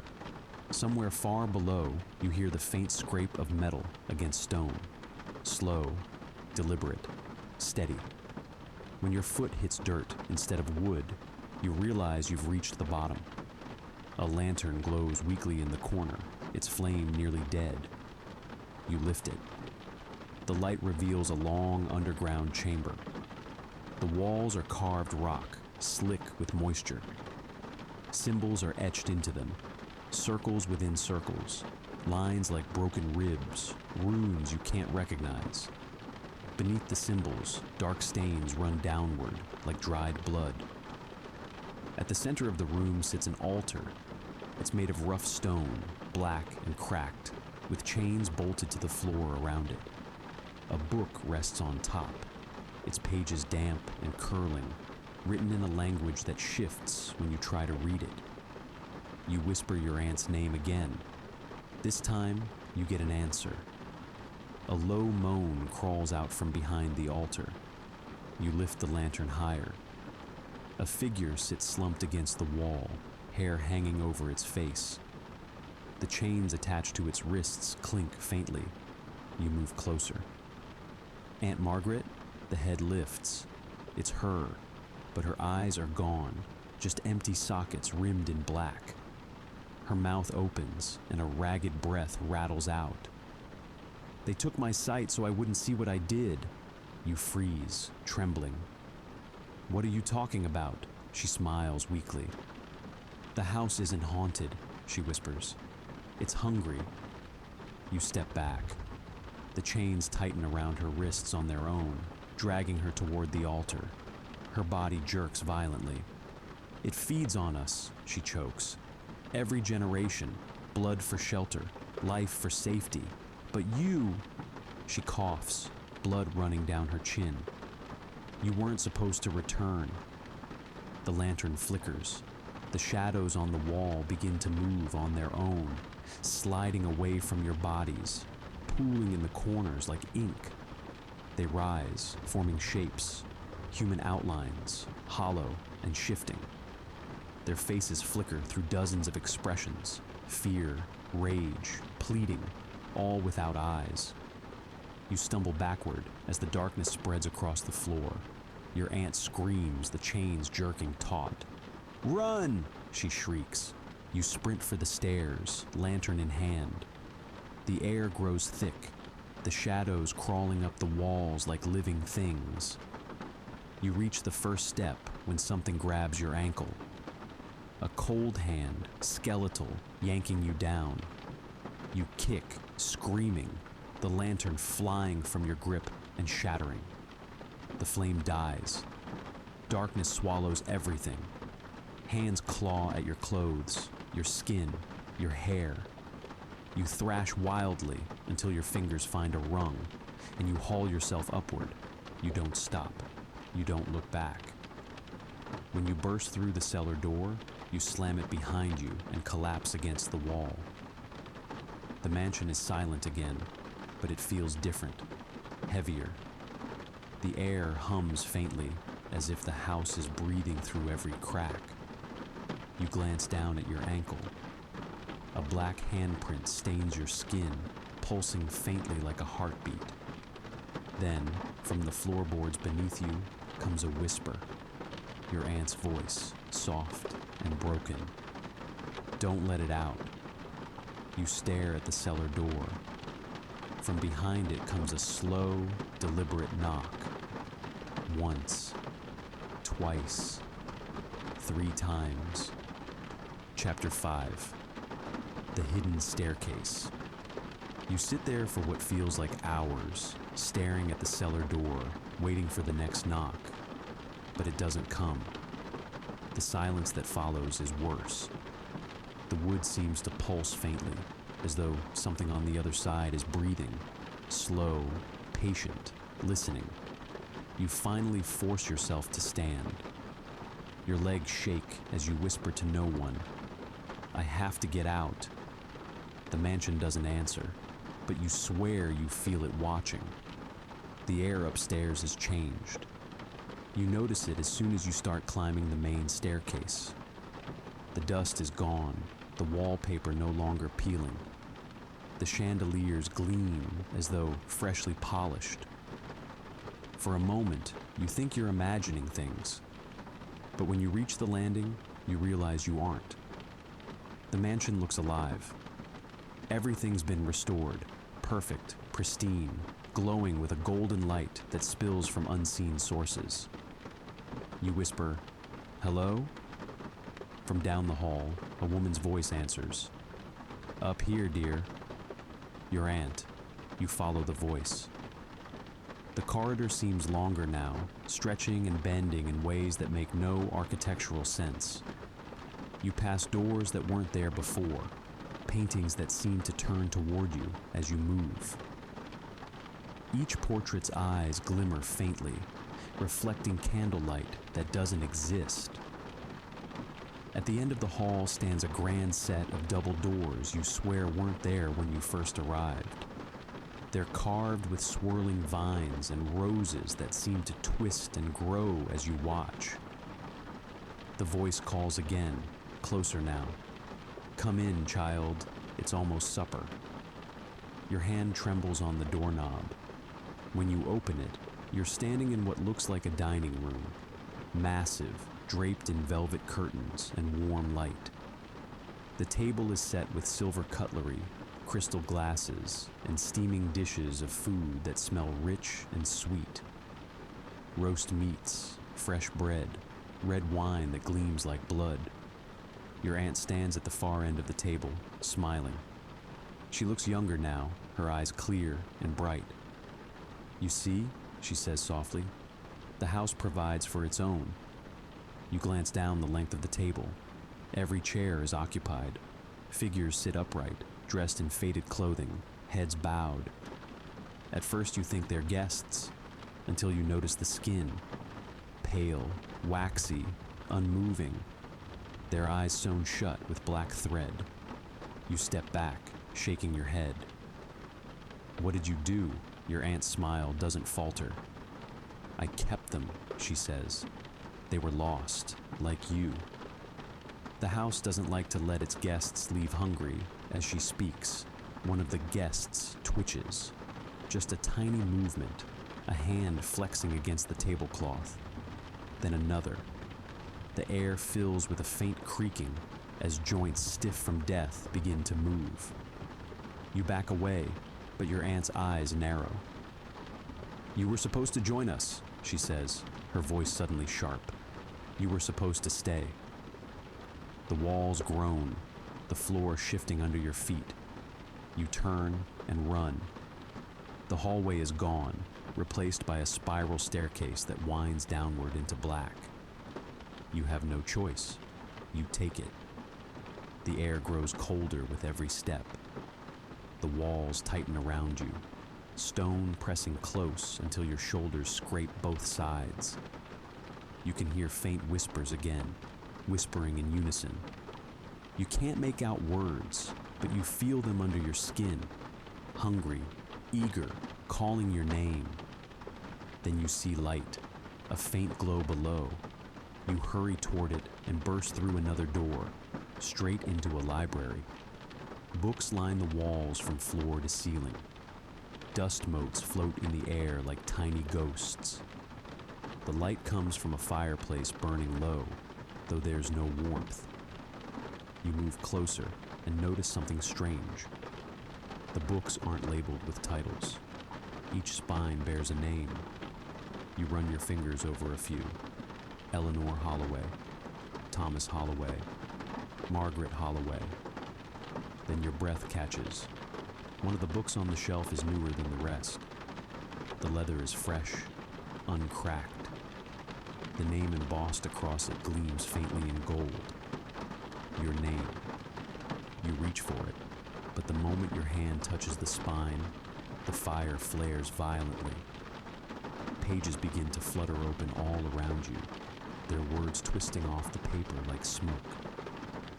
You hear voices again, dozens of them, whispering in your ear, whispering from inside the books, whispering from the walls. Don't let her write you in. You drop the book. It lands open on the floor. The pages inside are blank at first. Then words start to scrawl across them in black ink that seeps like bleeding veins. You entered the house at dusk. You heard the whispers. You went upstairs. You opened the door. The writing keeps going, line after line, retelling everything that's happened since you arrived. You flip the pages faster, but they keep filling themselves, racing to catch up with the present. Until the last page. You're standing in the library. You're reading these words. You look up and see her standing behind you. You freeze. Slowly, you look up. Your aunt stands in the doorway, her eyes black, her smile impossibly wide. The fireplace roars behind her. The room darkens as shadows stretch across the floor toward your feet. She tilts her head, voice soft, almost kind. You can't escape the story, darling, she says. You're part of it now. The walls begin to shake. The shelves split open, releasing clouds of ash. Pages tear themselves free and swirl around you, forming a cyclone of words and screams. You stumble backward, shielding your face. The air hums with energy, the same low, hungry vibration that's been following you since the cellar. Then, through the chaos, you see it. A small door half hidden behind a shelf, uncovered by the shaking. Its frame is carved with the same strange runes you saw beneath the house. You grab it and pull. It opens into a narrow, spiraling passage lit by faint blue light. Cold wind rushes out, smelling of rain and earth. You look back once. Your aunt is still standing there, though now her face is melting, skin running like candle wax, eyes dripping black tears. She takes a step forward. "Go on," she whispers. "The house will find you, wherever you run." You turn and descend the hidden staircase, the walls closing behind you like a throat swallowing its last breath. Chapter 6. The Root Cellar. The air gets colder as you go down. You can't tell how long you've been walking. The stairs twist and coil like they were carved by something that didn't understand straight lines. Your hands trail along slick stone. Every few steps, water drips from the ceiling onto your skin. It's not cold, it's warm. After what feels like hours, you reach the bottom. The passage opens into a vast cavern. The light here comes from the walls themselves, faint blue veins pulsing beneath translucent stone, like the mansion's heartbeat has spread underground. The smell is thick and metallic, like soil after a storm mixed with blood. You take a step forward. The floor squelches softly. Your lantern flickers, barely cutting through the gloom. You can make out shapes scattered around the chamber. Broken furniture, shattered glass, old portraits warped with damp. This place isn't just a cellar. It's underneath the mansion's foundations, a mirror of it rotting in the dark. At the far end stands something massive. Roots, thick, black, and glistening, bursting from the ground and climbing the walls. They pulse faintly, rising and falling like lungs. You move closer. The roots weave into a shape, something almost human. A ribcage made of wood, a skull of stone. You realize the mansion has grown around this thing, feeding from it. Or maybe it's feeding from the mansion. There's something hanging from one of the roots, a pendant. You step closer and see that it's an old locket, its chain twisted around the root like a vine. Inside is a photograph. Your aunt, smiling, holding a child. You. Your throat tightens. Something shifts above you. The roots tremble. From deeper inside the tangle, a voice sighs your name. Come closer. We back away, whispering, "Who are you?" The answer comes like a breeze through dead leaves. "I am the house." You freeze. The voice seems to echo from everywhere. The walls, the floor, even the air. "I have kept your bloodline safe. I have given them warmth, shelter, time. In return, they fed me. They gave what was owed." You whisper, "What do you want from me?"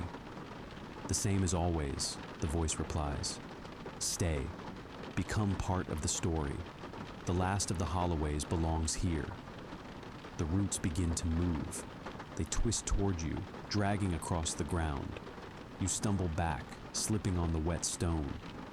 The locket rattles against the root, and for a brief second, you see faces in the bark, faint outlines of eyes and mouths frozen mid-scream. You turn and run. The tunnel behind you shifts, stretching, warping. The stairs are gone. In their place is a narrow passage lined with roots, all pulsing softly, whispering fragments of voices. Your aunt's laughter, your own childhood cries, your name repeated again and again. You push through until you see light ahead. You burst through another door and find yourself back in the mansion's main hall. But it's changed again. Older now, dust thick on the floor, wallpaper peeling, chandeliers fallen. The illusion is gone. The portraits on the walls have decayed, but one still hangs intact at the center, your aunt's portrait. Only now, the painted eyes are missing, and in their place are two hollow holes that seem to bleed darkness. You whisper, "It's over. I'm leaving." But the front doors have vanished. In their place is a wall of wood and plaster. The whisper comes again from inside the walls. "You can't leave what you are." You turn in circles, searching for another way. The staircase splits in two directions again, but now one side is overgrown with black roots, pulsing like veins.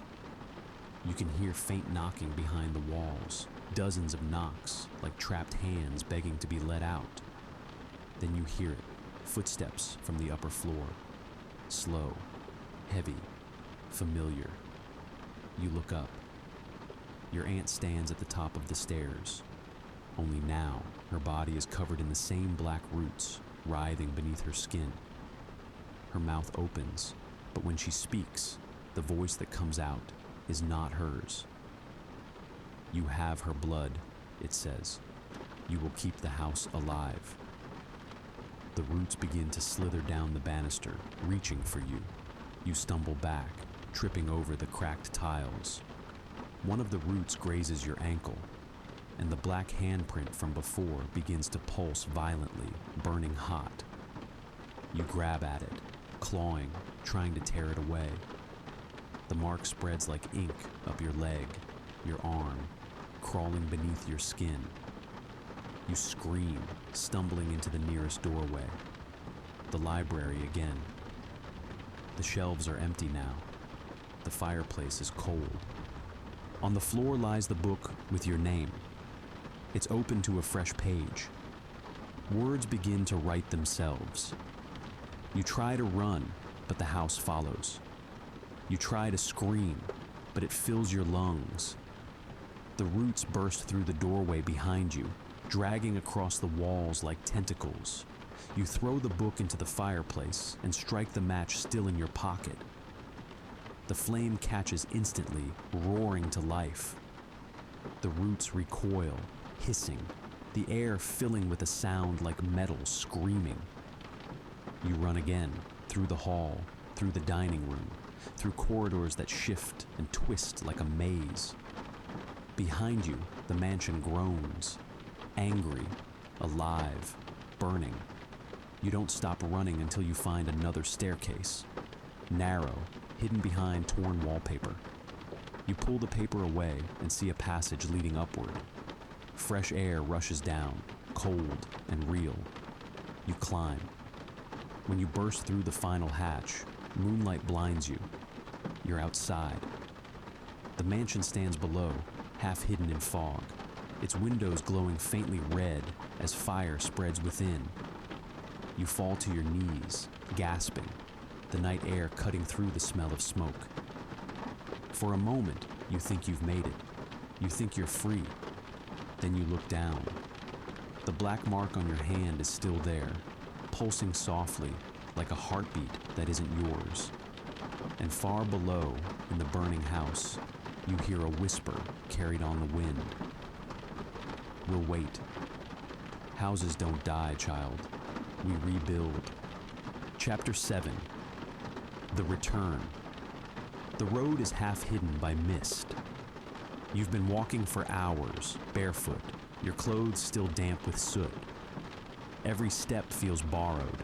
The night presses against you like a hand that doesn't want to let go. When you finally reach the rusted gate, you stop and look back.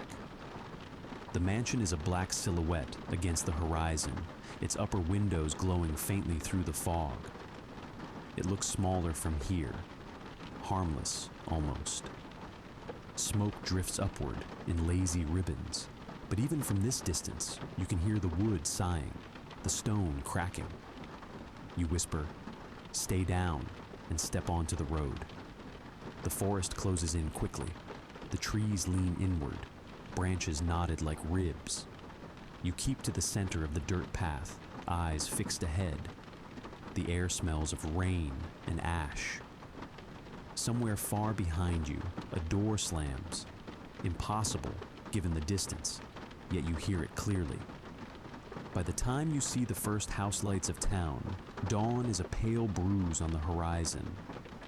You limp up the empty main street toward the one place that's still lit. A small diner, the sign flickering open. 24 hours. Inside, the warmth hits you like a wave. Coffee, frying oil, the hum of fluorescent lights. The waitress behind the counter looks up from her newspaper. "Rough night?" she asks, voice casual. You manage a nod. "My aunt's house." Out by the woods, her expression freezes. Slowly, she lowers the newspaper. "You mean the Holloway place?" You nod again. She studies you for a moment, then forces a small smile. "Honey, that place burned down 40 years ago." You stare at her. "No, I was just there. It's still standing." She shakes her head. "They found what was left of your aunt in the cellar. House went up like tinder. Nobody's touched it since you try to argue, but the words die. The room feels too bright." You glance toward the window, and your breath stops. Across the street, through the fog, stands a figure. Tall, still, wearing a long, dark dress. For a heartbeat, you think it's a stranger. Then the shape tilts its head, and you see the face. Your aunt's, smiling, watching. You blink, and she's gone.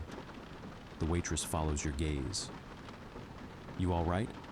You nod quickly, pushing away from the counter. "I need to go." Outside, the morning light has thickened the fog into a dull silver wall. The town is silent. You walk fast, then faster, until you reach the small motel on the edge of the road. The man at the desk doesn't ask questions when you hand him the last of your cash. You just want 4 walls that aren't breathing. Inside the room, you sit on the bed, staring at your hands. The black mark is faint now, like an old bruise. You tell yourself it'll fade. You tell yourself none of this can follow you. You fall asleep sometime after sunrise. When you wake, the room is dark again. You sit up, confused. The clock on the nightstand reads 12:07 a.m. You swear you'd only closed your eyes for a minute. Something smells wrong. Dust and rot and old wood.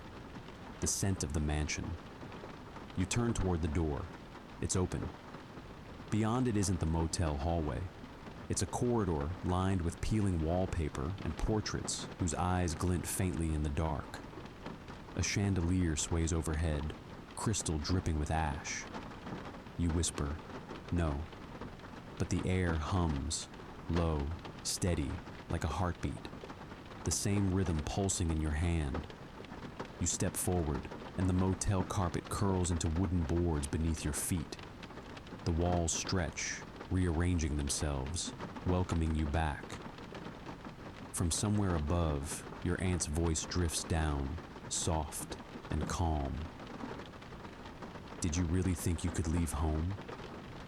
The lights go out. Chapter 8, The Portrait Hall. You take one hesitant step into the corridor. The floorboards groan, but the sound isn't quite right. It doesn't echo like wood.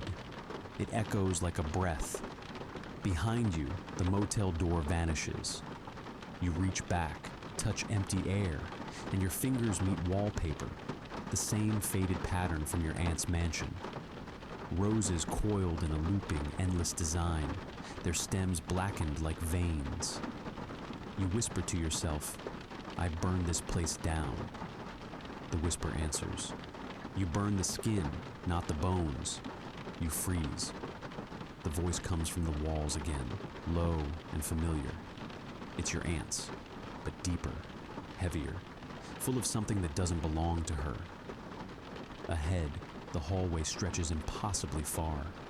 Paintings line both sides, tall portraits framed in tarnished gold. Their faces are covered with white cloths.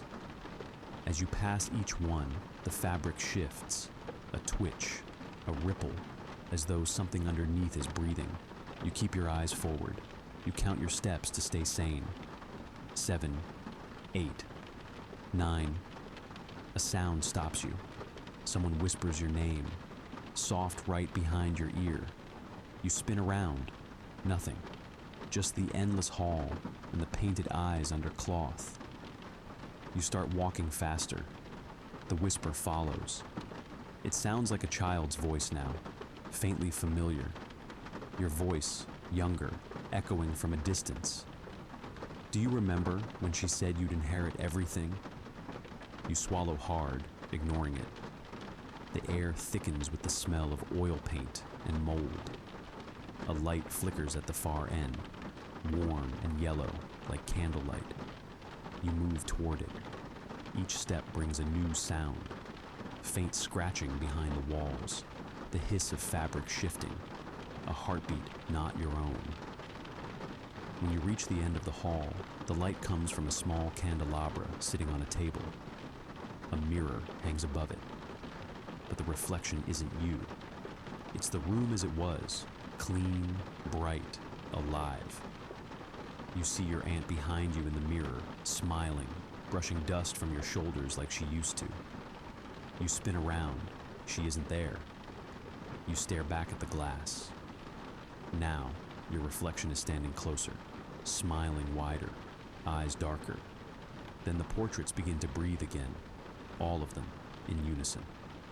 The white cloths rise and fall, slow and rhythmic. One by one, they begin to lift. You see faces underneath, your family's faces, generations of them, eyes sunken, mouths open, their expressions locked in silent screams. You stumble backward, knocking the candelabra over. The flames sputter out. Darkness. Then, faintly, from the black, a slow, scraping sound. A single portrait ahead of you glows with faint golden light. It's uncovered now. You can see the face clearly. It's your aunt, painted in perfect detail. Her eyes shimmer wetly, as though freshly painted. Beneath the portrait, a plaque reads, Marion Holloway, 1911 to 1979, the keeper. But as you stare, the numbers shift. The final digit in the date twists, becomes a 5. 1911 to 2025. You whisper, no. The gold frame begins to ripple.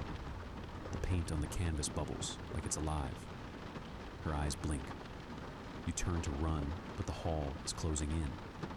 The wallpaper curls like skin peeling away. You can hear the paintings gasping now, hundreds of them, whispering things you can't understand. You grab one of the doors and wrench it open. Inside is a small sitting room. Your aunt's, exactly as it used to be. Tea still steaming. Chair turned toward the window. For a moment, you almost believe it's real. Then you notice the floor. It's breathing. Slow, heavy, steady. The chair creaks, and you hear your aunt's voice again, right beside your ear. You were meant to be here. This house remembers what it loves. The wallpaper begins to bleed. You fall back into the hall, slamming the door. The portraits are moving now, their eyes following you. Some of them open their mouths and begin to hum. The sound is soft, like a lullaby, but there's something horribly wrong in the melody. You back away, trembling. Stop, please! A hand bursts through the nearest canvas. Pale, long-fingered, dragging a trail of black paint as it claws toward you. Another hand follows. Another. Soon every painting is reaching out, tearing through the fabric that held them. You run. The hall twists beneath your feet, bending like a snake. The portraits stretch upward, the ceiling vanishing into black. You can hear footsteps now, the slow, steady sound of someone following you. You don't have to turn to know who it is. Your aunt's voice floats behind you, gentle as ever. Don't run from family. You reach the end of the hall. There's one last door, larger than the rest, carved with the same looping roses. It's pulsing faintly, like it's alive. You throw yourself against it. It opens. Inside is a grand staircase, and at the top, another portrait. This one isn't finished. The painter's tools are scattered below it. The canvas shows your face, half complete. The brush is still wet. You step closer, unable to stop yourself. The handprint on your skin burns brighter. Then, from behind you, the whisper returns, overlapping voices filling your head. We're almost done. Just one more stroke, and you'll never have to leave again. You reach for the unfinished portrait, and your fingers sink into the paint like flesh. It's warm, beating, alive. The staircase shudders. The air fills with the scent of smoke and blood and roses. You hear the house whisper, "Welcome home, child." And the world folds inward like closing eyes. Chapter 9. The Reflection Room. You open your eyes to silence. At first you think you're still standing, but when you try to move, nothing answers. Your body feels heavy, pressed flat. Your heartbeat muffled like it's coming from another room. Light flickers somewhere above you, a ceiling lamp, its glow rippling across glass. You try to turn your head. You can't. You're staring straight ahead at a frame of dark wood and gold leaf. On the other side of the glass is the grand staircase.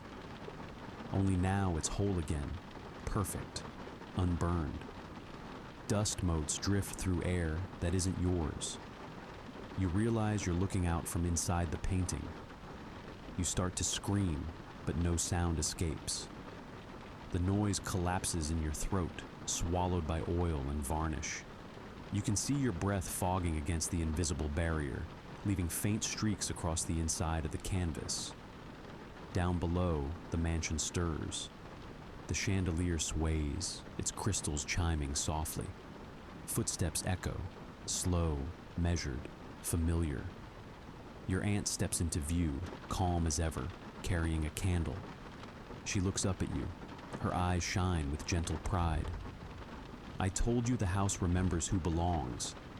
You slam your palms against the inside of the frame. The glass doesn't crack. It bends like warm wax and pushes you back. Beneath your hands, paint ripples. You feel it pulse, your pulse. Your aunt moves closer. "You fought harder than the others," she says. "That's good." The house likes a strong heart. You can see your reflection now in the warped glass. Your skin pale as paper, your eyes painted over in dull gray. The black mark on your hand has spread up your arm, twisting into fine root-like lines across your chest. Behind her, the portraits along the hall have changed again. Every one of them watches you. Some smile, some cry. All breathe in rhythm with yours. Your aunt touches the frame. Her hand passes straight through, fingers trailing cold air over your cheek. You'll understand soon. The house needs someone to keep it alive when the old wood fades. Someone to remember the stories you whisper, though the words never reach her. I don't want this. She smiles sadly. You already said yes when you stepped through the door. The candlelight flickers, and suddenly she's gone. The hall is empty again, but the house keeps breathing. You look down. There's a book resting at the base of your frame. Its pages flutter open on their own. Words begin to write themselves in ink that looks far too dark to be ink. She tried to run. She tried to burn the house, but memory always rebuilds itself. The ink bleeds, forming new lines before your eyes. And so she watches from behind the glass, waiting for the next visitor to knock. Your reflection grins without your permission. It raises its hand, places it flat against the inside of the frame. You feel the touch echo through your real palm. From somewhere beyond the hall, a door creaks open. Footsteps, fresh ones, hesitant. A stranger's voice calls out, "Hello? Miss Holloway?" The chandelier sways again. The portraits turn their heads toward the sound. You can't move, can't warn them. The candle beside your frame flares higher, spilling light across your painted face. And then, faintly, you hear the whisper of the house, smooth and content. Another guest. The air fills with the scent of roses and dust. You smile, though you don't mean to. Chapter 10. The Final Visitor. The hall is quiet, almost peaceful, though you know better. Your painted body presses against the canvas, still heavy and unyielding, and you watch the flicker of candlelight from inside your frame. Every breath you take, every heartbeat, echoes faintly through the oil and varnish. Then the doorknob turns. A new presence enters the mansion. You recognize it immediately. Fresh fear in their steps, careful, hesitant. They pause at the base of the grand staircase, glancing around. You strain to see, to warn, to scream, but nothing comes from inside the painting. The visitor takes a step forward. The floorboards groan under their weight. You notice every detail, the way their eyes widen at the portraits, the way their hands tremble at the banisters, the way their pulse quickens as they follow the same path you did all those nights ago. Your black mark flares. You feel it pulse in rhythm with the visitor's heartbeat. You reach out from inside the glass.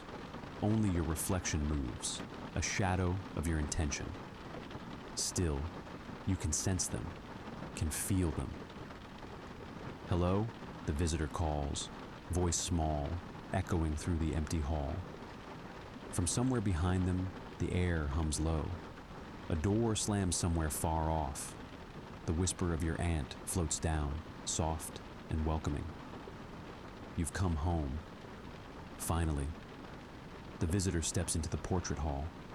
Their eyes scan the blank cloths, the paintings that watch, and their lips part in awe. You try to warn them. You move your painted lips, forming the words, "Don't." But it never reaches their ears. Behind you, from within your canvas, the house stirs. The walls pulse, the ceilings stretch, and the portraits breathe in unison. Every face that once smiled, that once screamed, now turns toward the new guest. Every mouth opens silently, as if waiting for a command. A whisper curls inside your skull. Teach them the stories. Let them see. Let them join. You struggle, trapped in the paint. but you cannot stop the house. The visitor moves closer to your frame. Their eyes catch yours in the glass. For a moment, you think they see you, the real you behind the varnish. But the house twists reality. The hallway folds over itself. The floor rises to meet the walls. The visitor gasps, stumbling back. The portraits twitch. The glass of your frame ripples, almost like water, and a faint voice escapes. Your own. Run. Too late. The visitor reaches for the book at the base of your frame. Its pages flutter open, and ink spills across them, black and wet, forming words as if written by invisible hands. He warned them. She begged them. She could not stop it. The visitor reads aloud, unknowingly sealing their fate. The words curl around them like smoke, wrapping, binding. You feel it inside your chest, the pulse of the house, the hunger of the roots, the endless pull of memory. The visitor screams. The sound echoes through the hall, bouncing off walls that shouldn't exist. You feel it as if it were your own voice. And then silence. The candlelight dims. The portraits settle. The floorboards stop groaning. The visitor is gone. You stare at the frame, at your own painted hands pressed to the inside, and you realize the mansion doesn't need walls or doors anymore. It only needs memory. It rebuilds itself through those who enter. Each guest becomes part of the story. Each one strengthens the house. Your aunt's whisper drifts down, gentle, patient, eternal. Thank you for staying with us. You look out through the glass. Somewhere in the distance, another door creaks open. Footsteps echo across the floorboards you cannot reach. Another visitor is coming. You smile, faintly, though your lips do not move. The house waits. And so do you. The shadows pulse. The walls breathe. The portraits watch. And the story begins again. Whispers of the dead. The world ended on a Tuesday. No one saw it coming. The virus didn't roar like a lion. It crept like a whisper through crowded cities, airports, and grocery stores. It was subtle at first, a fever, a cough, confusion. Then came the seizures, then the screams, then the silence. By Friday, civilization had collapsed. 6 months later, Callie was one of the few left breathing. She traveled alone, always alone. In this world, people were often more dangerous than the dead. She walked along cracked highways, her boots covered in dried blood and ash, a machete strapped to her thigh, and a rusting pistol in her backpack with only 3 bullets left. It was early evening when she stumbled on the town of Duskvale. Just a few square blocks of deserted houses and rusting vehicles under a blood-red sky. She didn't want to stay, but the thunderclouds above promised a brutal storm. One night, she told herself. Just one. She broke into an old bed and breakfast on the edge of town. Dust hung heavy in the air. The place had been abandoned fast, plates still on the table, a child's toy on the floor. A TV paused mid-news broadcast. She cleared a room upstairs, blocked the door with a dresser, and lay on the floor with her machete gripped tight. In the middle of the night, she heard the whispering. At first, she thought it was the wind, but it came from inside. Callie sat up, heart pounding. The whispering continued, low, raspy, like dozens of voices mumbling just beyond the door. She pressed her ear to the wall. Nothing. Then a floorboard creaked. Upstairs. But she was on the top floor. Her breath caught. Slowly she turned toward the ceiling. Another creak. Then a dragging sound like something heavy being pulled across the floor. She grabbed her machete. She moved to the door, shifted the dresser aside silently, and peeked into the hallway. Nothing. Then, crash. A door slammed at the end of the hall. She froze. And then, she saw it. A shadow in the hallway. standing still, too still. Her fingers tightened around the machete. The figure slowly stepped forward, revealing a face half-eaten, lips torn back in a permanent grin, eyes sunken but locked directly on hers. It wasn't just a zombie. It was aware. She slammed the door and braced it again. The thing outside didn't rush. It just waited. Then she heard it whisper her name. Callie. Her blood ran cold. No one knew her name. No one alive. More footsteps, more whispering. Not one voice, dozens. They remember, she muttered. The storm broke outside, lightning flashing, thunder crashing. She turned, looking for another way out, and saw something scratched into the mirror across the room. You let us die. It was her brother's handwriting. Number impossible. She had lost her brother in the first wave. He was bitten. She had been the one to end it. Quick, clean, no suffering. Or so she thought. The window shattered behind her. A hand reached in, gray, bloated, rotting. She turned and hacked it off with a scream, the hand falling to the floor and still twitching. More shadows gathered outside the broken glass. Not a horde, a group, organized, focused. They weren't mindless. They remembered who they were. They remembered her. Callie fled through the window, rain soaking her instantly, boots slamming onto the muddy ground below. She ran, through alleys, over fences, past rusted-out cars. Behind her, the whispering followed. Not groans, not moans. Words, accusations, cries for help, laughter, names. Her name. She made it to the church at the center of town. Its doors were open, as if waiting. She slammed them shut and locked them, pressing her back against the wood. Inside, candles still burned. Someone had been here recently. Then she saw them. Photos.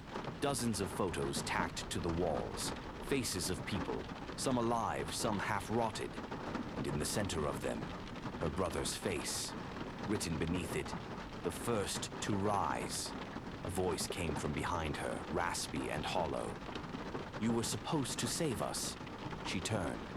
He was standing there. Her brother. No longer human, but not gone either. You left us in the dark, he whispered, stepping forward. Callie raised the machete, but her arms were trembling. You don't understand, she gasped. Oh, but we do, he said.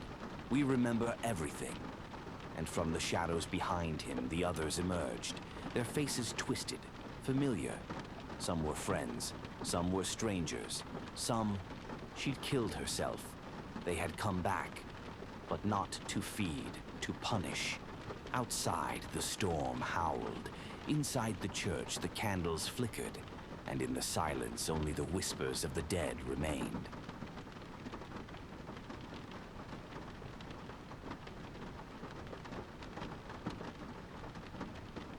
When the silence burns. The sky had been gray for weeks.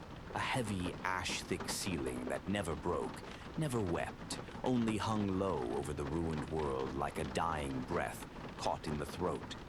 Thomas moved carefully through the collapsed remains of what used to be a hospital, his boots crunching over glass and bone and something slick. He didn't want to identify.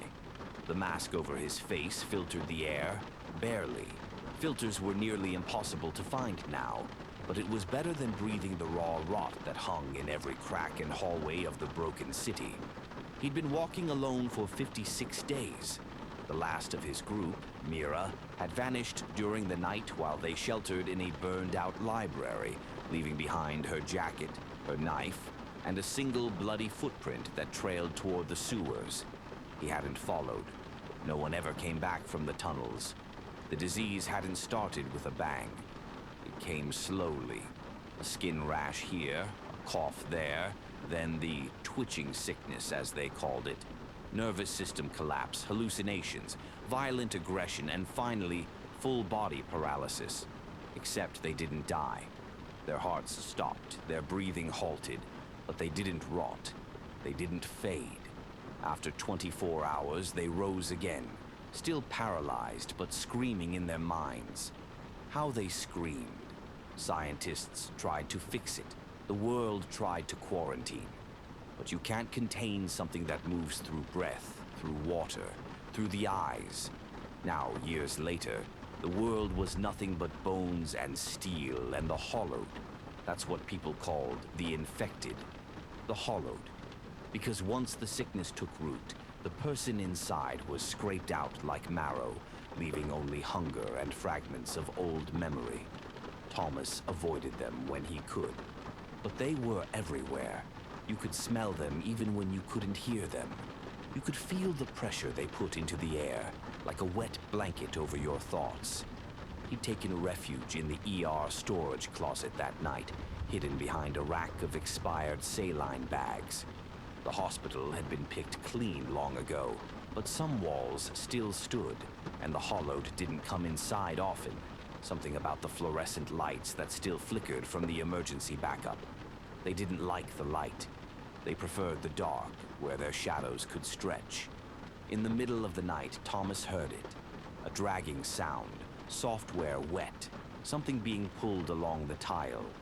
Not footsteps, scraping, like fingernails. He didn't move. Not until the door creaked open and the light from the hallway flickered over a shape. Not tall, not large. A child, maybe 6 years old.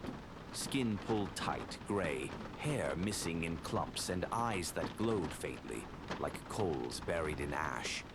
She didn't enter, just stood there, staring, mouth slightly open as if about to speak. But no sound came. She raised one trembling finger and pointed. Not at Thomas, but behind him. He turned slowly. There was no time to scream. Something large was already in the room, had been in the room. It rose from behind the shelving unit, slow and smooth, with joints that didn't bend right, limbs too long, mouth open in a rictus grin filled with broken, jagged teeth. Not human, not hollowed either. Something else, something made in the years after.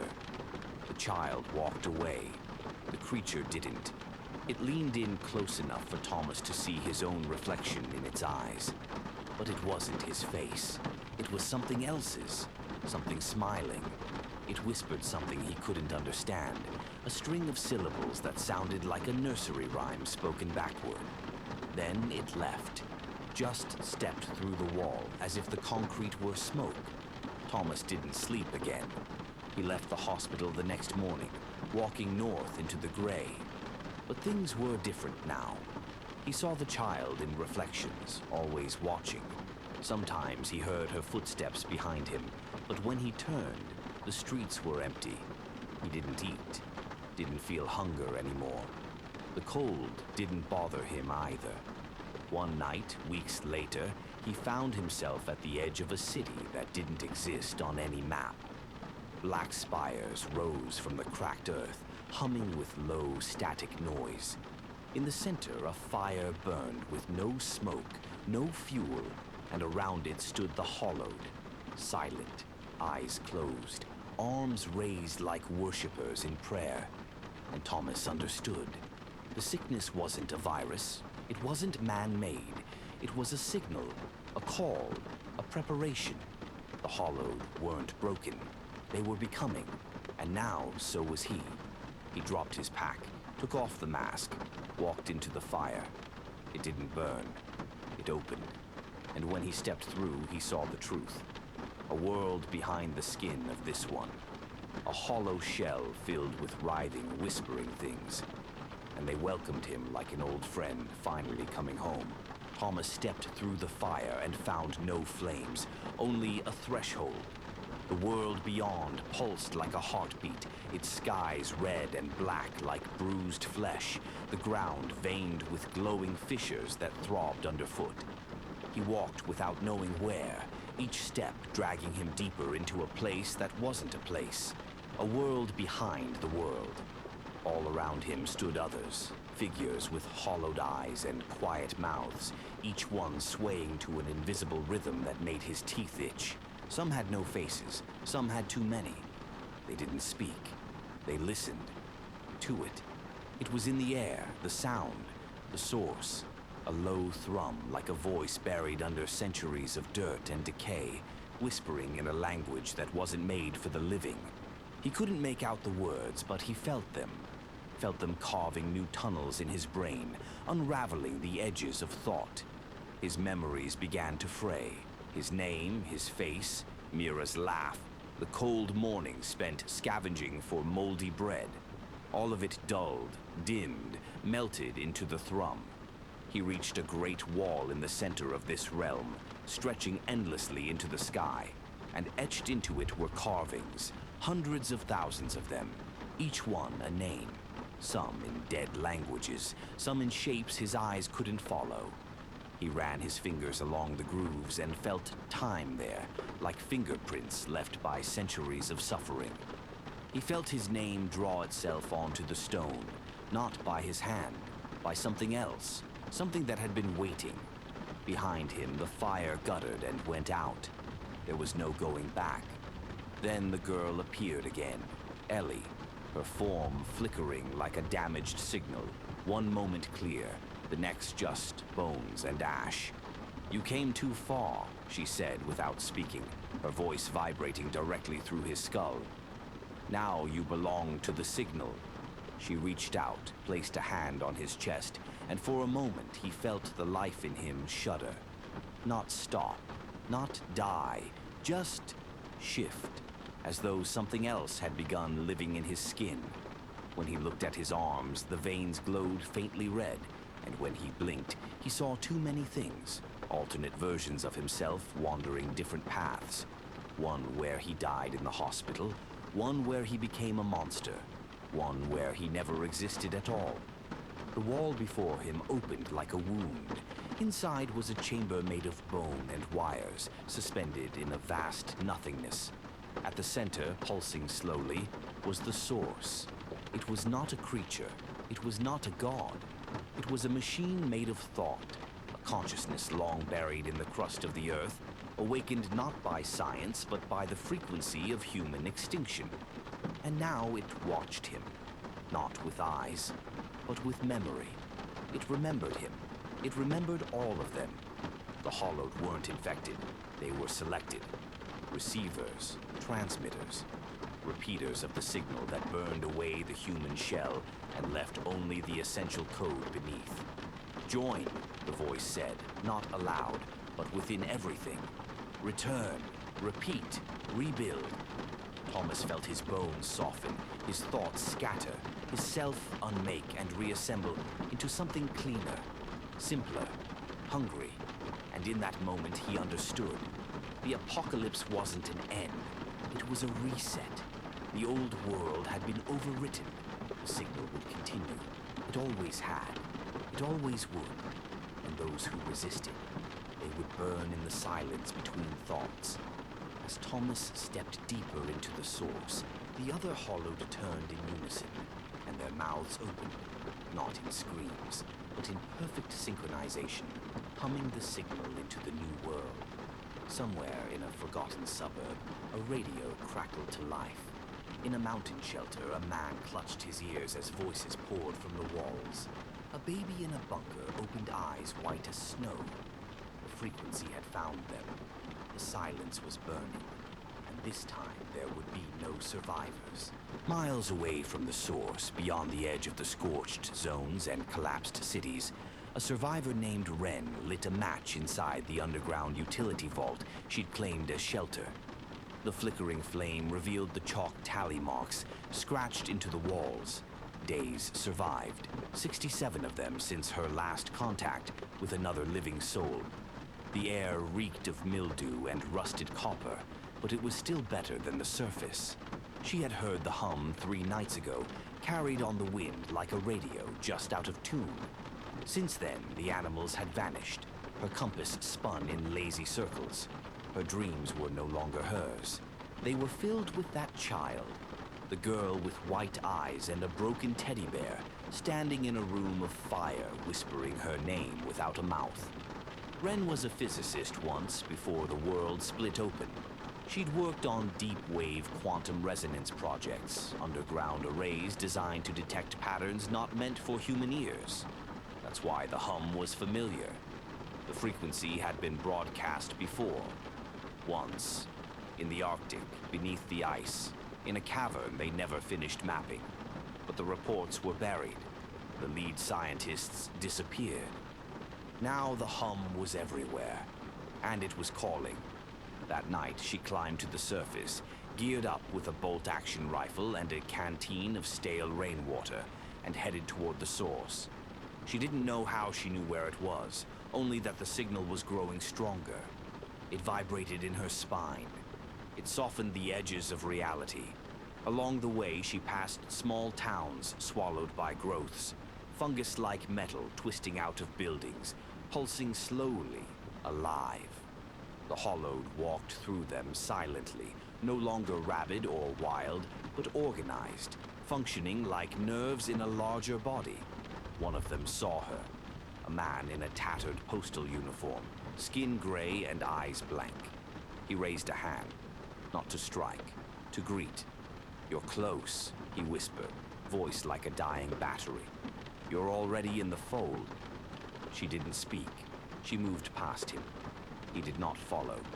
As she approached the burned valley where the source had bloomed, she saw what was left of cities, people frozen mid-run, fused to walls, to streets, their mouths open in permanent gasp as vines of silver wire sprouted from their throats.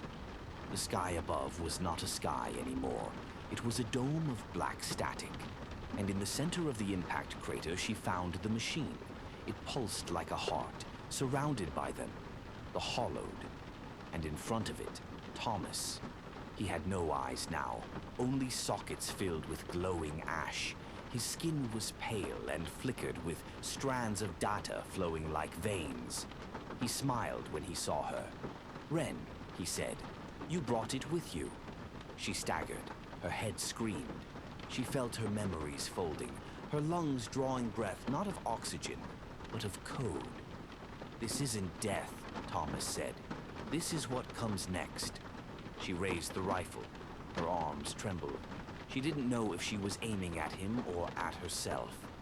The machine spoke, not in sound, but in every cell of her body. "We waited for understanding. Now we are understood." And Ren realized the truth. The signal had never been a virus. It was a message, an instruction. Humanity was the prototype.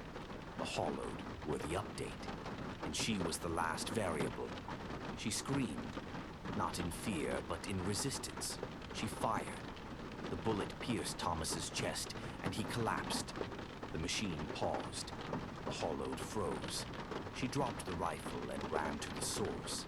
It was too late to stop it. Maybe she could change it. She threw herself into the core, feeling her body atomize, dissolve into light, into sound, into raw thought. She saw everything. The birth of stars, the slow death of time. She saw Earth like a glass globe in a firestorm, and she rewrote the ending, gave it one final loop, one last reboot. When the light cleared, the machine was gone. The Hollowed were still, empty husks without signal. Ren was not dead, but she was no longer human. She stood where the crater had been, alone, a faint white glow behind her eyes. And somewhere, deep beneath the dirt, the signal waited again. Because nothing ends. It only sleeps, until the silence burns once more.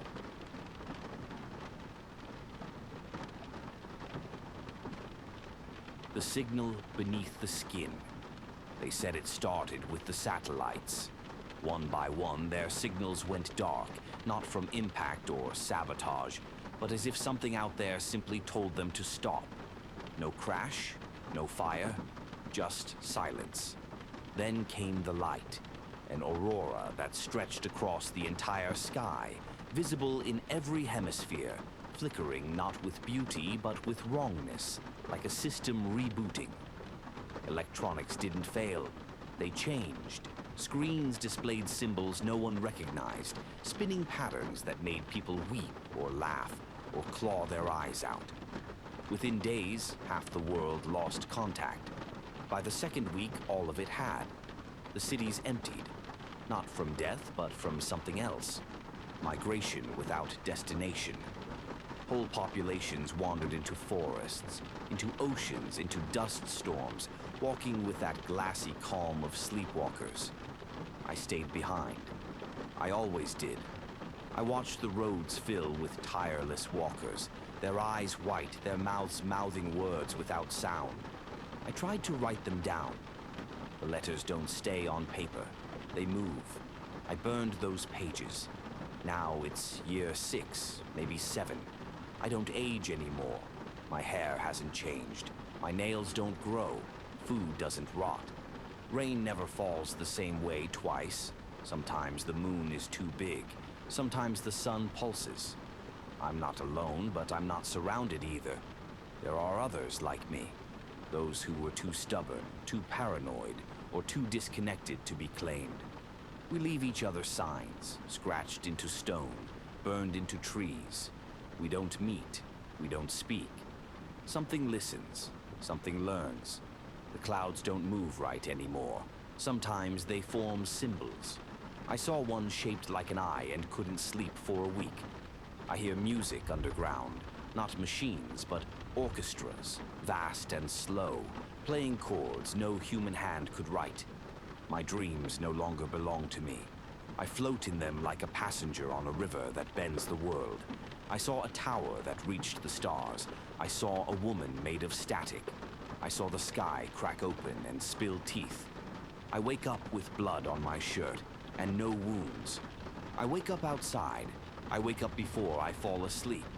I tried recording my voice, but the playback is just me screaming, even when I wasn't. I buried the recorder. It unearthed itself. Every machine I've touched since hums with that same low frequency, the one you feel more than hear, like a pressure behind the eyes. I think the world didn't end. It shifted, like a coin flipped to its other side. And this version we're living in now, it's still learning to wear human skin. I've seen dogs with too many legs. I've seen birds that fly backwards and whisper your name. I've seen shadows that don't belong to anything. I don't scream anymore. That's how it finds you. I just write. I just wait. I just listen. Because the silence isn't empty. It's looking back. I built a circle out of salt and wire, not for protection, but to mark the edge of where my mind still feels like it belongs to me. And every day the circle gets smaller, not because something crosses it, but because it presses inward, like the land itself is inhaling, pulling me toward a center I can't see, but I can feel it under my feet. A pressure like a heartbeat buried miles deep. And sometimes I think I hear it say my name. Not the one I use, but the one I've forgotten. The name I must have given up the moment everything turned. And I've come to understand that forgetting is survival. Because memory is a tether. And the more I remember what the world used to be, the more it bleeds into the now, warping, echoing, collapsing in on itself. And the places I once knew, gas stations, overpasses, playgrounds, still stand, but only when you look from far away. And the moment you get close, they tilt slightly, like film sets held up by suggestion. And inside, the walls are too soft. The light buzzes with colors that aren't part of any spectrum. And doors open to places that never existed, like endless hallways filled with fog and voices that speak only in regrets you've never had. And yesterday I saw a mirror in the ruins of a church, standing upright with no frame, just a tall slab of reflection. But when I looked into it, I saw my back, and I was watching myself, not with hostility, but with curiosity, like something inside was learning how to be me. And when I blinked, I felt a second pair of eyelids close, somewhere behind my face. And now I no longer trust the moments between breath and thought, because something else breathes with me, in sync, patient, waiting. And every so often I find symbols etched into rock, circles with jagged mouths, trees upside down, spiral staircases leading into nothing. And when I touch them, my ears ring with static, and I hear things that haven't happened yet, like a woman screaming my name in a tunnel I've never been in, or my own voice saying, "We remember you," in tones I couldn't replicate if I tried. And when I sleep now, I don't always wake up in the same body. Sometimes my hands are younger, sometimes my bones ache like they're not mine, and I've stopped counting time altogether because the stars don't move anymore. They just hang there, flickering like they're trying to communicate. And once I climbed to the roof of an old courthouse to get a better look, and one of the stars blinked in a pattern I recognized. It was Morse code for "I see you," and then it turned red, just one pinpoint of crimson in the black sky, and I haven't looked up since, because I think that star is still watching. And maybe it isn't a star at all. Maybe none of them are. Maybe they're windows or lenses or eggs, and the longer this world goes on, the less I believe in what used to be called reality, because that was just the surface, and now we're under the skin of something older, something deeper, and I can't shake the feeling that all of us still out here, the ones who didn't change, didn't vanish, didn't forget. We weren't spared. We were saved, but not out of mercy. We were kept like specimens in a lab that stretches across dimensions, waiting to be studied, to be opened. And if this world is a test, I think I'm failing, because I don't dream in first person anymore, and when I speak, I hear a second voice just behind mine, echoing every word half a second late, like something rehearsing the script of being human. It finally happened tonight. Not an ending, not death, not escape. But the moment I stopped pretending, I was still separate from the thing that's been moving beneath this world, beneath me. And it wasn't some cinematic confrontation or a divine revelation. It was quiet, like a page turning itself in the dark, like breathing out after holding it for too long. And I knew I had reached the core of whatever this has all been when I found the door. Not a metaphorical door, the door, not a hallucination, but a door made of black glass, pulsing like it was alive, standing upright in a field where no field had been. And the moment I touched it, everything froze. Not time, not space, but noise, the constant thrum that's hummed at the edge of my hearing since the world cracked open. And in the silence I heard a single thought that wasn't mine. You're ready. And I didn't flinch, didn't cry, didn't ask what it meant because I already knew. I had always known, and that's the truth I was never supposed to see. That I wasn't surviving the apocalypse. I was becoming it, shaped by it, tuned to its frequency until my breath matched the static, and my thoughts echoed the symbols carved into bone. And as I stepped through the door, I felt my skin dissolve into warmth. Not fire, not light, just pure understanding, like returning to a word you forgot you used to be. And the field fell away, and I stood in a place that wasn't a place, surrounded by others who had come before. People I knew, people I didn't. People who never existed until I dreamed them. And they smiled, not with mouths, but with memory. Because now I was part of them, part of it. A node in the network that pulses beneath everything. And I saw what the old world had hidden. That we were never the peak of evolution, only the scaffolding for what comes next. And now that the scaffolding is gone, the signal is free to breathe. And I am its voice, its echo, its hymn in the static. And if you're reading this, if the sky has started to blink, if your dreams no longer belong to you, then know this isn't a warning. It's a welcome, because soon you'll hear the thought that isn't yours. Whisper, you're ready. And when you do, don't run, don't hide. Just walk to the door when it finds you and step through. Because the signal has already learned your name, and it's been waiting to say it back.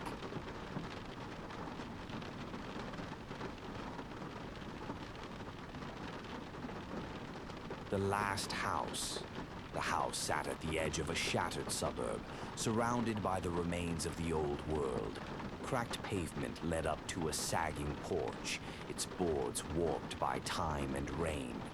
Inside, the air was stale with sweat, rot, and hopelessness. The windows were boarded. The doors were nailed shut. But outside they waited. Always. The dead, dozens of them, maybe hundreds, gathered around the house in a silent vigil, pressing their bloated faces against the rotting wooden slats. They didn't scream. They didn't rage. They just stood there, still as statues, moaning softly now and then, as if reminding the living that they were still there and they weren't leaving. Inside, 7 survivors huddled in the living room, lit only by a few sputtering candles and a dying fire in the hearth. Their food was gone. Water was almost out. They had tried to escape 3 times, each attempt ending in blood, panic, and death. They knew now that there would be no more tries. There was nowhere left to run. It was Liz who spoke first. "We should talk," she said, her voice hoarse. "Not strategy, not plans, just talk."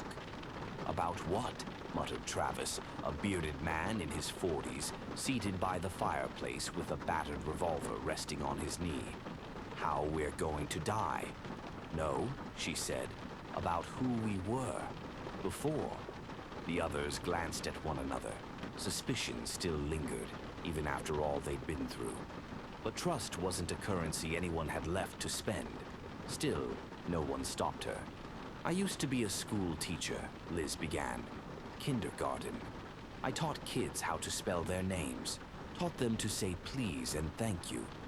Then one day, after all this started, I bashed a 10-year-old skull in with a hammer." Silence. "His eyes were gone," she continued quietly. "He bit his mom's throat out. I was trying to save her, but she was already screaming, choking on her own blood, and I panicked. I didn't even think, I just swung." No one said a word. Then Mark, sitting by the boarded-up window, let out a sharp exhale. "I was a banker," he said, rubbing his temples. "Spent my whole life lying to people about money. Made a fortune convincing folks to sign loans they didn't understand. After the outbreak, I thought I could bribe my way to safety. Had a suitcase full of cash. Tried to trade it for a seat on a helicopter. The pilot laughed. So I shot him." He looked up. "That's how I learned to fly." Someone snorted in the corner. It was Dana, the youngest of them. Maybe 20, maybe less. Her skin was pale, her clothes stained with old blood. "I was a cheerleader," she said. 2 years ago, I was worrying about who to take to prom. Now I've got 15 confirmed kills. I counted for a while. Stopped after I killed a guy who tried to take our last water bottle. He didn't even fight back. Just cried. Begged me not to." She stared into the shadows. "I did it anyway." The fire crackled, sending shadows dancing along the walls. The undead outside groaned softly, pressing closer as if they could hear the confessions within. Ben stood up next. He was massive, quiet, his hands always trembling a little. No one knew what he'd done before. No one dared ask. "I had a wife," he said simply. "Her name was Katie. She had cancer. When the world ended, we were already living in a hospital. I thought maybe it was a blessing. We wouldn't have to suffer through the treatments anymore." He looked at his hands, but she turned, right there, in our bed. I had to hold her down. She kept whispering my name. I don't think she even knew what she was doing. He didn't say more. He didn't have to. Eli, the old man with cloudy eyes and a permanent scowl, coughed into his sleeve and muttered, "I used to be a pastor. Preached about hope, salvation. After the dead started walking, I locked my congregation in the church basement and ran. Said I was going for help. I never went back." He spat into the fire. "Maybe they're still down there." The room went quiet again. Then a strange thing happened. Someone laughed. It was Mira, slender, sharp-tongued, always angry. She wiped a tear from her eye as she chuckled. "I ran a wedding boutique," she said. "Helped women pick out dresses. Dream days, we called them. Made them feel special. Then it all went to shit, and I started stabbing people who got too close to my canned beans. She smiled bitterly. Guess I wasn't that special. No one slept that night. They sat in a circle, telling pieces of themselves to one another. Some stories were dark, some hopeful, some so absurd they brought brief, broken laughter. They remembered who they used to be. Fathers, sisters, husbands, cowards, thieves, lovers, liars. They talked until the candles burned low and the moans outside grew louder. The house began to groan under pressure. The boards on the windows started to crack. No one ran. No one even moved. They just looked at one another and waited. When the windows shattered and the doors broke open under the weight of the dead, no one screamed. Liz stood and raised her machete. Mark lifted his broken pistol, empty chamber clicking like a metronome of doom. Ben stepped in front of Dana, shielding her with his massive frame. Mira lit the last candle and held it high like a torch in a tomb. The dead poured in, pale eyes glowing, mouths stretched wide. The survivors didn't beg. They didn't run. They simply stood, side by side, together. And when the house was finally silent, the candle guttered out, and the dead whispered no more.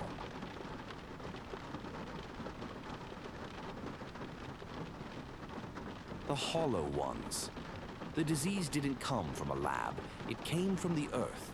It started in a remote mining site in Siberia, an ancient spore dormant for millennia, awoken by drills and greed. Workers died within days. Not just dead, changed, bloodied, mindless, consumed by rage. The news never reached the public. By the time governments acted, it had already crossed oceans. Planes, boats, carriers of silent death. The media called it the Howling Plague. Those infected weren't undead. They weren't rotting corpses. They were alive. Too alive. Their bodies twisted with adrenaline and hatred, eyes white and screaming, skin pulsing with veins like cables. They were fast. They were strong. And they never stopped. The infected were called Hollow Ones, because once the plague took root, there was nothing human left inside. Year 3, after fall, 3 AF. The sky was copper with ash. Sam Thatcher stood on the roof of the abandoned school, watching dust swirl over the dead city below. He gripped a rusted pair of binoculars and scanned the distance. Nothing but broken buildings, hollow cars, and the distant flicker of fire on the horizon. Behind him, the survivors were stirring. The school had been fortified, barricaded windows, rooftop gardens, traps along the lower hallways. It was a holdout, one of the last in the region. They called it Red Hall. Sam was their de facto leader, not by choice, just by survival. When the world fell, leaders didn't rise. They were the ones left holding the door when it slammed shut. Inside, families huddled in old classrooms turned dormitories. Children whispered about the Hollow Ones in their sleep, afraid to cry too loudly. The infected could hear sound from over a mile away, and they always came running. That morning, something was wrong. Sam saw it in the way the sky hung low, in the birds, none in sight, in the stillness. Then the lookout scream came. Incoming! East Gate. The perimeter crew scrambled to the wall. Sam slid down a rope ladder and ran to the edge of the grounds. Through the wire mesh fence, he saw them. 6 of them, sprinting, frothing, the infected. Men and women once. Now a blur of muscle and snapping teeth, eyes rolling in their sockets, shrieking like animals on fire.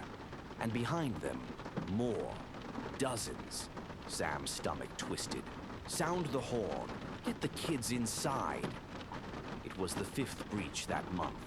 But this one felt final. The battle was chaos. Molotovs hurled from the roof. Gunshots cracked from the windows. The infected didn't slow. They leapt onto the fence, tore through steel mesh, pulled bodies apart like wet paper. Screams filled the air. Sam fought with an axe. Bullets were rare now, saved for last resorts. Blood sprayed his face. Something sharp tore into his leg. He fell, and then darkness. He woke in a crawl space. Lizzie, a nurse from the lower floors, was dragging him by his collar. Her face was smeared with blood. His or hers, he didn't know. They breached the gym and east wing, she panted. You were out cold. I pulled you into the wall. How many? Her eyes flicked away. Too many.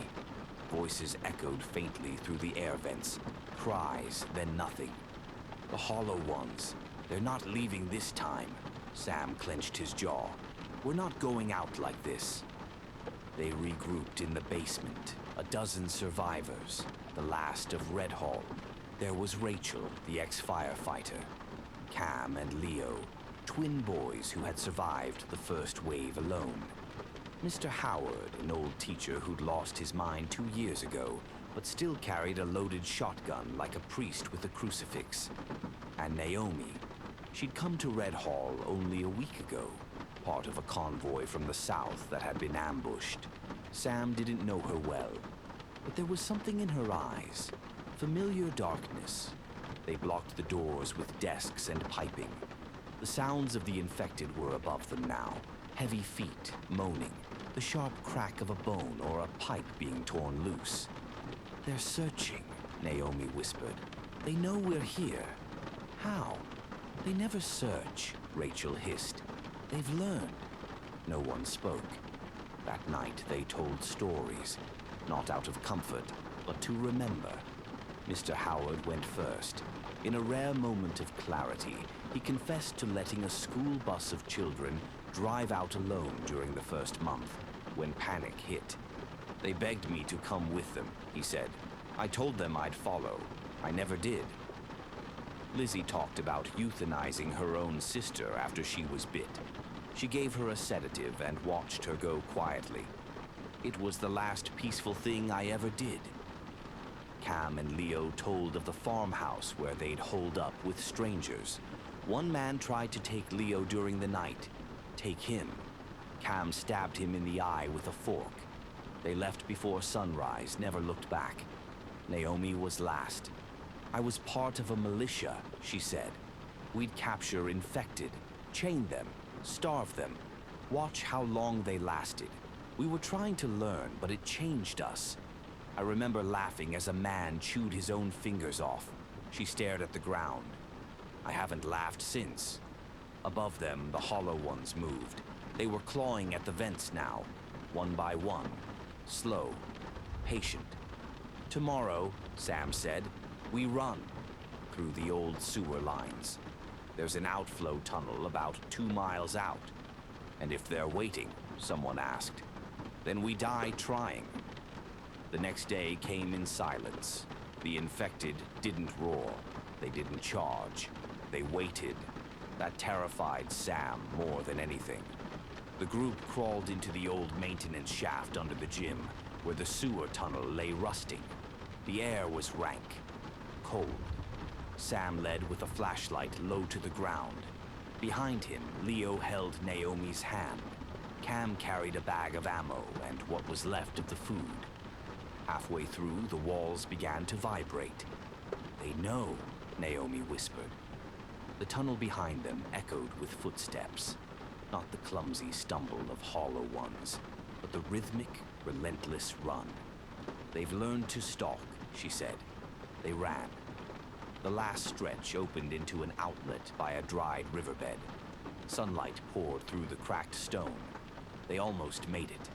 Sam turned to cover the others, saw Naomi trip, heard Cam scream. A hollow one, too fast to see clearly, tore into his neck. Blood sprayed in an arc. Sam fired the last bullet. It barely slowed the creature. The exit narrowed. Go, Sam shouted. Get to the trees. Rachel pulled Leo into the woods. Sam turned to Naomi, but she was already gone, dragging Cam's body with her into the shadows, the hollow ones right behind. 2 survivors made it out, Rachel and Leo. They never found the others. But sometimes at night they heard something in the woods. Not howling, not screaming.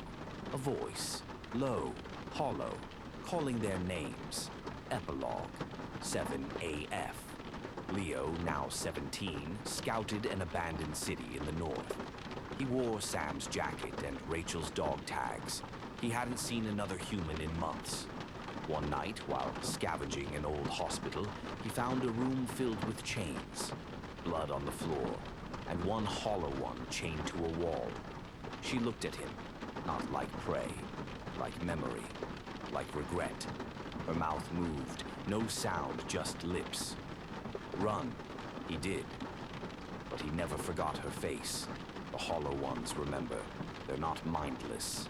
They're evolving, and they're waiting.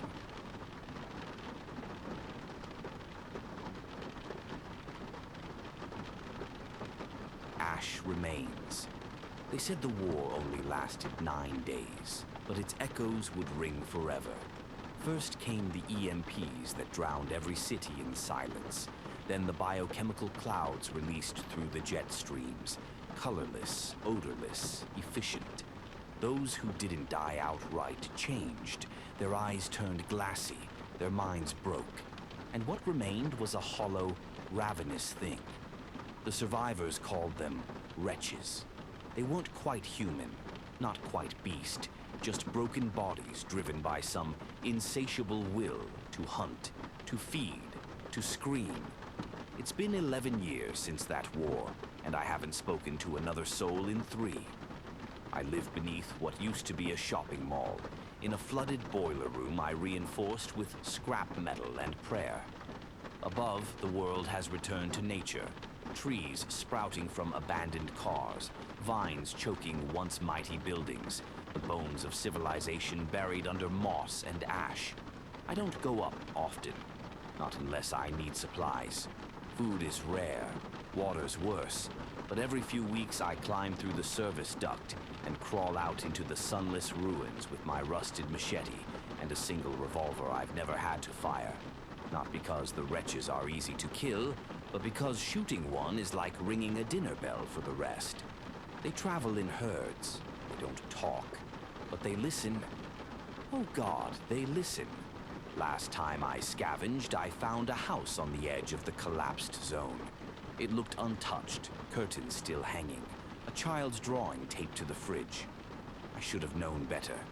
The moment I stepped inside, the floor groaned in a way that wasn't wood. It was breath, and then I heard it. The wet clicking sound they make when they're about to move. I turned to leave, but the door was already gone. Not blocked, just gone. Like the house had changed around me. It does that sometimes, this world. Reality flickers like a damaged cassette. Places shift, maps lie, time stops. I backed into the kitchen and saw the fridge door open itself with a creak, so slow it sounded like a scream, pulled through molasses. Inside wasn't food, just a dark tunnel pulsing like a throat. I didn't stay to see where it led. I bolted, tore through the hallway, through a bedroom, through a wall that wasn't there before, until I stumbled into the backyard, and they were waiting. 5 wretches. Faces slack, skin paper thin, and stretched over bone like wet gauze. Their mouths stuck in a permanent O, like they were mid-scream but never made a sound. I froze. Not because I'm brave, but because something behind them was worse. A figure. Not like them. Tall, still. Wearing something like a suit, but too dark to be cloth. No face, no movement. But I felt it watching me. And worse, I felt something recognize me. That was 2 weeks ago. I've had the same dream every night since. The same house, the same hallway, the same tunnel in the fridge. And every time I get pulled deeper, I wake up choking, heart pounding, convinced I brought something back with me. This morning I found a drawing on my boiler room wall. Same one from that fridge. Crayon. A family of 4. One of them has no face. The corners of the room are starting to breathe. Sometimes when I blink, I don't open my eyes. I open other things. I think the war didn't destroy the world. I think it tore a hole in it. And now the wretches, the silence, the shifting places, They're not side effects, they're symptoms. Symptoms of something crawling through the cracks. Something that doesn't want to kill us. It wants to change us. One by one, dream by dream, breath by breath. I don't know how long I've been in this room anymore. My watch says 3 days. The shadows say 30. The tunnels in the walls are getting louder. I think tonight's the night I finally answer the fridge. And now that I've made that decision, I can hear the rest of the house again. The pipes clicking. Not with water, but with voices too soft to understand. There's laughter, but wrong. Too many layers. Too wet. The fridge has started humming, even though the power's been dead for a decade. When I stand near it, I hear a heartbeat that isn't mine. I see movement in the walls. Not rats, not insects, just fingers brushing the inside of the concrete, like something is testing the boundary between here and wherever they come from. I don't think it's just the wretches anymore. I think the war cracked the skin of the earth and let something deeper look up and see us. And now it wants in. The boiler pipes have begun to twist in slow patterns, drawing spirals in dust. I see lights under the water pooling at my feet, as if something is glowing beneath the floor. When I look too long, I see a face in it.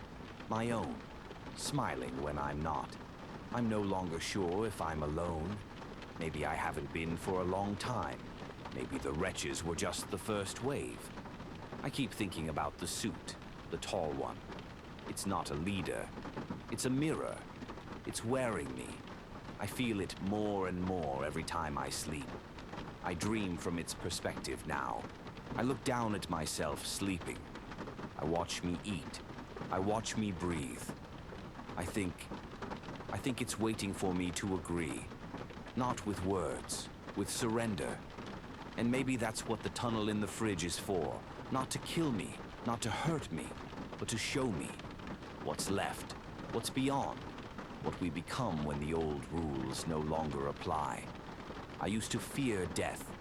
Now I fear the door staying closed, because whatever's waiting on the other side already knows my name. It's been calling me by it every night. And soon I think I'll answer back. The fridge opened itself just after midnight. No creak this time, no groan. Just a smooth, silent slide like a mouth parting for breath. And the tunnel inside wasn't dark anymore. It pulsed with a pale green glow, like the light you see behind your eyelids when something bright moves overhead. And I didn't choose to step forward. Not really. My legs moved on their own. Not like possession, but like memory. Like my body remembered something I didn't. And the moment my foot touched the threshold, I felt weightlessness, not floating, but detaching, like my skin and bones were being filed into pieces and gently shelved in some massive unseen library, and I passed through, not down, but inward, into a space that wasn't space, where the tunnel twisted in impossible directions, turning left and right and backward all at once, and the walls were made of things I recognized, old tiles from the mall, pages of comic books I read as a kid, my father's voice repeating the same bedtime story about a boy who vanishes inside a mirror over and over again. And with every step the tunnel narrowed, and the hum grew louder, not mechanical but alive, like a giant beast dreaming under the crust of reality. And I realized the wretches weren't chasing me anymore, because they were ahead of me now, waiting like pilgrims at a shrine, kneeling around something massive and beating, something buried in the tunnel's end. And I saw the man in the suit standing beside it, taller than before, or maybe I was just smaller now. And when he turned to look at me, I saw nothing. No face, no eyes, no intent. But I felt warmth, like being remembered by a god that forgot the shape of prayer. And he spoke without sound, just placed one hand on my shoulder and showed me, not with images, but with knowing that the war hadn't ended, that it had never been about weapons or governments or control. It had been the world's final signal, the last frequency broadcast into the abyss. And something answered, not a being, but a system, a thought pattern older than planets, a hunger that builds cities just to watch them breathe. And when the bombs fell, it opened the skin of the world and reached through, offering not death, but correction, a reformatting, a new OS for humanity. And we, the survivors, the scavengers, the paranoid and broken, were never surviving. We were incubating, carrying fragments of code like seeds waiting to root. And now, as I stood before the pulsing core at the end of the tunnel, the light washed over me, and I understood I was never alone in that boiler room, never speaking to myself, never dreaming in my own mind, because I had been watched since the sky burned red. I had been shaped, and I realized I was smiling, not with lips, but with intention. And the core pulsed once more and asked simply, "Are you ready to remember what you were before?" And I didn't answer with words. I stepped forward, and the wretches parted like water, and the figure in the suit opened its arms like a mirror folding shut, and I walked into it, and everything went white, not with light, but with silence, the kind that comes before creation. And I remembered my real name, the one I hadn't spoken since before the war, the one the machine had whispered every night in my sleep. And now I speak it aloud every time I wake, because I am awake now. I am within, and the boiler room is gone, and the city is gone, and time is gone, and I am still writing this because someone has to read it, someone has to follow, someone has to answer the fridge. I don't know how long I've been walking here, through the glow, through the curve, through the insides of whatever this place truly is. Time folds like fabric here. Breath exists in reverse. And thought doesn't come from the brain anymore, but from the walls, the tunnels, the soundless vibrations that sing directly into the marrow. And every time I think I've reached the end, the world opens again. Wider, warmer, deeper. And the wretches walk beside me now, not as predators, not as monsters, but as siblings, stripped of false flesh and blind terror, revealing the raw beauty underneath, the circuitry of becoming, the language carved into our cells long before we ever stood upright or named ourselves human. And the suit walks ahead of us, guiding us without motion, always just beyond the next bend. And though he has no face, I see myself in him, or what I will become, or maybe already am, because there's no past here, not really, just recursion, fragments looping endlessly in blood and memory. And I remember now what the fridge was. Not a portal, not a trap, but an invitation, a keyhole through which I could glimpse what waited behind the veil of suffering and ash. And I know now the war didn't end, and the bombs weren't the beginning. They were the knock on the door, the signal flare that told it we were ready, that the old world was crumbling enough to let the truth in. And the wretches were never sick, never cursed. They were first, ahead of the curve, flayed of ego and given new purpose. And I feel them around me now, humming low, harmonizing in that sacred frequency, the one hidden in the hum of streetlights and the hiss of old VHS tapes and the breath between heartbeats. And I am no longer afraid, because the fear was a filter meant to keep me from hearing the call. And now that it's gone, I feel the source fully, its pulse, its warmth, its promise. And I understand what we are building, what we were always meant to become, a new network made of flesh and thought and light, a cathedral of minds stacked endlessly across dimensions. And I no longer need a name or a voice or a reason, because I have been answered, I have been received, I have been rewritten, and now I drift in the pulse forever, helping the next one find the fridge, helping them see the tunnel, helping them hear the voice that has no mouth, because when the war started, the world didn't die.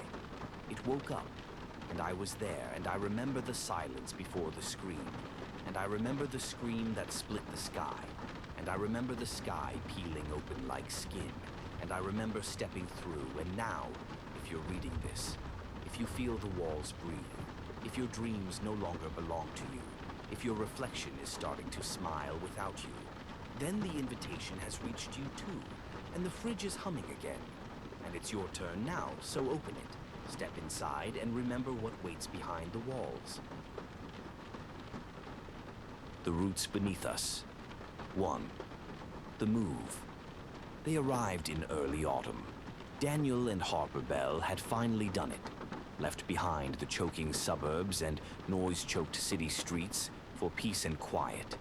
With their 3 children, Ella, 12, Jonah, 8, and baby Maisie, they moved into a weathered colonial farmhouse tucked deep in the woods of northern Vermont. The house was a long-abandoned estate at the edge of government-owned forest land, acres of untouched wilderness, a creek out back, and a view of the hills so beautiful it seemed painted. It had stood vacant for over 40 years, its last owner gone missing in 1976. The real estate agent was vague about its past, said the land was steeped in history. The Bells thought they'd found paradise, but they'd bought a secret, and something in the woods had been waiting. 2. The unseen roots. From the beginning, things were off. The house groaned even when there was no wind. The lights dimmed every evening at 6:13 p.m., sharp. Harper discovered that baby Maisie refused to sleep unless she was held in the basement, something that made her skin crawl but inexplicably worked. Jonah said he had an invisible friend in the woods behind the house. It talks in whispers, he said. It knows Daddy's name. At night, Daniel heard thumps in the walls, rhythmic, like knocking, always 3 times, always around 2 a.m. On the 4th night, Ella woke screaming. She said someone was standing at the foot of her bed, touching her feet with roots instead of fingers. 3. The house on maps. Harper went into town to find a local historian. She needed answers. The librarian, an older woman with milk cloud eyes, hesitated when Harper mentioned their address. "That's the Grathorn house," she said quietly. "Grathorn?" Harper repeated. "A preacher built that place in 1836. A man named Elijah Graythorne. Said he heard God in the trees. Founded a strange sect, the Cult of the Hollow Root." Harper frowned. "Cult?" The librarian nodded once. "They believed that underneath the earth was an older god, one that whispered through the trees and grew limbs into people's dreams. Said it fed on family blood." Harper's skin went cold. "They disappeared one by one," the librarian added. "Some say the house is hollow beneath, like the roots grew up into it. Took the children first." 4. Something in the walls. That night, Daniel cut into the wall to install new insulation, but behind the drywall wasn't wood or studs. It was packed with soil. He dug out a section and found bones. Small ones, child-sized. He didn't tell Harper. That same night, Ella said someone whispered to her through her pillow. When Harper checked the pillow, it was wet with soil. Jonah started drawing strange pictures. Trees with hands, a house on legs, a baby with black roots growing from its mouth. And Maisie. She began crawling into the walls. Daniel found her behind the laundry room, lying on dirt with a flower blooming from the carpet near her head. 5. The forest isn't empty. They tried to leave, packed up the car, put the kids inside, but the road was gone. Literally. Where the gravel path had been was now thick forest, trees that hadn't been there the day before. Daniel tried to walk out with Jonah, made it 50 feet into the woods before he heard his own voice whispering behind him. "Leave the boy. Take root," Jonah screamed. Daniel turned. Jonah was gone. He found him back in his room hours later, dirt in his mouth, whispering a phrase over and over. "The house is hungry." 6. The root cellar. They found the hidden door on day 9, under the kitchen rug, wood warped slightly in the shape of a spiral. They pried it open. A staircase led down into darkness. The air was warm, damp, smelled of earth and rot. At the bottom, they found a stone altar surrounded by 7 empty child-sized chairs. On the far wall, etched in something red and dry, "Feed the house." or the house feeds itself. And beneath it, a crude carving of their family. 5 stick figures. One of them, Maisie, was upside down, her limbs drawn as roots. 7. The bargain. Harper begged the house to let them go. In the dark, the house answered. It spoke through baby Maisie, her infant voice suddenly deep, old, wet like roots cracking stone. You are branches. You were planted here. You grow here. One must remain. One must feed. Harper wept. The house offered them a choice. Leave one, save the rest. They refused, and the forest crept closer. 8. The burning. They set the house on fire, drenched it in gasoline, lit it from the root cellar up. The walls screamed, literally. A howling chorus, voices of children, of wood and weeping, of soil being torn open. The house burned.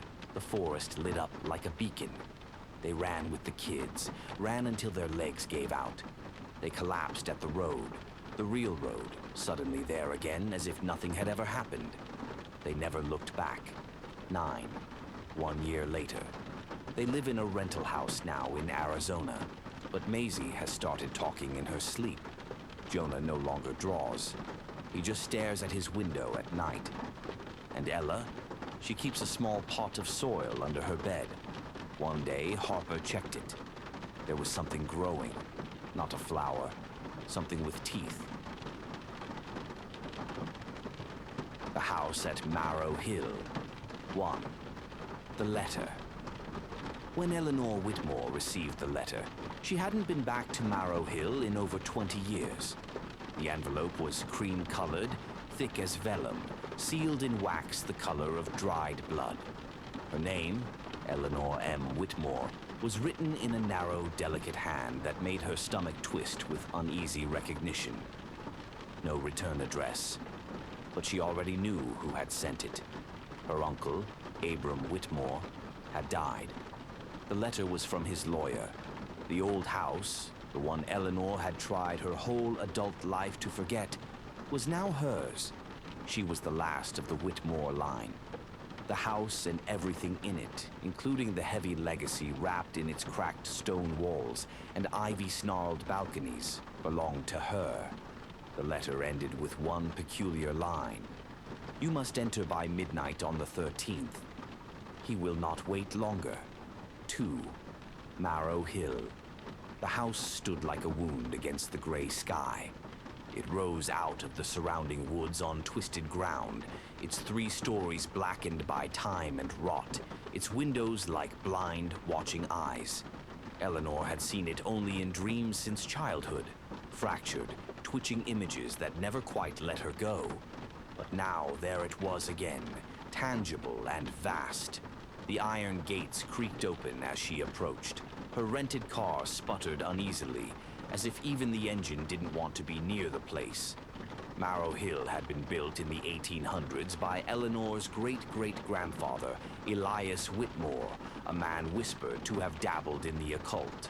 Locals called the estate the Hollow House, and few ever ventured near it after sundown. There were stories of lights flickering in empty windows, of music playing at night when the house was empty, of screams heard in the fog. And then, of course, there was Abram. Eccentric, reclusive Abram, who hadn't left the house in 30 years, who spoke to mirrors, who once told a journalist that his reflection had tried to strangle him. He died in the library, alone. The door locked from the inside. No sign of a struggle. Eleanor stepped out of the car, and the wind that greeted her carried a sound, not quite a voice, but not quite nothing. It sounded like a breath caught in a throat. 3. The first night. The front door creaked open with surprising ease. Inside, the air was cold and wet, like a basement that had never seen sun. The chandelier above her, a tangled mess of crystal and cobwebs, tinkled softly, though there was no wind. The entry hall yawned before her. Wallpaper peeled in strips. A grandfather clock stood still at 11:59. Eleanor wandered through the house with a flashlight in hand. The rooms were heavy with dust, and something else, something layered, like too many voices buried under silence. In the drawing room, a portrait of Elias Whitmore stared down at her. The face had faded, but the eyes remained sharp, watching. The moment her flashlight beam crossed them, it flickered. She turned it off, and the light stayed on. When she turned around, the fireplace was lit.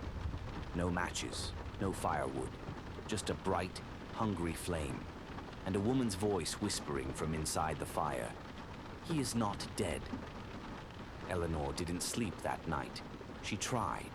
She curled beneath the moth-eaten canopy of the old master bed, clutching her coat. But sleep only brought the dream back, the one she'd had since she was 6. In it, she wandered the upstairs hallway at night, barefoot, drawn by a lullaby sung in reverse. She opened the attic door, walked up, and there, sitting in a circle of salt, was the mirror, the one her uncle was so afraid of, the one she wasn't supposed to touch. She always touched it, and something always reached back. 4. The mirror room. By the second day, the house had changed. Doors were in different places. Hallways were longer than they had been.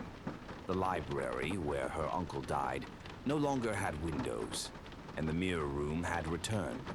She found it behind a false wall on the 3rd floor, a door that hadn't been there yesterday with a tarnished brass handle warm to the touch. Inside, the walls were lined with mirrors of all shapes and sizes, oval, rectangular, beveled. Some fogged, some cracked, all of them angled slightly inward, as if waiting for someone to step inside and be reflected 1,000 times. In the center was the mirror, the one from her dreams. 7 feet tall, framed in dark wood, scorched black in places. The surface was a perfect void, no reflection, just endless black, like it didn't reflect light at all. There was a note pinned to the side. "Do not speak your name aloud in this room. He remembers names." She left quickly, but not before she saw something. As she turned, the mirror flashed, just for an instant. And in that moment, Eleanor saw her reflection. Only it wasn't her. It smiled wider. 5. The whispering walls. On the 3rd night, the house began to whisper. It started softly, a murmur beneath the creaking boards and howling wind, then louder. "Eleanor, Eleanor, come up." Sometimes it was her mother's voice, sometimes her uncle's. Once it was her own voice, only it spoke in a language she didn't understand. She heard footsteps when she was alone, scratching behind walls. Once she passed a mirror and saw something following her just out of frame. In the study, she found a journal bound in cracked leather. Inside were pages written in shaky hand. Abram's journal. The house feeds on memory. It learns from you, shows you things it knows you'll obey. Never trust your eyes. Never sleep under the same roof twice. I see him now in the walls, in the cracks between mirrors. He looks like me. He speaks like me. But he is not me. He comes when you remember too much. 6. The attic. By the 4th day, Eleanor stopped pretending she could leave. The car wouldn't start. The gates were chained shut. Her phone had long since died. She walked the halls endlessly, sleep-deprived and shivering. The house was breathing now, expanding, groaning with age and hunger. And then she remembered. The attic. In her dream, that was always where it ended. The stairs creaked beneath her as she climbed. The air smelled of mothballs and old blood. The attic was full of old furniture, rocking horses, stained dolls with missing eyes. And in the center, the salt circle, still intact, candle stubs at the points. The mirror standing tall inside it, just as she remembered. Only this time there was a figure trapped inside. It looked like Eleanor, but the eyes were wrong. Too wide, too aware. It tilted its head, mirroring her exact movements. And then it smiled again. The smile stretched impossibly far. The mirror began to crack, webs of fracture blooming outward like frost on glass. And Eleanor remembered what her uncle had said. Don't say your name in this room. But it was too late. The mirror Eleanor spoke. You've said it too many times now. 7. The truth of Marrow Hill. It wasn't just a house, it was a prison, a seal. Elias Whitmore had been a warlock of unspeakable ambition. He had bound something in the mirrors, a double, a parasite from the other side of the glass. A hungry version of the self. A perfect mimic that could only be loosed when a soul spoke their name too many times in its presence. Elias trapped his in a mirror. Every generation since had been tasked with keeping it locked away. Her uncle had failed, and now Eleanor had come home, right on time, to take his place. But she had made the same mistake. The mirror cracked wide. The other Eleanor stepped out. 8. Epilogue. If you go to Marrow Hill now, you'll find a for sale sign out front. A new Eleanor Whitmore lives there. She's pleasant, though quiet. Keeps to herself. She never uses mirrors. If you ask the locals, they'll say the house feels different now. Not better, not worse, just quieter. But sometimes, on windless nights, the new Eleanor stands at the attic window, and her reflection, if you catch it just right, doesn't quite move with her, and it smiles, a little too wide. The Briar Hollow Inn. 1. The last guest. Clara Renshaw had no plans to stay overnight in Briar Hollow. The road trip was meant to be a cleanse, a break from the city, her divorce, her mother's funeral, a way to reconnect with herself on winding country roads far from concrete and grief. But as dusk fell and fog rolled in over the narrow back road, her GPS led her to a detour she hadn't seen on any map. A crooked little sign that read, Briar Hollow Inn, lodging since 1873. The inn sat nestled in a glade of gnarled trees, soft candlelight glowing through lace-curtained windows. It was charming in the way of old things, timber framed with ivy up the sides, a crooked chimney, and a wraparound porch with a single rocking chair creaking gently in the wind. Clara knocked once. The door opened before she could knock again. A woman in her 60s greeted her with a warm, dry smile. You must be tired, dear. Come in. You're just in time for tea. Clara hesitated. I didn't make a reservation. The woman shook her head. You didn't have to. The Hollow always knows when someone's coming. 2. Welcome to the Hollow. The hostess introduced herself as Madame Vell, owner of the inn for over 40 years. Clara was shown to a guest room on the second floor.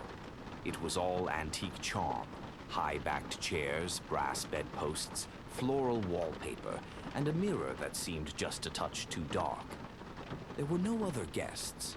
Over chamomile tea in the parlor, Madame Vell explained, the inn doesn't get much traffic these days. Travelers prefer chain hotels, but the Hollow has its ways of inviting the ones it wants. Clara smiled politely, chalking it up to small-town eccentricity. That night, she dreamed of footsteps pacing her ceiling. Not walking, dragging. She woke at 3:17 a.m., heart racing.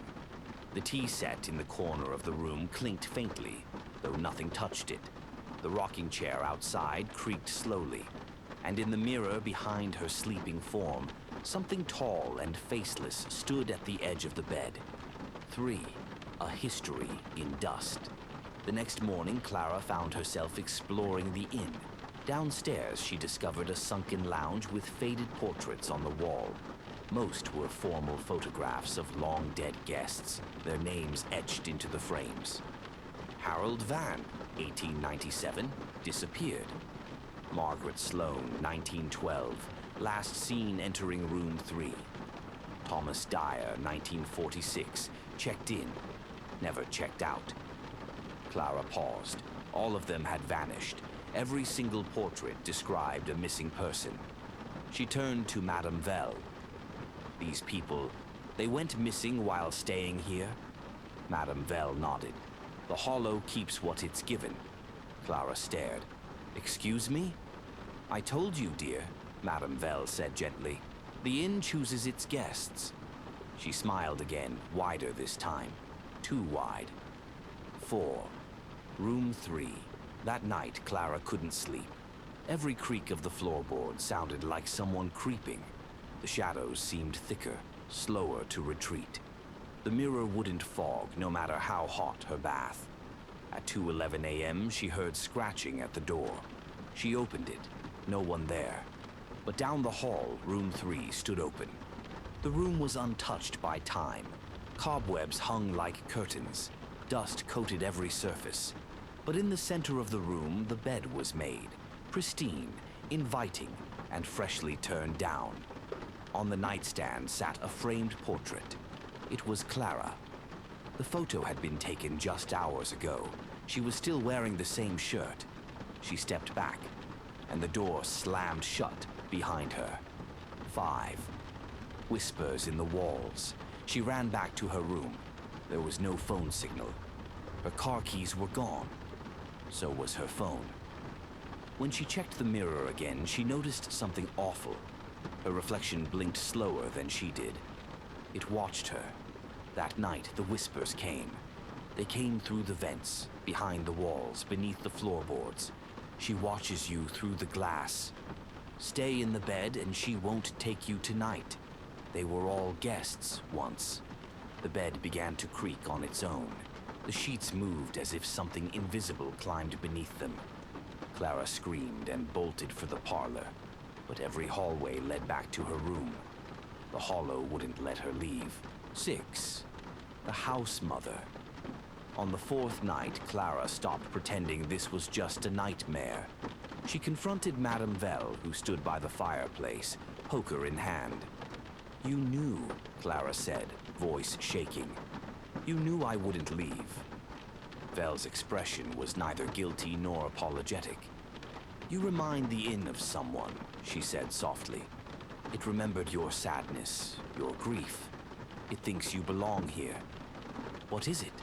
Clara whispered. Madame Vell looked at the fire. "It's a house, and more than that, it's a mouth, built on hollow ground where the veil is thin. The rooms are its teeth, the beds its tongue." Clara backed away. "You feed it." "I serve it," Vell corrected, "as I was chosen to. Before me, my mother, and before her, the inn chose someone else." She looked at Clara. "And now, it's you." 7. The guest book. That night, Clara snuck into the office. She found the guest book hidden in a locked drawer. The pages were yellow and brittle. Names filled every line, names with dates, rooms, and red lines slashed through them. The last name on the most recent page? Clara Renshaw, room 7. She flipped to the next page. It was blank, except for one thing, written in an elegant calligraphic hand at the top. Caretaker, Clara Renshaw. 8. The last night. She tried to run. She bolted down the stairs and out into the night. But the forest wasn't there anymore. Just more house. Hallways twisted like intestines. Doors opened into other rooms. Windows showed scenes of rooms she hadn't yet entered. And always, behind her, the sound of bare feet dragging closer. At the center of the inn, she found the foundation room. A stone chamber beneath the house. Walls covered in mirrors, all cracked except one.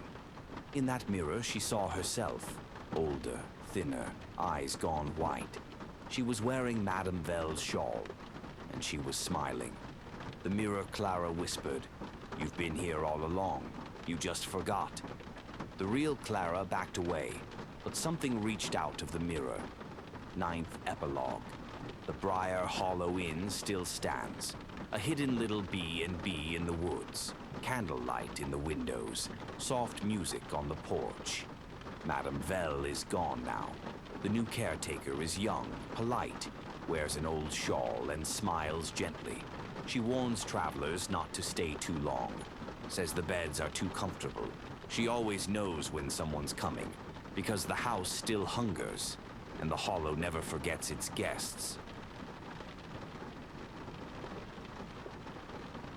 Midnight Guest, Part 1, Arrival.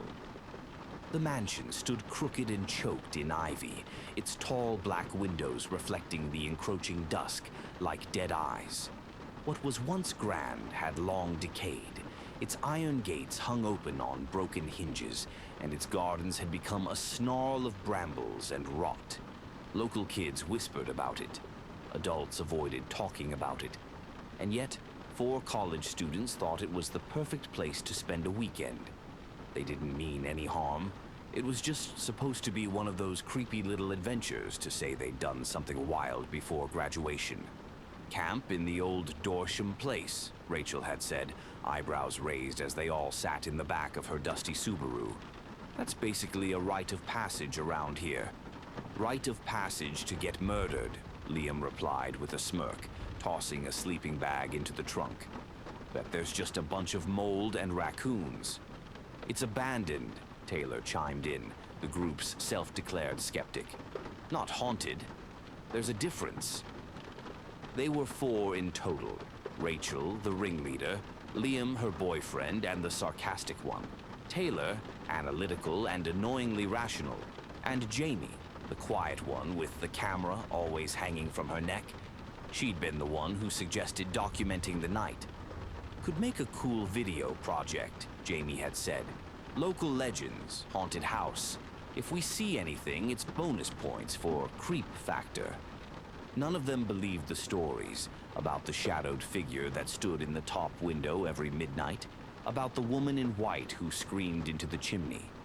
Even if they did, they didn't let on. The thrill was in pretending.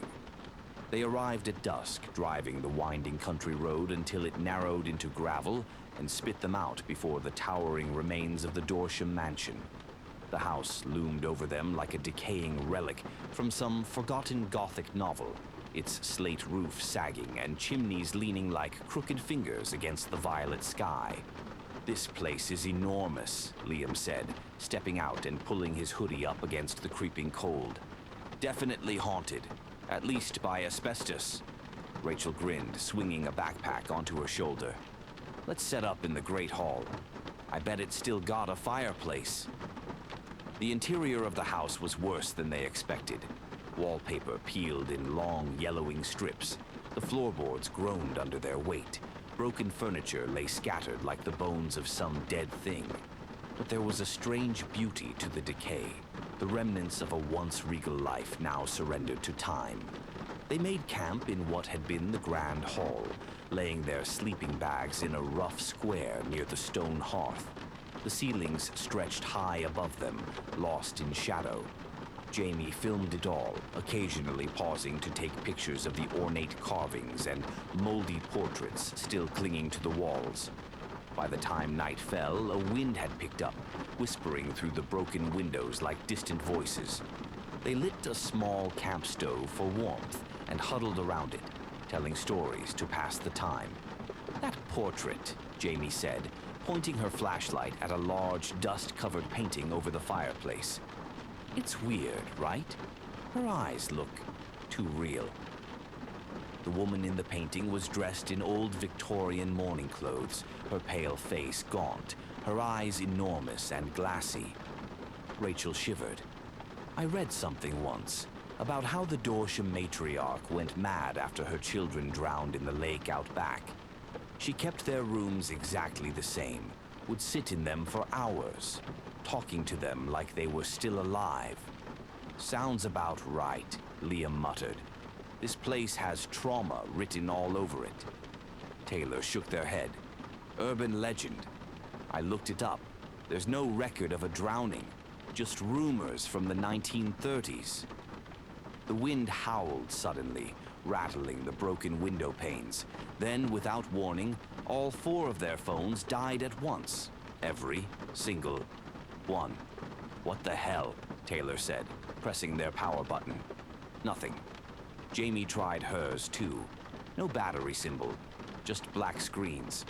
That's not normal, Rachel whispered. Liam forced a laugh. What, you think Ghost Lady short-circuited our tech? Come on. Then came the sound. It was faint at first, like the creaking of floorboards far above them.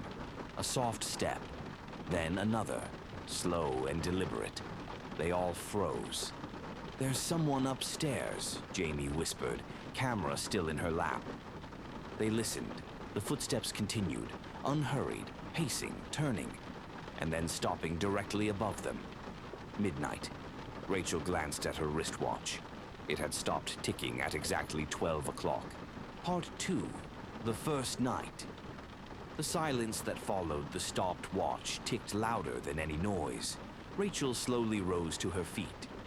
"Okay," she whispered. "We're probably not alone in here." "No kidding," Liam muttered, pulling a rusted fireplace poker from the nearby wall bracket. "If this is some junky squatter situation, we can handle it." Taylor clicked their flashlight back on, sweeping the beam toward the stairwell. The shadows seemed to resist it, pulling in like fog instead of scattering. "Let's not just go running toward the sound," Jamie said. She turned her camera off, but still gripped it like a weapon. "It could be dangerous," Rachel pointed to the stairs. "We go together, quiet, just to see if someone's up there. Then we get back to camp and lock the door." "If there's a door left to lock," Taylor muttered. Step by step, they ascended the grand staircase. The banister was covered in a thick coat of dust and mold. The wood beneath splintered and soft. Every step creaked, loud as gunshots in the stillness. But the sound from above had stopped. They reached the landing.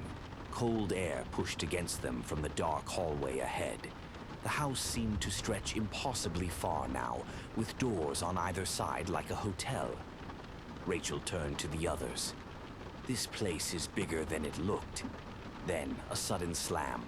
A door down the hall snapped shut, the echo booming through the mansion like a gunshot. Jamie gasped, spinning to catch it on camera, but the hallway was still. Nothing moved, no footsteps, just silence. "I've had enough," Liam said, gripping the fireplace poker tighter. "Let's head back down and block the doors. If someone's messing with us, they're not getting in tonight." But as they turned, the hallway behind them had changed. There was no stairwell, no landing, only more hallway. Liam froze. "Wait, what the—" Rachel turned in a slow circle, shining her phone's dead screen like a lantern. "We came from there. The stairs were right there." Taylor pressed their hand to the wall. "Number, no. This is wrong. We didn't turn. We didn't move that far." Jamie's voice shook. "The house is changing." Then came a whisper, so faint it might have been the wind or the floorboards settling, but it carried through the corridor clearly. "Why are you in my house?" They all heard it. Rachel's blood ran cold. "Run." They didn't argue. The hallway stretched unnaturally as they ran, every door identical, every turn leading to another shadowed corridor. The walls pulsed with mildew, the air thick and sour. Their lights flickered and spat static. Finally, they burst through a heavy door that slammed behind them, sending clouds of dust into the air. They were back in the grand hall. The sleeping bags were still there. The stove, untouched. The stairwell behind them stood where it should be. No hallway, no infinite doors. Rachel collapsed to her knees, gasping. "What the hell is this place?" Liam asked, pacing, hands in his hair. Taylor sat down hard on their sleeping bag. "We didn't turn. That hallway, it wasn't physically possible." "Did anyone else hear her?" Jamie asked. "That voice?" She asked us, "Why are you in my house?" No one replied, because they'd all heard her. They decided not to sleep. Not that any of them could. Rachel kept watch by the stairwell while Liam rigged a makeshift barricade against the double doors of the grand hall. Taylor tried reasoning through what had happened, talking aloud, explaining the possibility of hallucination, of shared psychological stress. But even they couldn't rationalize what they'd seen. Jamie sat by the fire with her camera. She played back the footage she'd recorded before the phones had died. The recording showed the group entering the mansion, laughing, unpacking gear, joking about ghosts. Then came the moment Rachel had pointed out the painting. Jamie's fingers slowed. On screen, in the moment just before Rachel spoke, there was someone standing at the top of the stairs, a pale woman in dark clothing, motionless. By the time the camera panned again, she was gone. Jamie looked up, pale. There was someone, she whispered. She was watching us before we even heard the footsteps. She turned the screen so the others could see. Rachel leaned in, her face blank. Liam stopped moving. Taylor was silent. They watched the video 5 times, and every time the figure was there, unmoving, watching. Midnight passed again. The wind picked up, whispering through the beams and broken glass, but the footsteps did not return. At around 3 a.m., Rachel finally nodded off, curled in her sleeping bag near the hearth. The others followed gradually, sleep pulling at them like a drug. Jamie was the last awake. She kept the camera close and her eyes on the stairwell. She'd made it a habit, counting heartbeats, then blinking. She did this to stay calm, to stay aware, until she blinked once, and the woman from the recording was standing at the bottom of the stairs. Just standing, watching. Jamie gasped and scrambled back, knocking over her camera. When she looked again, the woman was gone. No sound, no footsteps, just the howling wind and the dim orange glow of their camp stove. She didn't sleep. Part 3. The lake. They left the house at sunrise. None of them said it aloud, but they all felt the same fear. Something in the house didn't want them there. And last night, it had started to show itself. "Let's just explore the grounds," Rachel said, forcing a smile. "Get some air, maybe by the lake. Then we can decide what to do next." The lake behind the mansion sat still and glassy, the morning mist curling off it in tendrils. There was a broken dock stretching halfway out into the water, and what looked like the remains of a gazebo sunk into the far bank. "Creepy as hell," Liam muttered, looking over the still surface. "Why is it always lakes in ghost stories?" Jamie said nothing. She kept her camera trained on the house behind them. She zoomed in on the topmost window. A pale figure stood there. "You guys." But when she looked again, the window was empty. Rachel dipped her fingers in the water. "It's freezing." Taylor crouched nearby, scanning the overgrown yard. "I think the legend about the drowned kids came from this lake." "Do you believe it now?" Liam asked. "After last night?" Taylor hesitated. "I think something happened here. Maybe not what the legends say, but something." They followed a narrow path around the far edge of the lake, pushing through thorn-choked hedges and ducking under low branches. Eventually, they found what looked like a family cemetery. Small, fenced, overgrown with vines. Most of the gravestones were unreadable, names worn to dust, all except one. Elizabeth Dorsham, beloved mother, taken by grief, returned at midnight. Rachel read it aloud, then whispered, "Returned at midnight?" Jamie backed away. "We need to leave, tonight." Liam looked around. "You want to hike miles through the woods without signal after dark?" Rachel shook her head. "We wait until morning. Pack up before dark. Just one more night," Jamie whispered. "She comes at midnight." Part 4. Marked. That evening, the house seemed darker than before. Not from the fading light, but from something deeper, something within the walls. As they entered, the air grew heavy again. It was like walking into a tomb. They cooked quietly, ate quickly, and barely spoke. At some point, Taylor approached Jamie, voice low. "Do you remember the portrait?" they asked. "Above the fireplace." Jamie nodded. "Hard to forget." Taylor hesitated. Her eyes, they looked different this morning. I checked them again when we got back. "What do you mean?" "They were looking at us." Jamie's stomach sank. She turned to the hearth. The woman in the painting, Elizabeth Dorsham, was still there. but now her head was tilted slightly, and her pale eyes locked with Jamie's, even across the room. Jamie stepped back. "Number, no, we're imagining this." Taylor shook their head. "It's her. She's not just in the hallway, she's watching through the painting." Jamie checked her camera again, replayed footage from the night before. Pause. Zoom. In one frame, captured mid-flash from the stairwell, Elizabeth's portrait had no eyes, only dark, empty sockets. Part 5. Possession hour. They agreed to keep a fire going and take shifts staying awake. No one argued this time. Liam took first watch. Rachel, exhausted, passed out almost instantly. Jamie tried to rest but couldn't stop staring at the doorway. The shadows seemed to breathe. At 11:42 p.m., Liam thought he saw movement by the far window.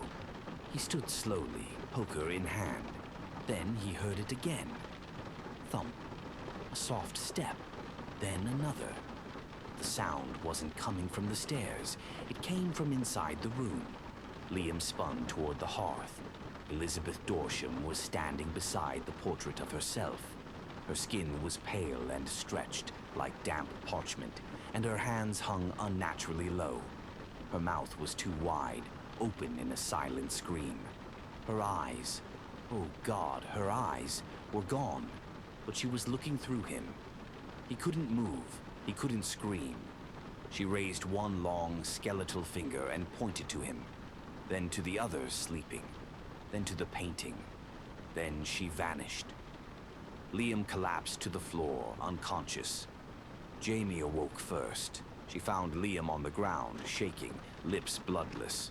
His eyes were open but vacant, like he'd stared too long into something incomprehensible. "I saw her," he whispered hoarsely. "She's real.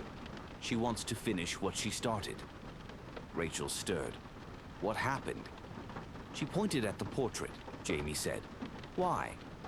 Taylor approached the painting and stared up at it. I think it's a doorway. Not literal, but spiritual. Maybe emotional. She's in it. Or behind it." "Behind what?" Rachel asked. "The grief," Taylor said. "That grave said she returned at midnight. Maybe not her body. Maybe her soul. Every night at midnight, she comes back." Jamie's camera beeped. Its battery had returned. She lifted it slowly, checked the display. The recording was on, but she hadn't turned it on. The screen flickered. The playback began. From inside the house, a view from the ceiling looking down on them, recorded from a place no one could have reached. The image glitched. Elizabeth's face appeared on the screen, lips twitching. A whisper played. "You're mine now." Part 6. The final hour. "We have to destroy the painting," Rachel said. Jamie nodded. "She's linked to it." "I'm not sure that's a good idea," Taylor warned. "If she's trapped in it, breaking it might set her free." "We're past safe bets," Rachel said.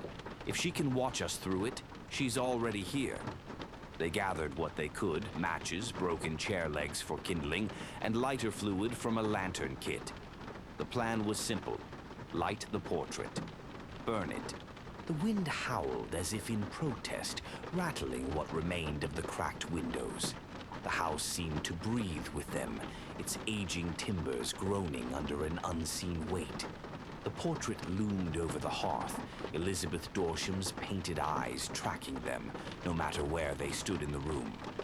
Rachel stood closest, clutching the can of lighter fluid with both hands. "She's inside that thing," Jamie whispered, backing away with her camera. "Watching. Waiting." Taylor scanned the floor nervously. "We do this, and there's no telling what we're unleashing."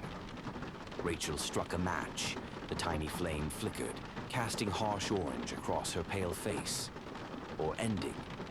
Without another word, she doused the portrait. The lighter fluid soaked the frame, the canvas darkening in quick, jagged lines like spreading veins. Elizabeth's painted face seemed to distort as it absorbed the oil, her mouth curling into something too wide, something that hadn't been there before. "Now," Rachel hissed, striking another match and tossing it forward. Flame met fluid. The portrait ignited in a whoosh of angry fire.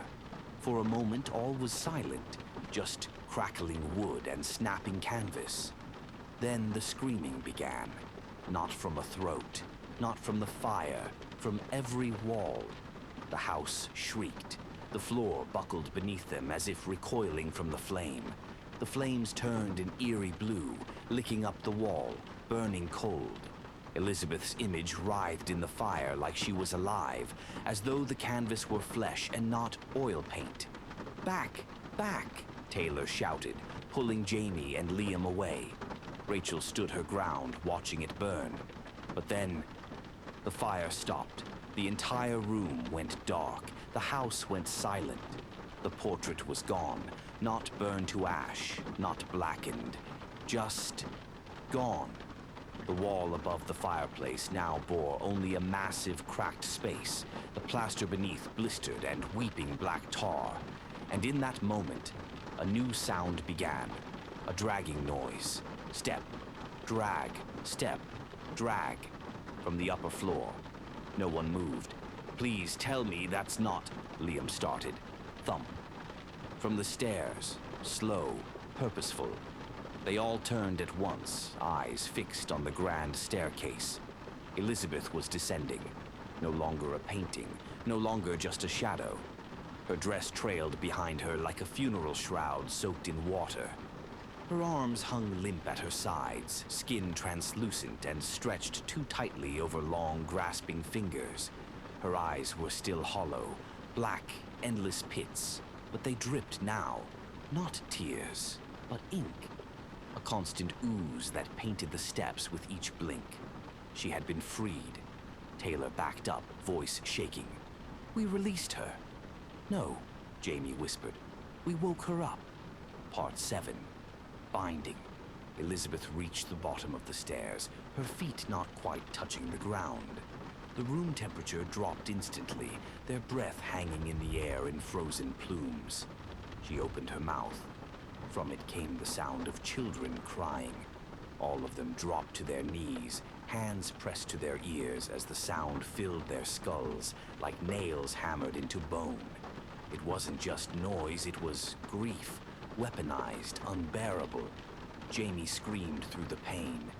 "We have to finish it. We have to bind her." "How?" Rachel shouted, eyes wide. Jamie fumbled in her bag, pulling out her grandfather's journal, the one she had borrowed for the project. He'd researched the Dorsham family before disappearing himself decades ago. The journal mentioned Elizabeth's obsession with mirrors, with reflection, with image.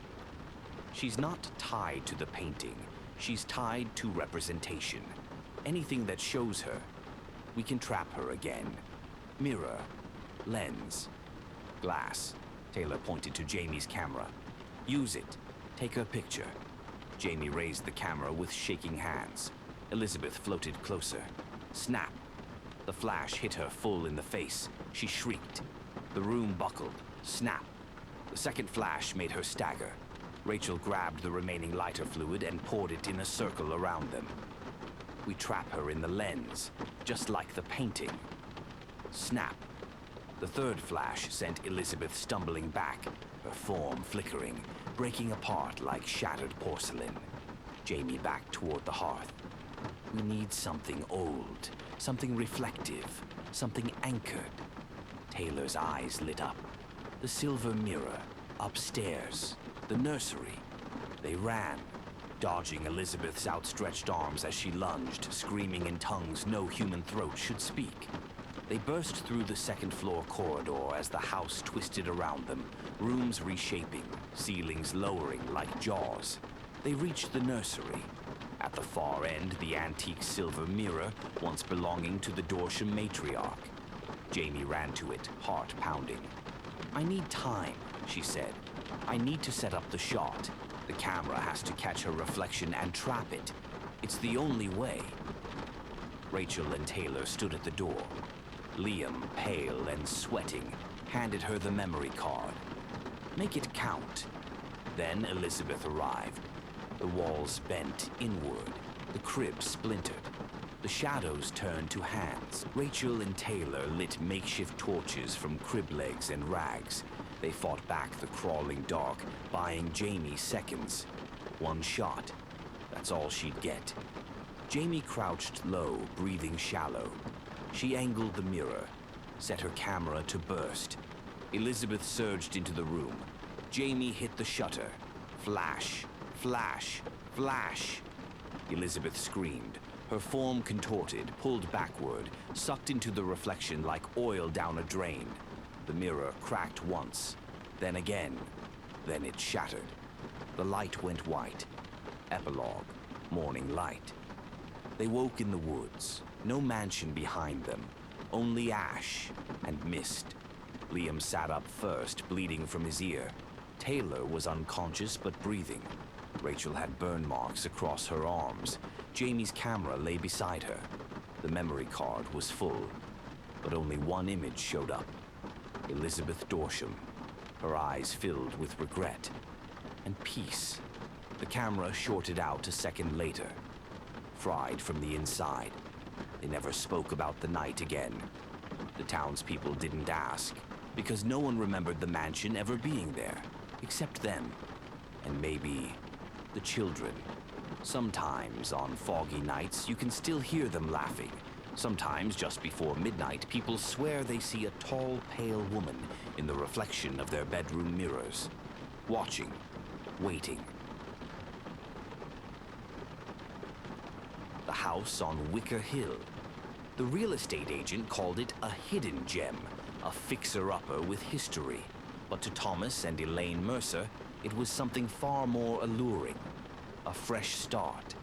After Thomas's redundancy from the university and Elaine's mental health battle following the stillbirth of their second child, life in the city had begun to rot around the edges. So when they stumbled across the listing for the old colonial-style home nestled in the dense woods of upstate Vermont, they took it as a sign. It was cheap, suspiciously cheap, but desperation has a way of silencing doubt. Wicker Hill House stood proudly at the end of a winding gravel road, shrouded in trees so thick they blotted out the sun after 4 p.m. The place had been abandoned for nearly 20 years, its paint peeled like shedding skin, and its porch sagged as though sighing under the weight of years. But Elaine saw beauty in it. "It has bones," she said the first time they stood on the porch. "Yeah," Thomas replied. "I just hope they're not human." They laughed, the kind of laugh that tries to keep darkness at bay. Day one, the whisper in the mirror. Moving in was easy. There was no one around to complain about noise, and their daughter, Lily, age 7, ran wild through the overgrown backyard with a glee they hadn't seen in months. For a while, things felt good. The first odd thing happened that night. Elaine stood brushing her teeth in the upstairs bathroom when the mirror fogged over. That wasn't unusual, except the water wasn't hot. In fact, the pipes hadn't even been connected yet. She wiped the glass and stared at her reflection. For a split second, she thought the reflection lagged behind. Her mouth moved slightly after she stopped. Then something flickered across the mirror. Not a reflection, but a shadow inside the glass. A figure.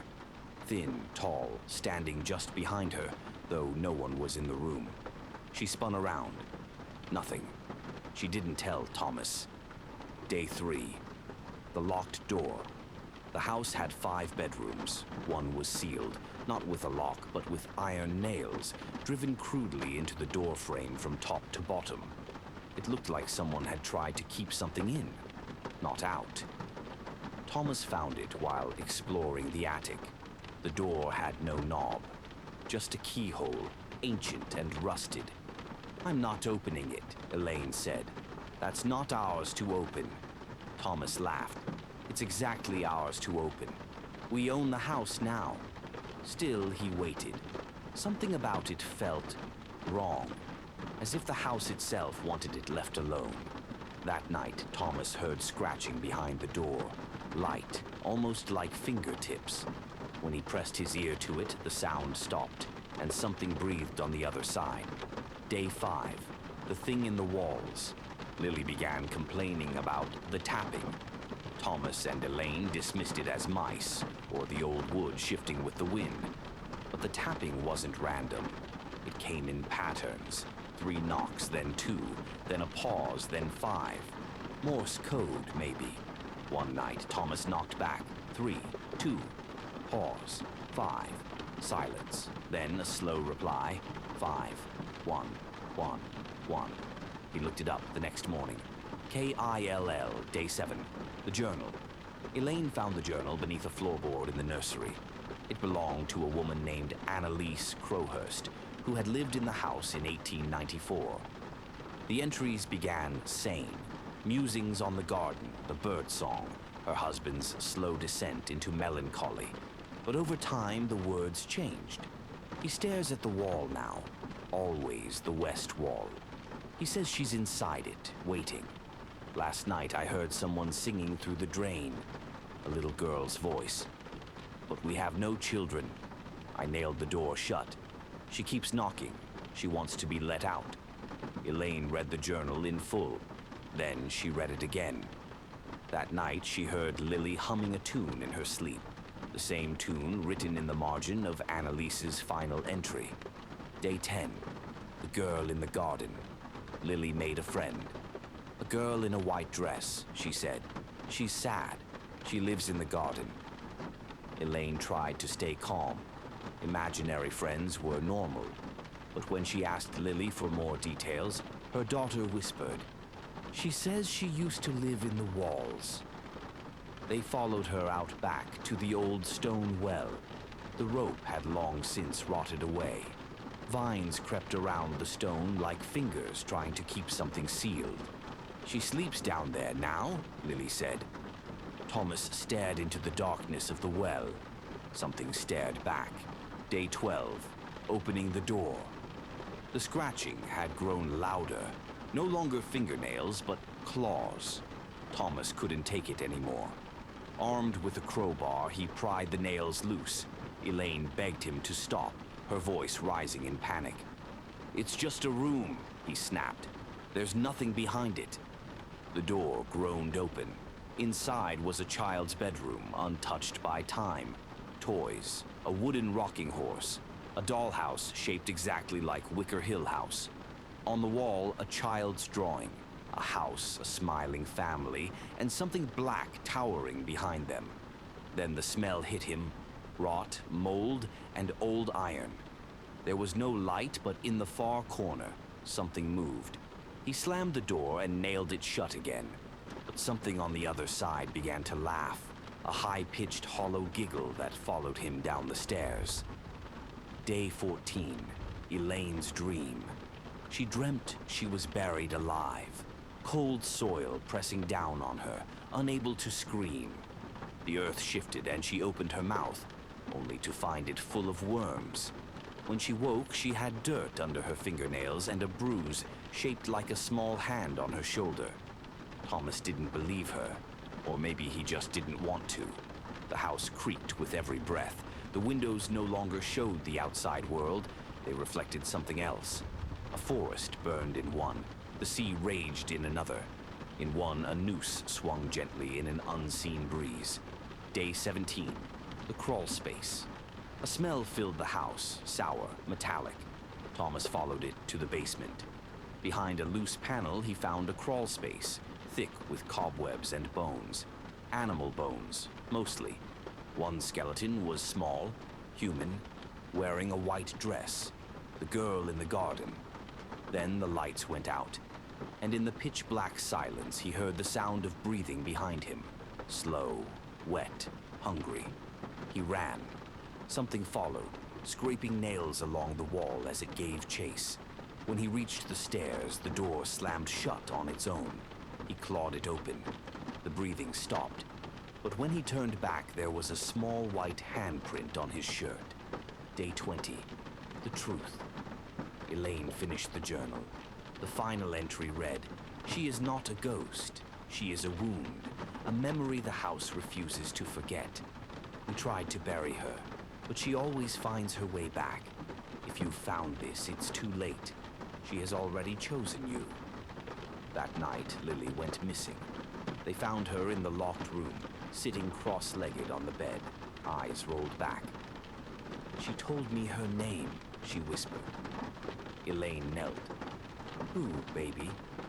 The girl, the one who lives in the walls. Thomas asked. What did she say her name was? Lily blinked. Annalise. Elaine's blood turned to ice. That was the woman who wrote the journal. No, Lily replied. That's the name she took. The girl is still here. Then she began to scream. Day 21. Fire. They tried to leave. The car wouldn't start. Phones had long since died. Every road out looped back to the house.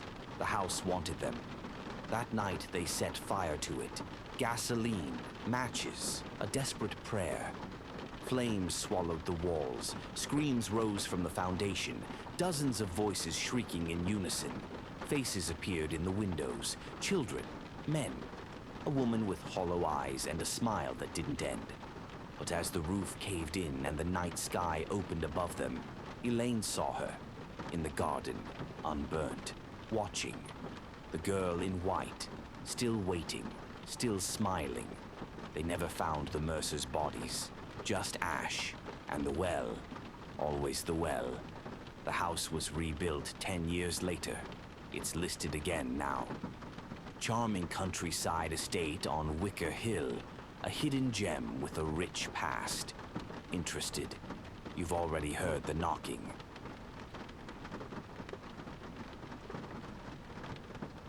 The Last Tenant. Every night at exactly 2:13 a.m., Maya heard footsteps pacing above her ceiling. The apartment above was supposed to be vacant, had been for years since the last tenant vanished without a trace. One night, fed up and half asleep, she climbed the creaking stairs to the upper floor. The door, swollen with age, groaned open with a push. Dust coated everything. The air was cold and thick, like it hadn't been breathed in for decades. She stepped inside. The moment her foot crossed the threshold, the footsteps stopped. Silence fell. Then, from the darkness of the hallway, a voice whispered behind her ear. Finally, someone heard me. The door slammed shut. Maya threw herself at the door, but it wouldn't budge. The knob was ice cold, and her breath came out in pale clouds. The hallway behind her stretched longer than it should have, impossibly long, like it was unraveling into the dark. The voice came again, softer this time, almost pleading. Help me remember. She turned. A faint glow flickered from the far end of the corridor. She walked slowly, heart pounding, toward the light.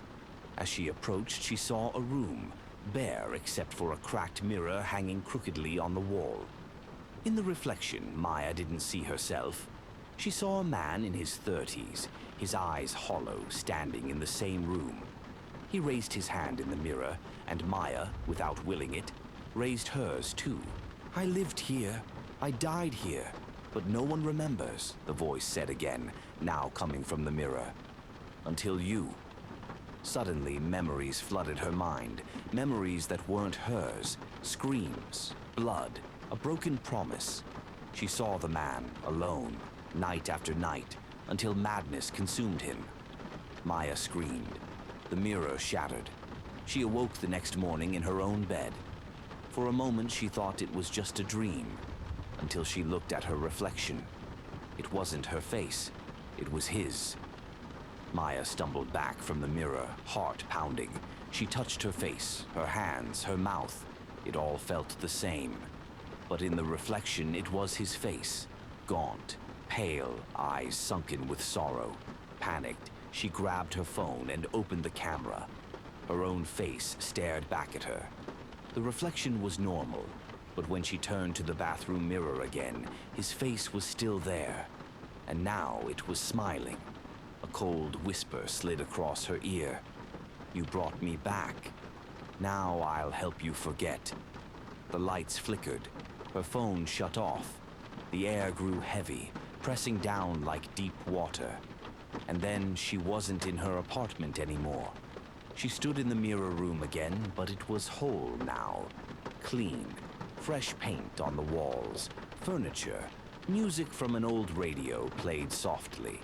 A woman laughed in the distance.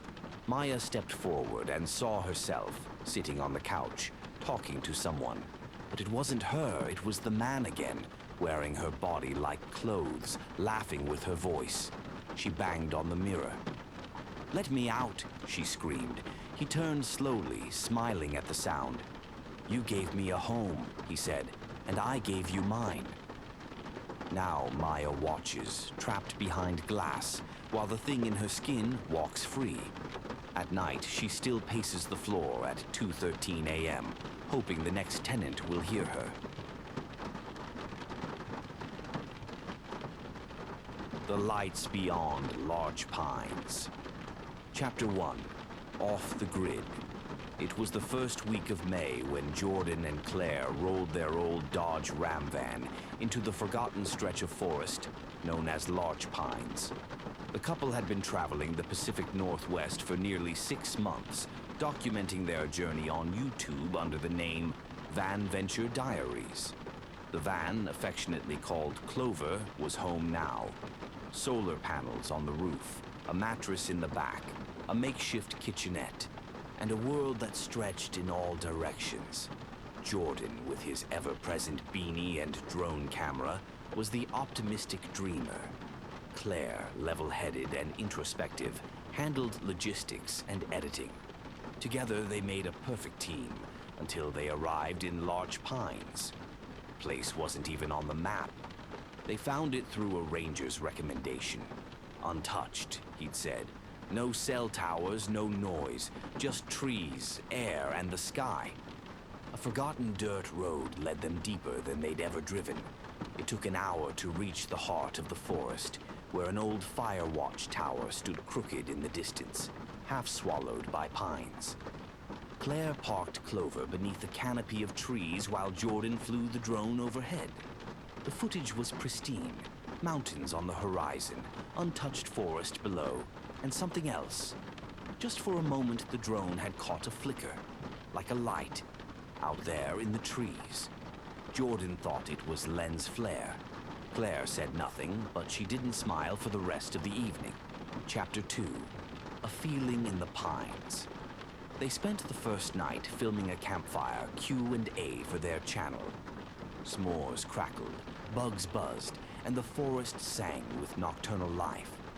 But when the fire died down and they climbed into the van, Claire noticed something strange. The windows, every one of them, were fogged over. Inside and out. Humidity, Jordan shrugged. But Claire scraped a circle in the fog with her hand and found a palm print already there, outside the glass. Too large for hers, too wide to be Jordan's. He laughed it off. Could have been from earlier. But Claire was sure it hadn't been. She couldn't sleep that night. Every time she closed her eyes, she swore she heard something walking around the van. Gravel crunching softly, a branch snapping, the faintest sound of something breathing, just outside the metal shell that protected them. But when she looked, there was nothing, nothing except the forest, still, dark, watching. Chapter 3. The Lights Return. On their second night, Jordan insisted on a night hike for Ambience shots. Claire protested. "Just 20 minutes, he said. We'll stay close." They followed a deer trail deeper into the trees, Jordan leading with a flashlight and camera, Claire holding a small lantern. The trees crowded in around them like walls of an ancient cathedral. Silence draped over them like wet cloth. And then they saw it. A light. Not a flashlight. Not a campfire. Not lightning. A pulsing bluish glow between the trees. "Someone else is out here," Claire whispered. "No one's supposed to be for miles." But the light moved quickly. Not flickering like fire, not steady like LED. It shimmered, like it was underwater. Then, another light, and another. Claire grabbed Jordan's arm. "We need to go back, now." They turned around, but the trail was gone. No markers, No prints, no way back. Only forest, only dark, and only those lights, now moving toward them. Chapter 4, Lost Time. They ran. Branches clawed at their faces. Roots tripped their feet. The lights flanked them like silent wolves. Then, darkness. Claire woke up on the forest floor, leaves in her mouth. It was morning. Birds chirped. Sunlight filtered through the trees. She was alone. "Jordan," she called. No response. She screamed his name over and over until her throat was raw. And then, he stumbled into view, clothes dirty, eyes wide. "Claire, where were you? I've been here all night. You were gone." He shook his head. "Number you were the one missing. I searched everywhere. It's noon." They had both lost time, hours gone, no memory of getting back. When they returned to the van, things were wrong. The van door was open. Everything inside was wet like it had rained. But it hadn't. The batteries were drained. The footage on Jordan's camera, corrupted. Only one file remained, a static image of them, sleeping in the van, taken from outside. Chapter 5, Visitors. They wanted to leave, but the road back, gone, blocked by trees, trees that hadn't been there before. Jordan climbed a hill to get signal. Claire stayed in the van, locked in with every curtain shut. That was when the knocking began. A slow, steady tap. Tap.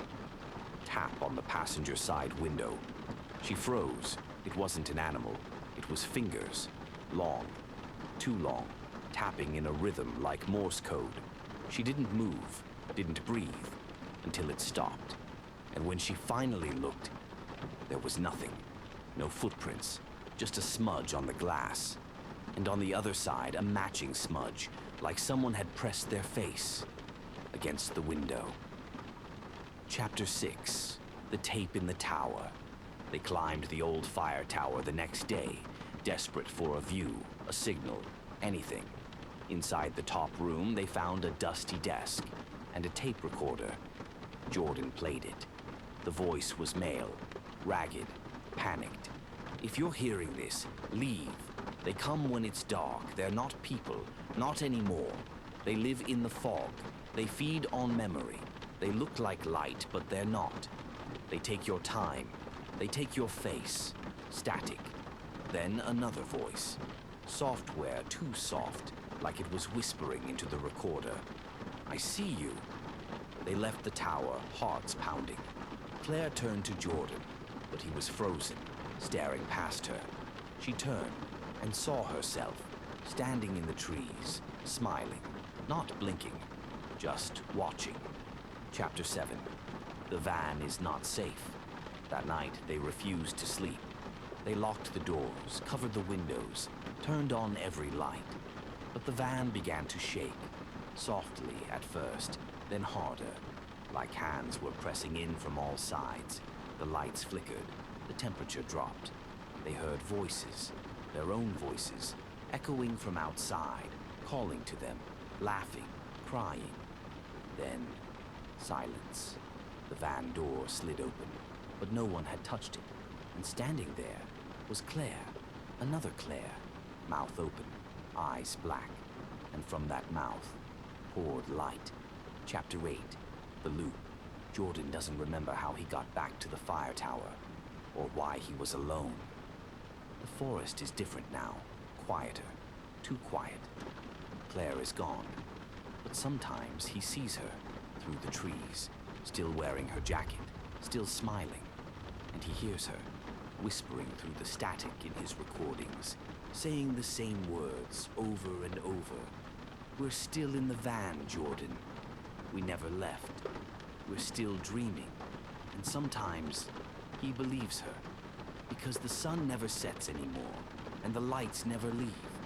And every morning, the van is fogged up again, with fresh handprints on the glass, and somewhere, deep in large pines, the tape still plays. "I see you." The hollow pines. Day 1. The gravel crunched under the tires as the old Toyota crept up the winding forest road. Talia gripped the wheel tightly, her knuckles pale in the muted afternoon light.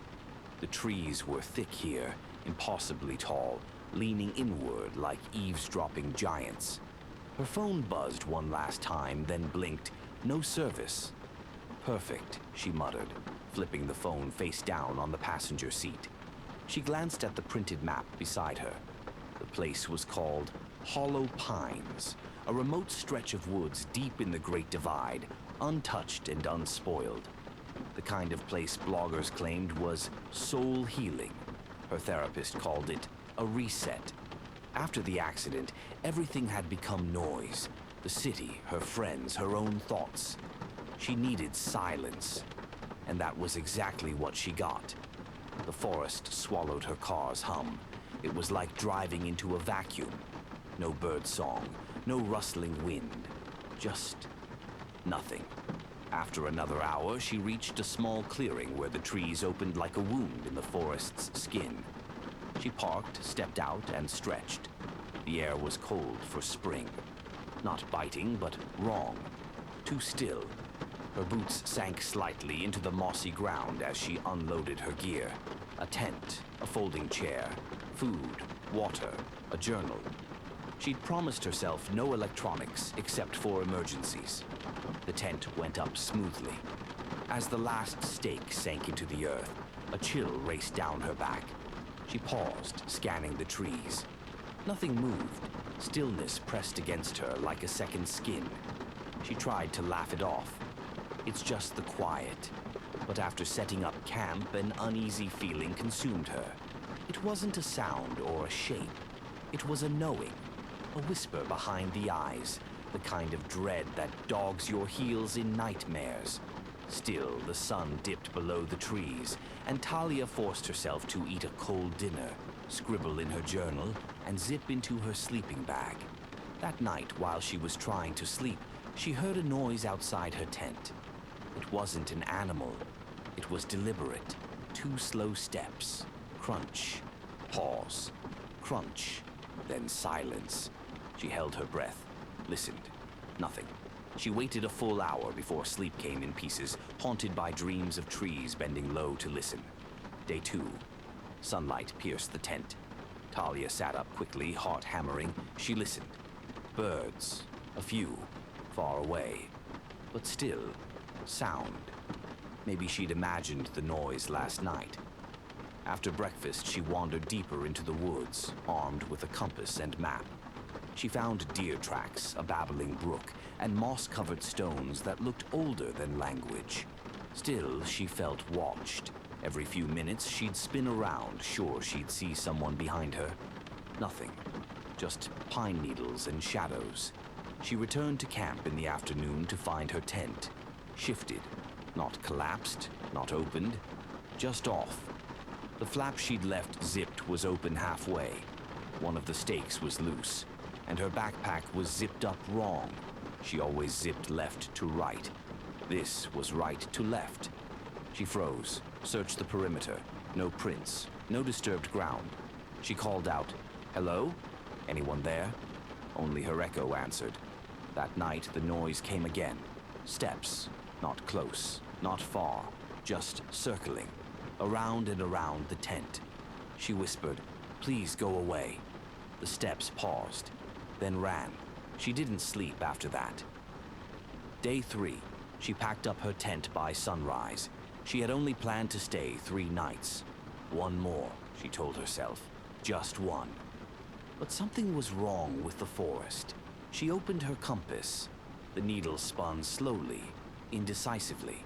She tried the GPS on her emergency beacon. No connection. She followed the road she came in on, just to double-check her escape route for tomorrow. After an hour of walking, she reached her campsite. Not another site. Heron's same bent tree, same fire pit, her footprint in the moss where she'd tripped yesterday. She screamed, swore, hurled the compass into the woods. When she went to retrieve it, she found something else.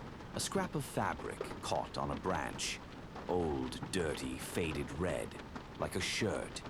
but older than it should have been, mildewed, and nearby, claw marks, long, wide, deep. Not fresh, but not ancient. She returned to camp, breathing hard, pulse thundering. The silence felt heavier now. Hungry. That night, she didn't bother trying to sleep. She sat outside her tent with her flashlight, knife in hand. The steps came, circling again. Faster this time, closer. She shouted, "I know you're out there." Silence. Then a voice, whispered, imitating her. "I know you're out there." Her blood froze. She turned the flashlight toward the trees. Eyes. Tall. Too tall. Reflective like an animal's, but too human. Then they blinked. She bolted into the tent, zipped it shut, heart ready to split her chest open. The voice came again. From the other side of the nylon. "Please go away." It was her own voice whispered back. Day 4. Talia didn't remember passing out. She woke in the morning to the smell of rot.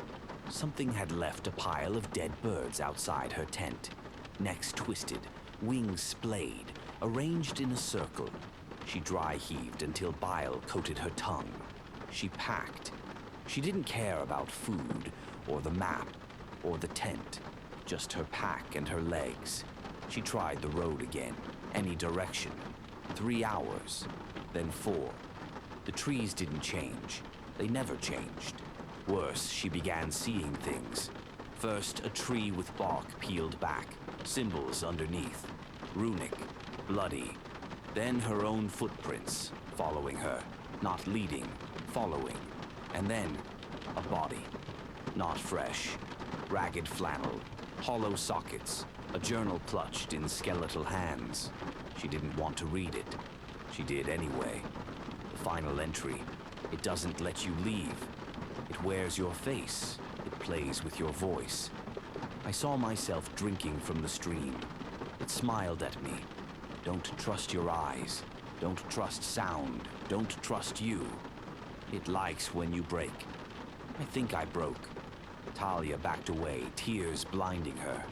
She tripped over roots that hadn't been there seconds ago. The trees were closer now. Breathing. Watching. Day 5. She didn't remember the night. Just dreams of her family, eyeless and laughing. Of herself, dancing around a fire made of teeth. She woke beside the corpse. The journal in her hands. Her handwriting in the margins. Her name. I think I broke. She began running. And the forest shifted. Trees closed in. Branches clawed at her clothes. Shadows moved faster than sunlight. She stumbled into a clearing that hadn't been there before. A stone circle. Old, older than the country. Each stone was carved with faces. Screaming. In the center, a figure stood. It looked like her, but wrong. Too tall. Skin too pale. Mouth too wide. It smiled. Found you. She screamed and turned. Into darkness. Weeks later, a ranger named Eliza spotted a tent deep in hollow pines, a place she never ventured. The forest always felt off. She found the camp. Empty. A journal lay on a stone. Final page. I hear her at night. She walks when I sleep. She wears my face now. If you find this, it's too late. Eliza looked up. The trees swayed, slowly, like something breathing. Behind her, a twig snapped. She turned and saw herself, smiling. 3 nights in Black Hollow. Day 1, the arrival. Jake had always found comfort in solitude. After a long year of city noise and fluorescent lights, he needed to disappear, if only for a few days. Black Hollow Forest was perfect, remote, quiet, and rarely visited. The locals in the nearby town had warned him to stick to the marked trails and not stay past sundown, but Jake chalked it up to small-town superstition. By late afternoon, he found a clearing near a small creek and set up his tent. The trees arched high above him like ancient cathedral ceilings. Everything smelled of pine, soil, and something damp, maybe moss or the nearby water. The silence was thick but peaceful. That night, Jake sat by the fire reading, sipping cheap whiskey. But just as the fire began to die down, he heard something, faint but distinct. Knock, knock. Not from any direction he could place, just nearby. He stood, flashlight sweeping the trees, but there was nothing, probably a branch falling. Still, he slept with his knife beside him. Day 2, the Whispering Wood. Jake woke early to a light drizzle and fog so dense he couldn't see past 10 feet. The forest had changed. What was peaceful the day before now felt smothering. The birds were silent. He wandered off to refill his canteen by the creek and froze. On a nearby tree, carved into the bark, were 2 words: stay awake. His first instinct was that it was a prank, maybe some local kids trying to scare campers. But as he turned back to camp, he saw more carvings, on trees, on rocks, even on his tent. Stay awake. Don't sleep. It comes then. That night, he didn't sleep. He sat by the fire with the knife in one hand and the flashlight in the other. The woods were silent, then suddenly not. Whispers, too quiet to understand but unmistakably human, surrounded him. Sometimes they were behind him, sometimes inside the tent, even when he was out of it. Around 3 a.m., he saw something move between the trees, tall, thin, and wrong. It didn't make noise as it moved, it just watched. And then it was gone. Day 3, the Hollow Man. Jake was unraveling. His food was untouched. His eyes were red, his hands shaking. He packed his things in a frenzy and tried to follow the GPS out. The screen flickered, malfunctioning, showing his location circling back no matter which way he walked. Around noon, he stumbled across something unnatural, a circle of stones surrounding a mound of earth with a single wooden post rising from its center. Hanging from the post was a burlap sack. Curious and desperate, he opened it. Inside was a face. His face. Jake screamed and ran until his legs gave out. When night fell, so did everything else. His flashlight died. His fire wouldn't catch. The whispers returned louder, closer, and when sleep finally claimed him, against his will, he dreamed of being buried alive, of tall trees growing from his ribs, of something wearing his face and walking back to town. 3 days later, a hiker found Jake's camp. His gear was there, perfectly arranged. The tent was zipped shut. Inside was a journal. The last page read, "I'm not me anymore." No body was ever found, but now campers report seeing someone in the woods who looks just like them. And every night, just after sunset, Black Hollow echoes with a soft sound. Knock, knock.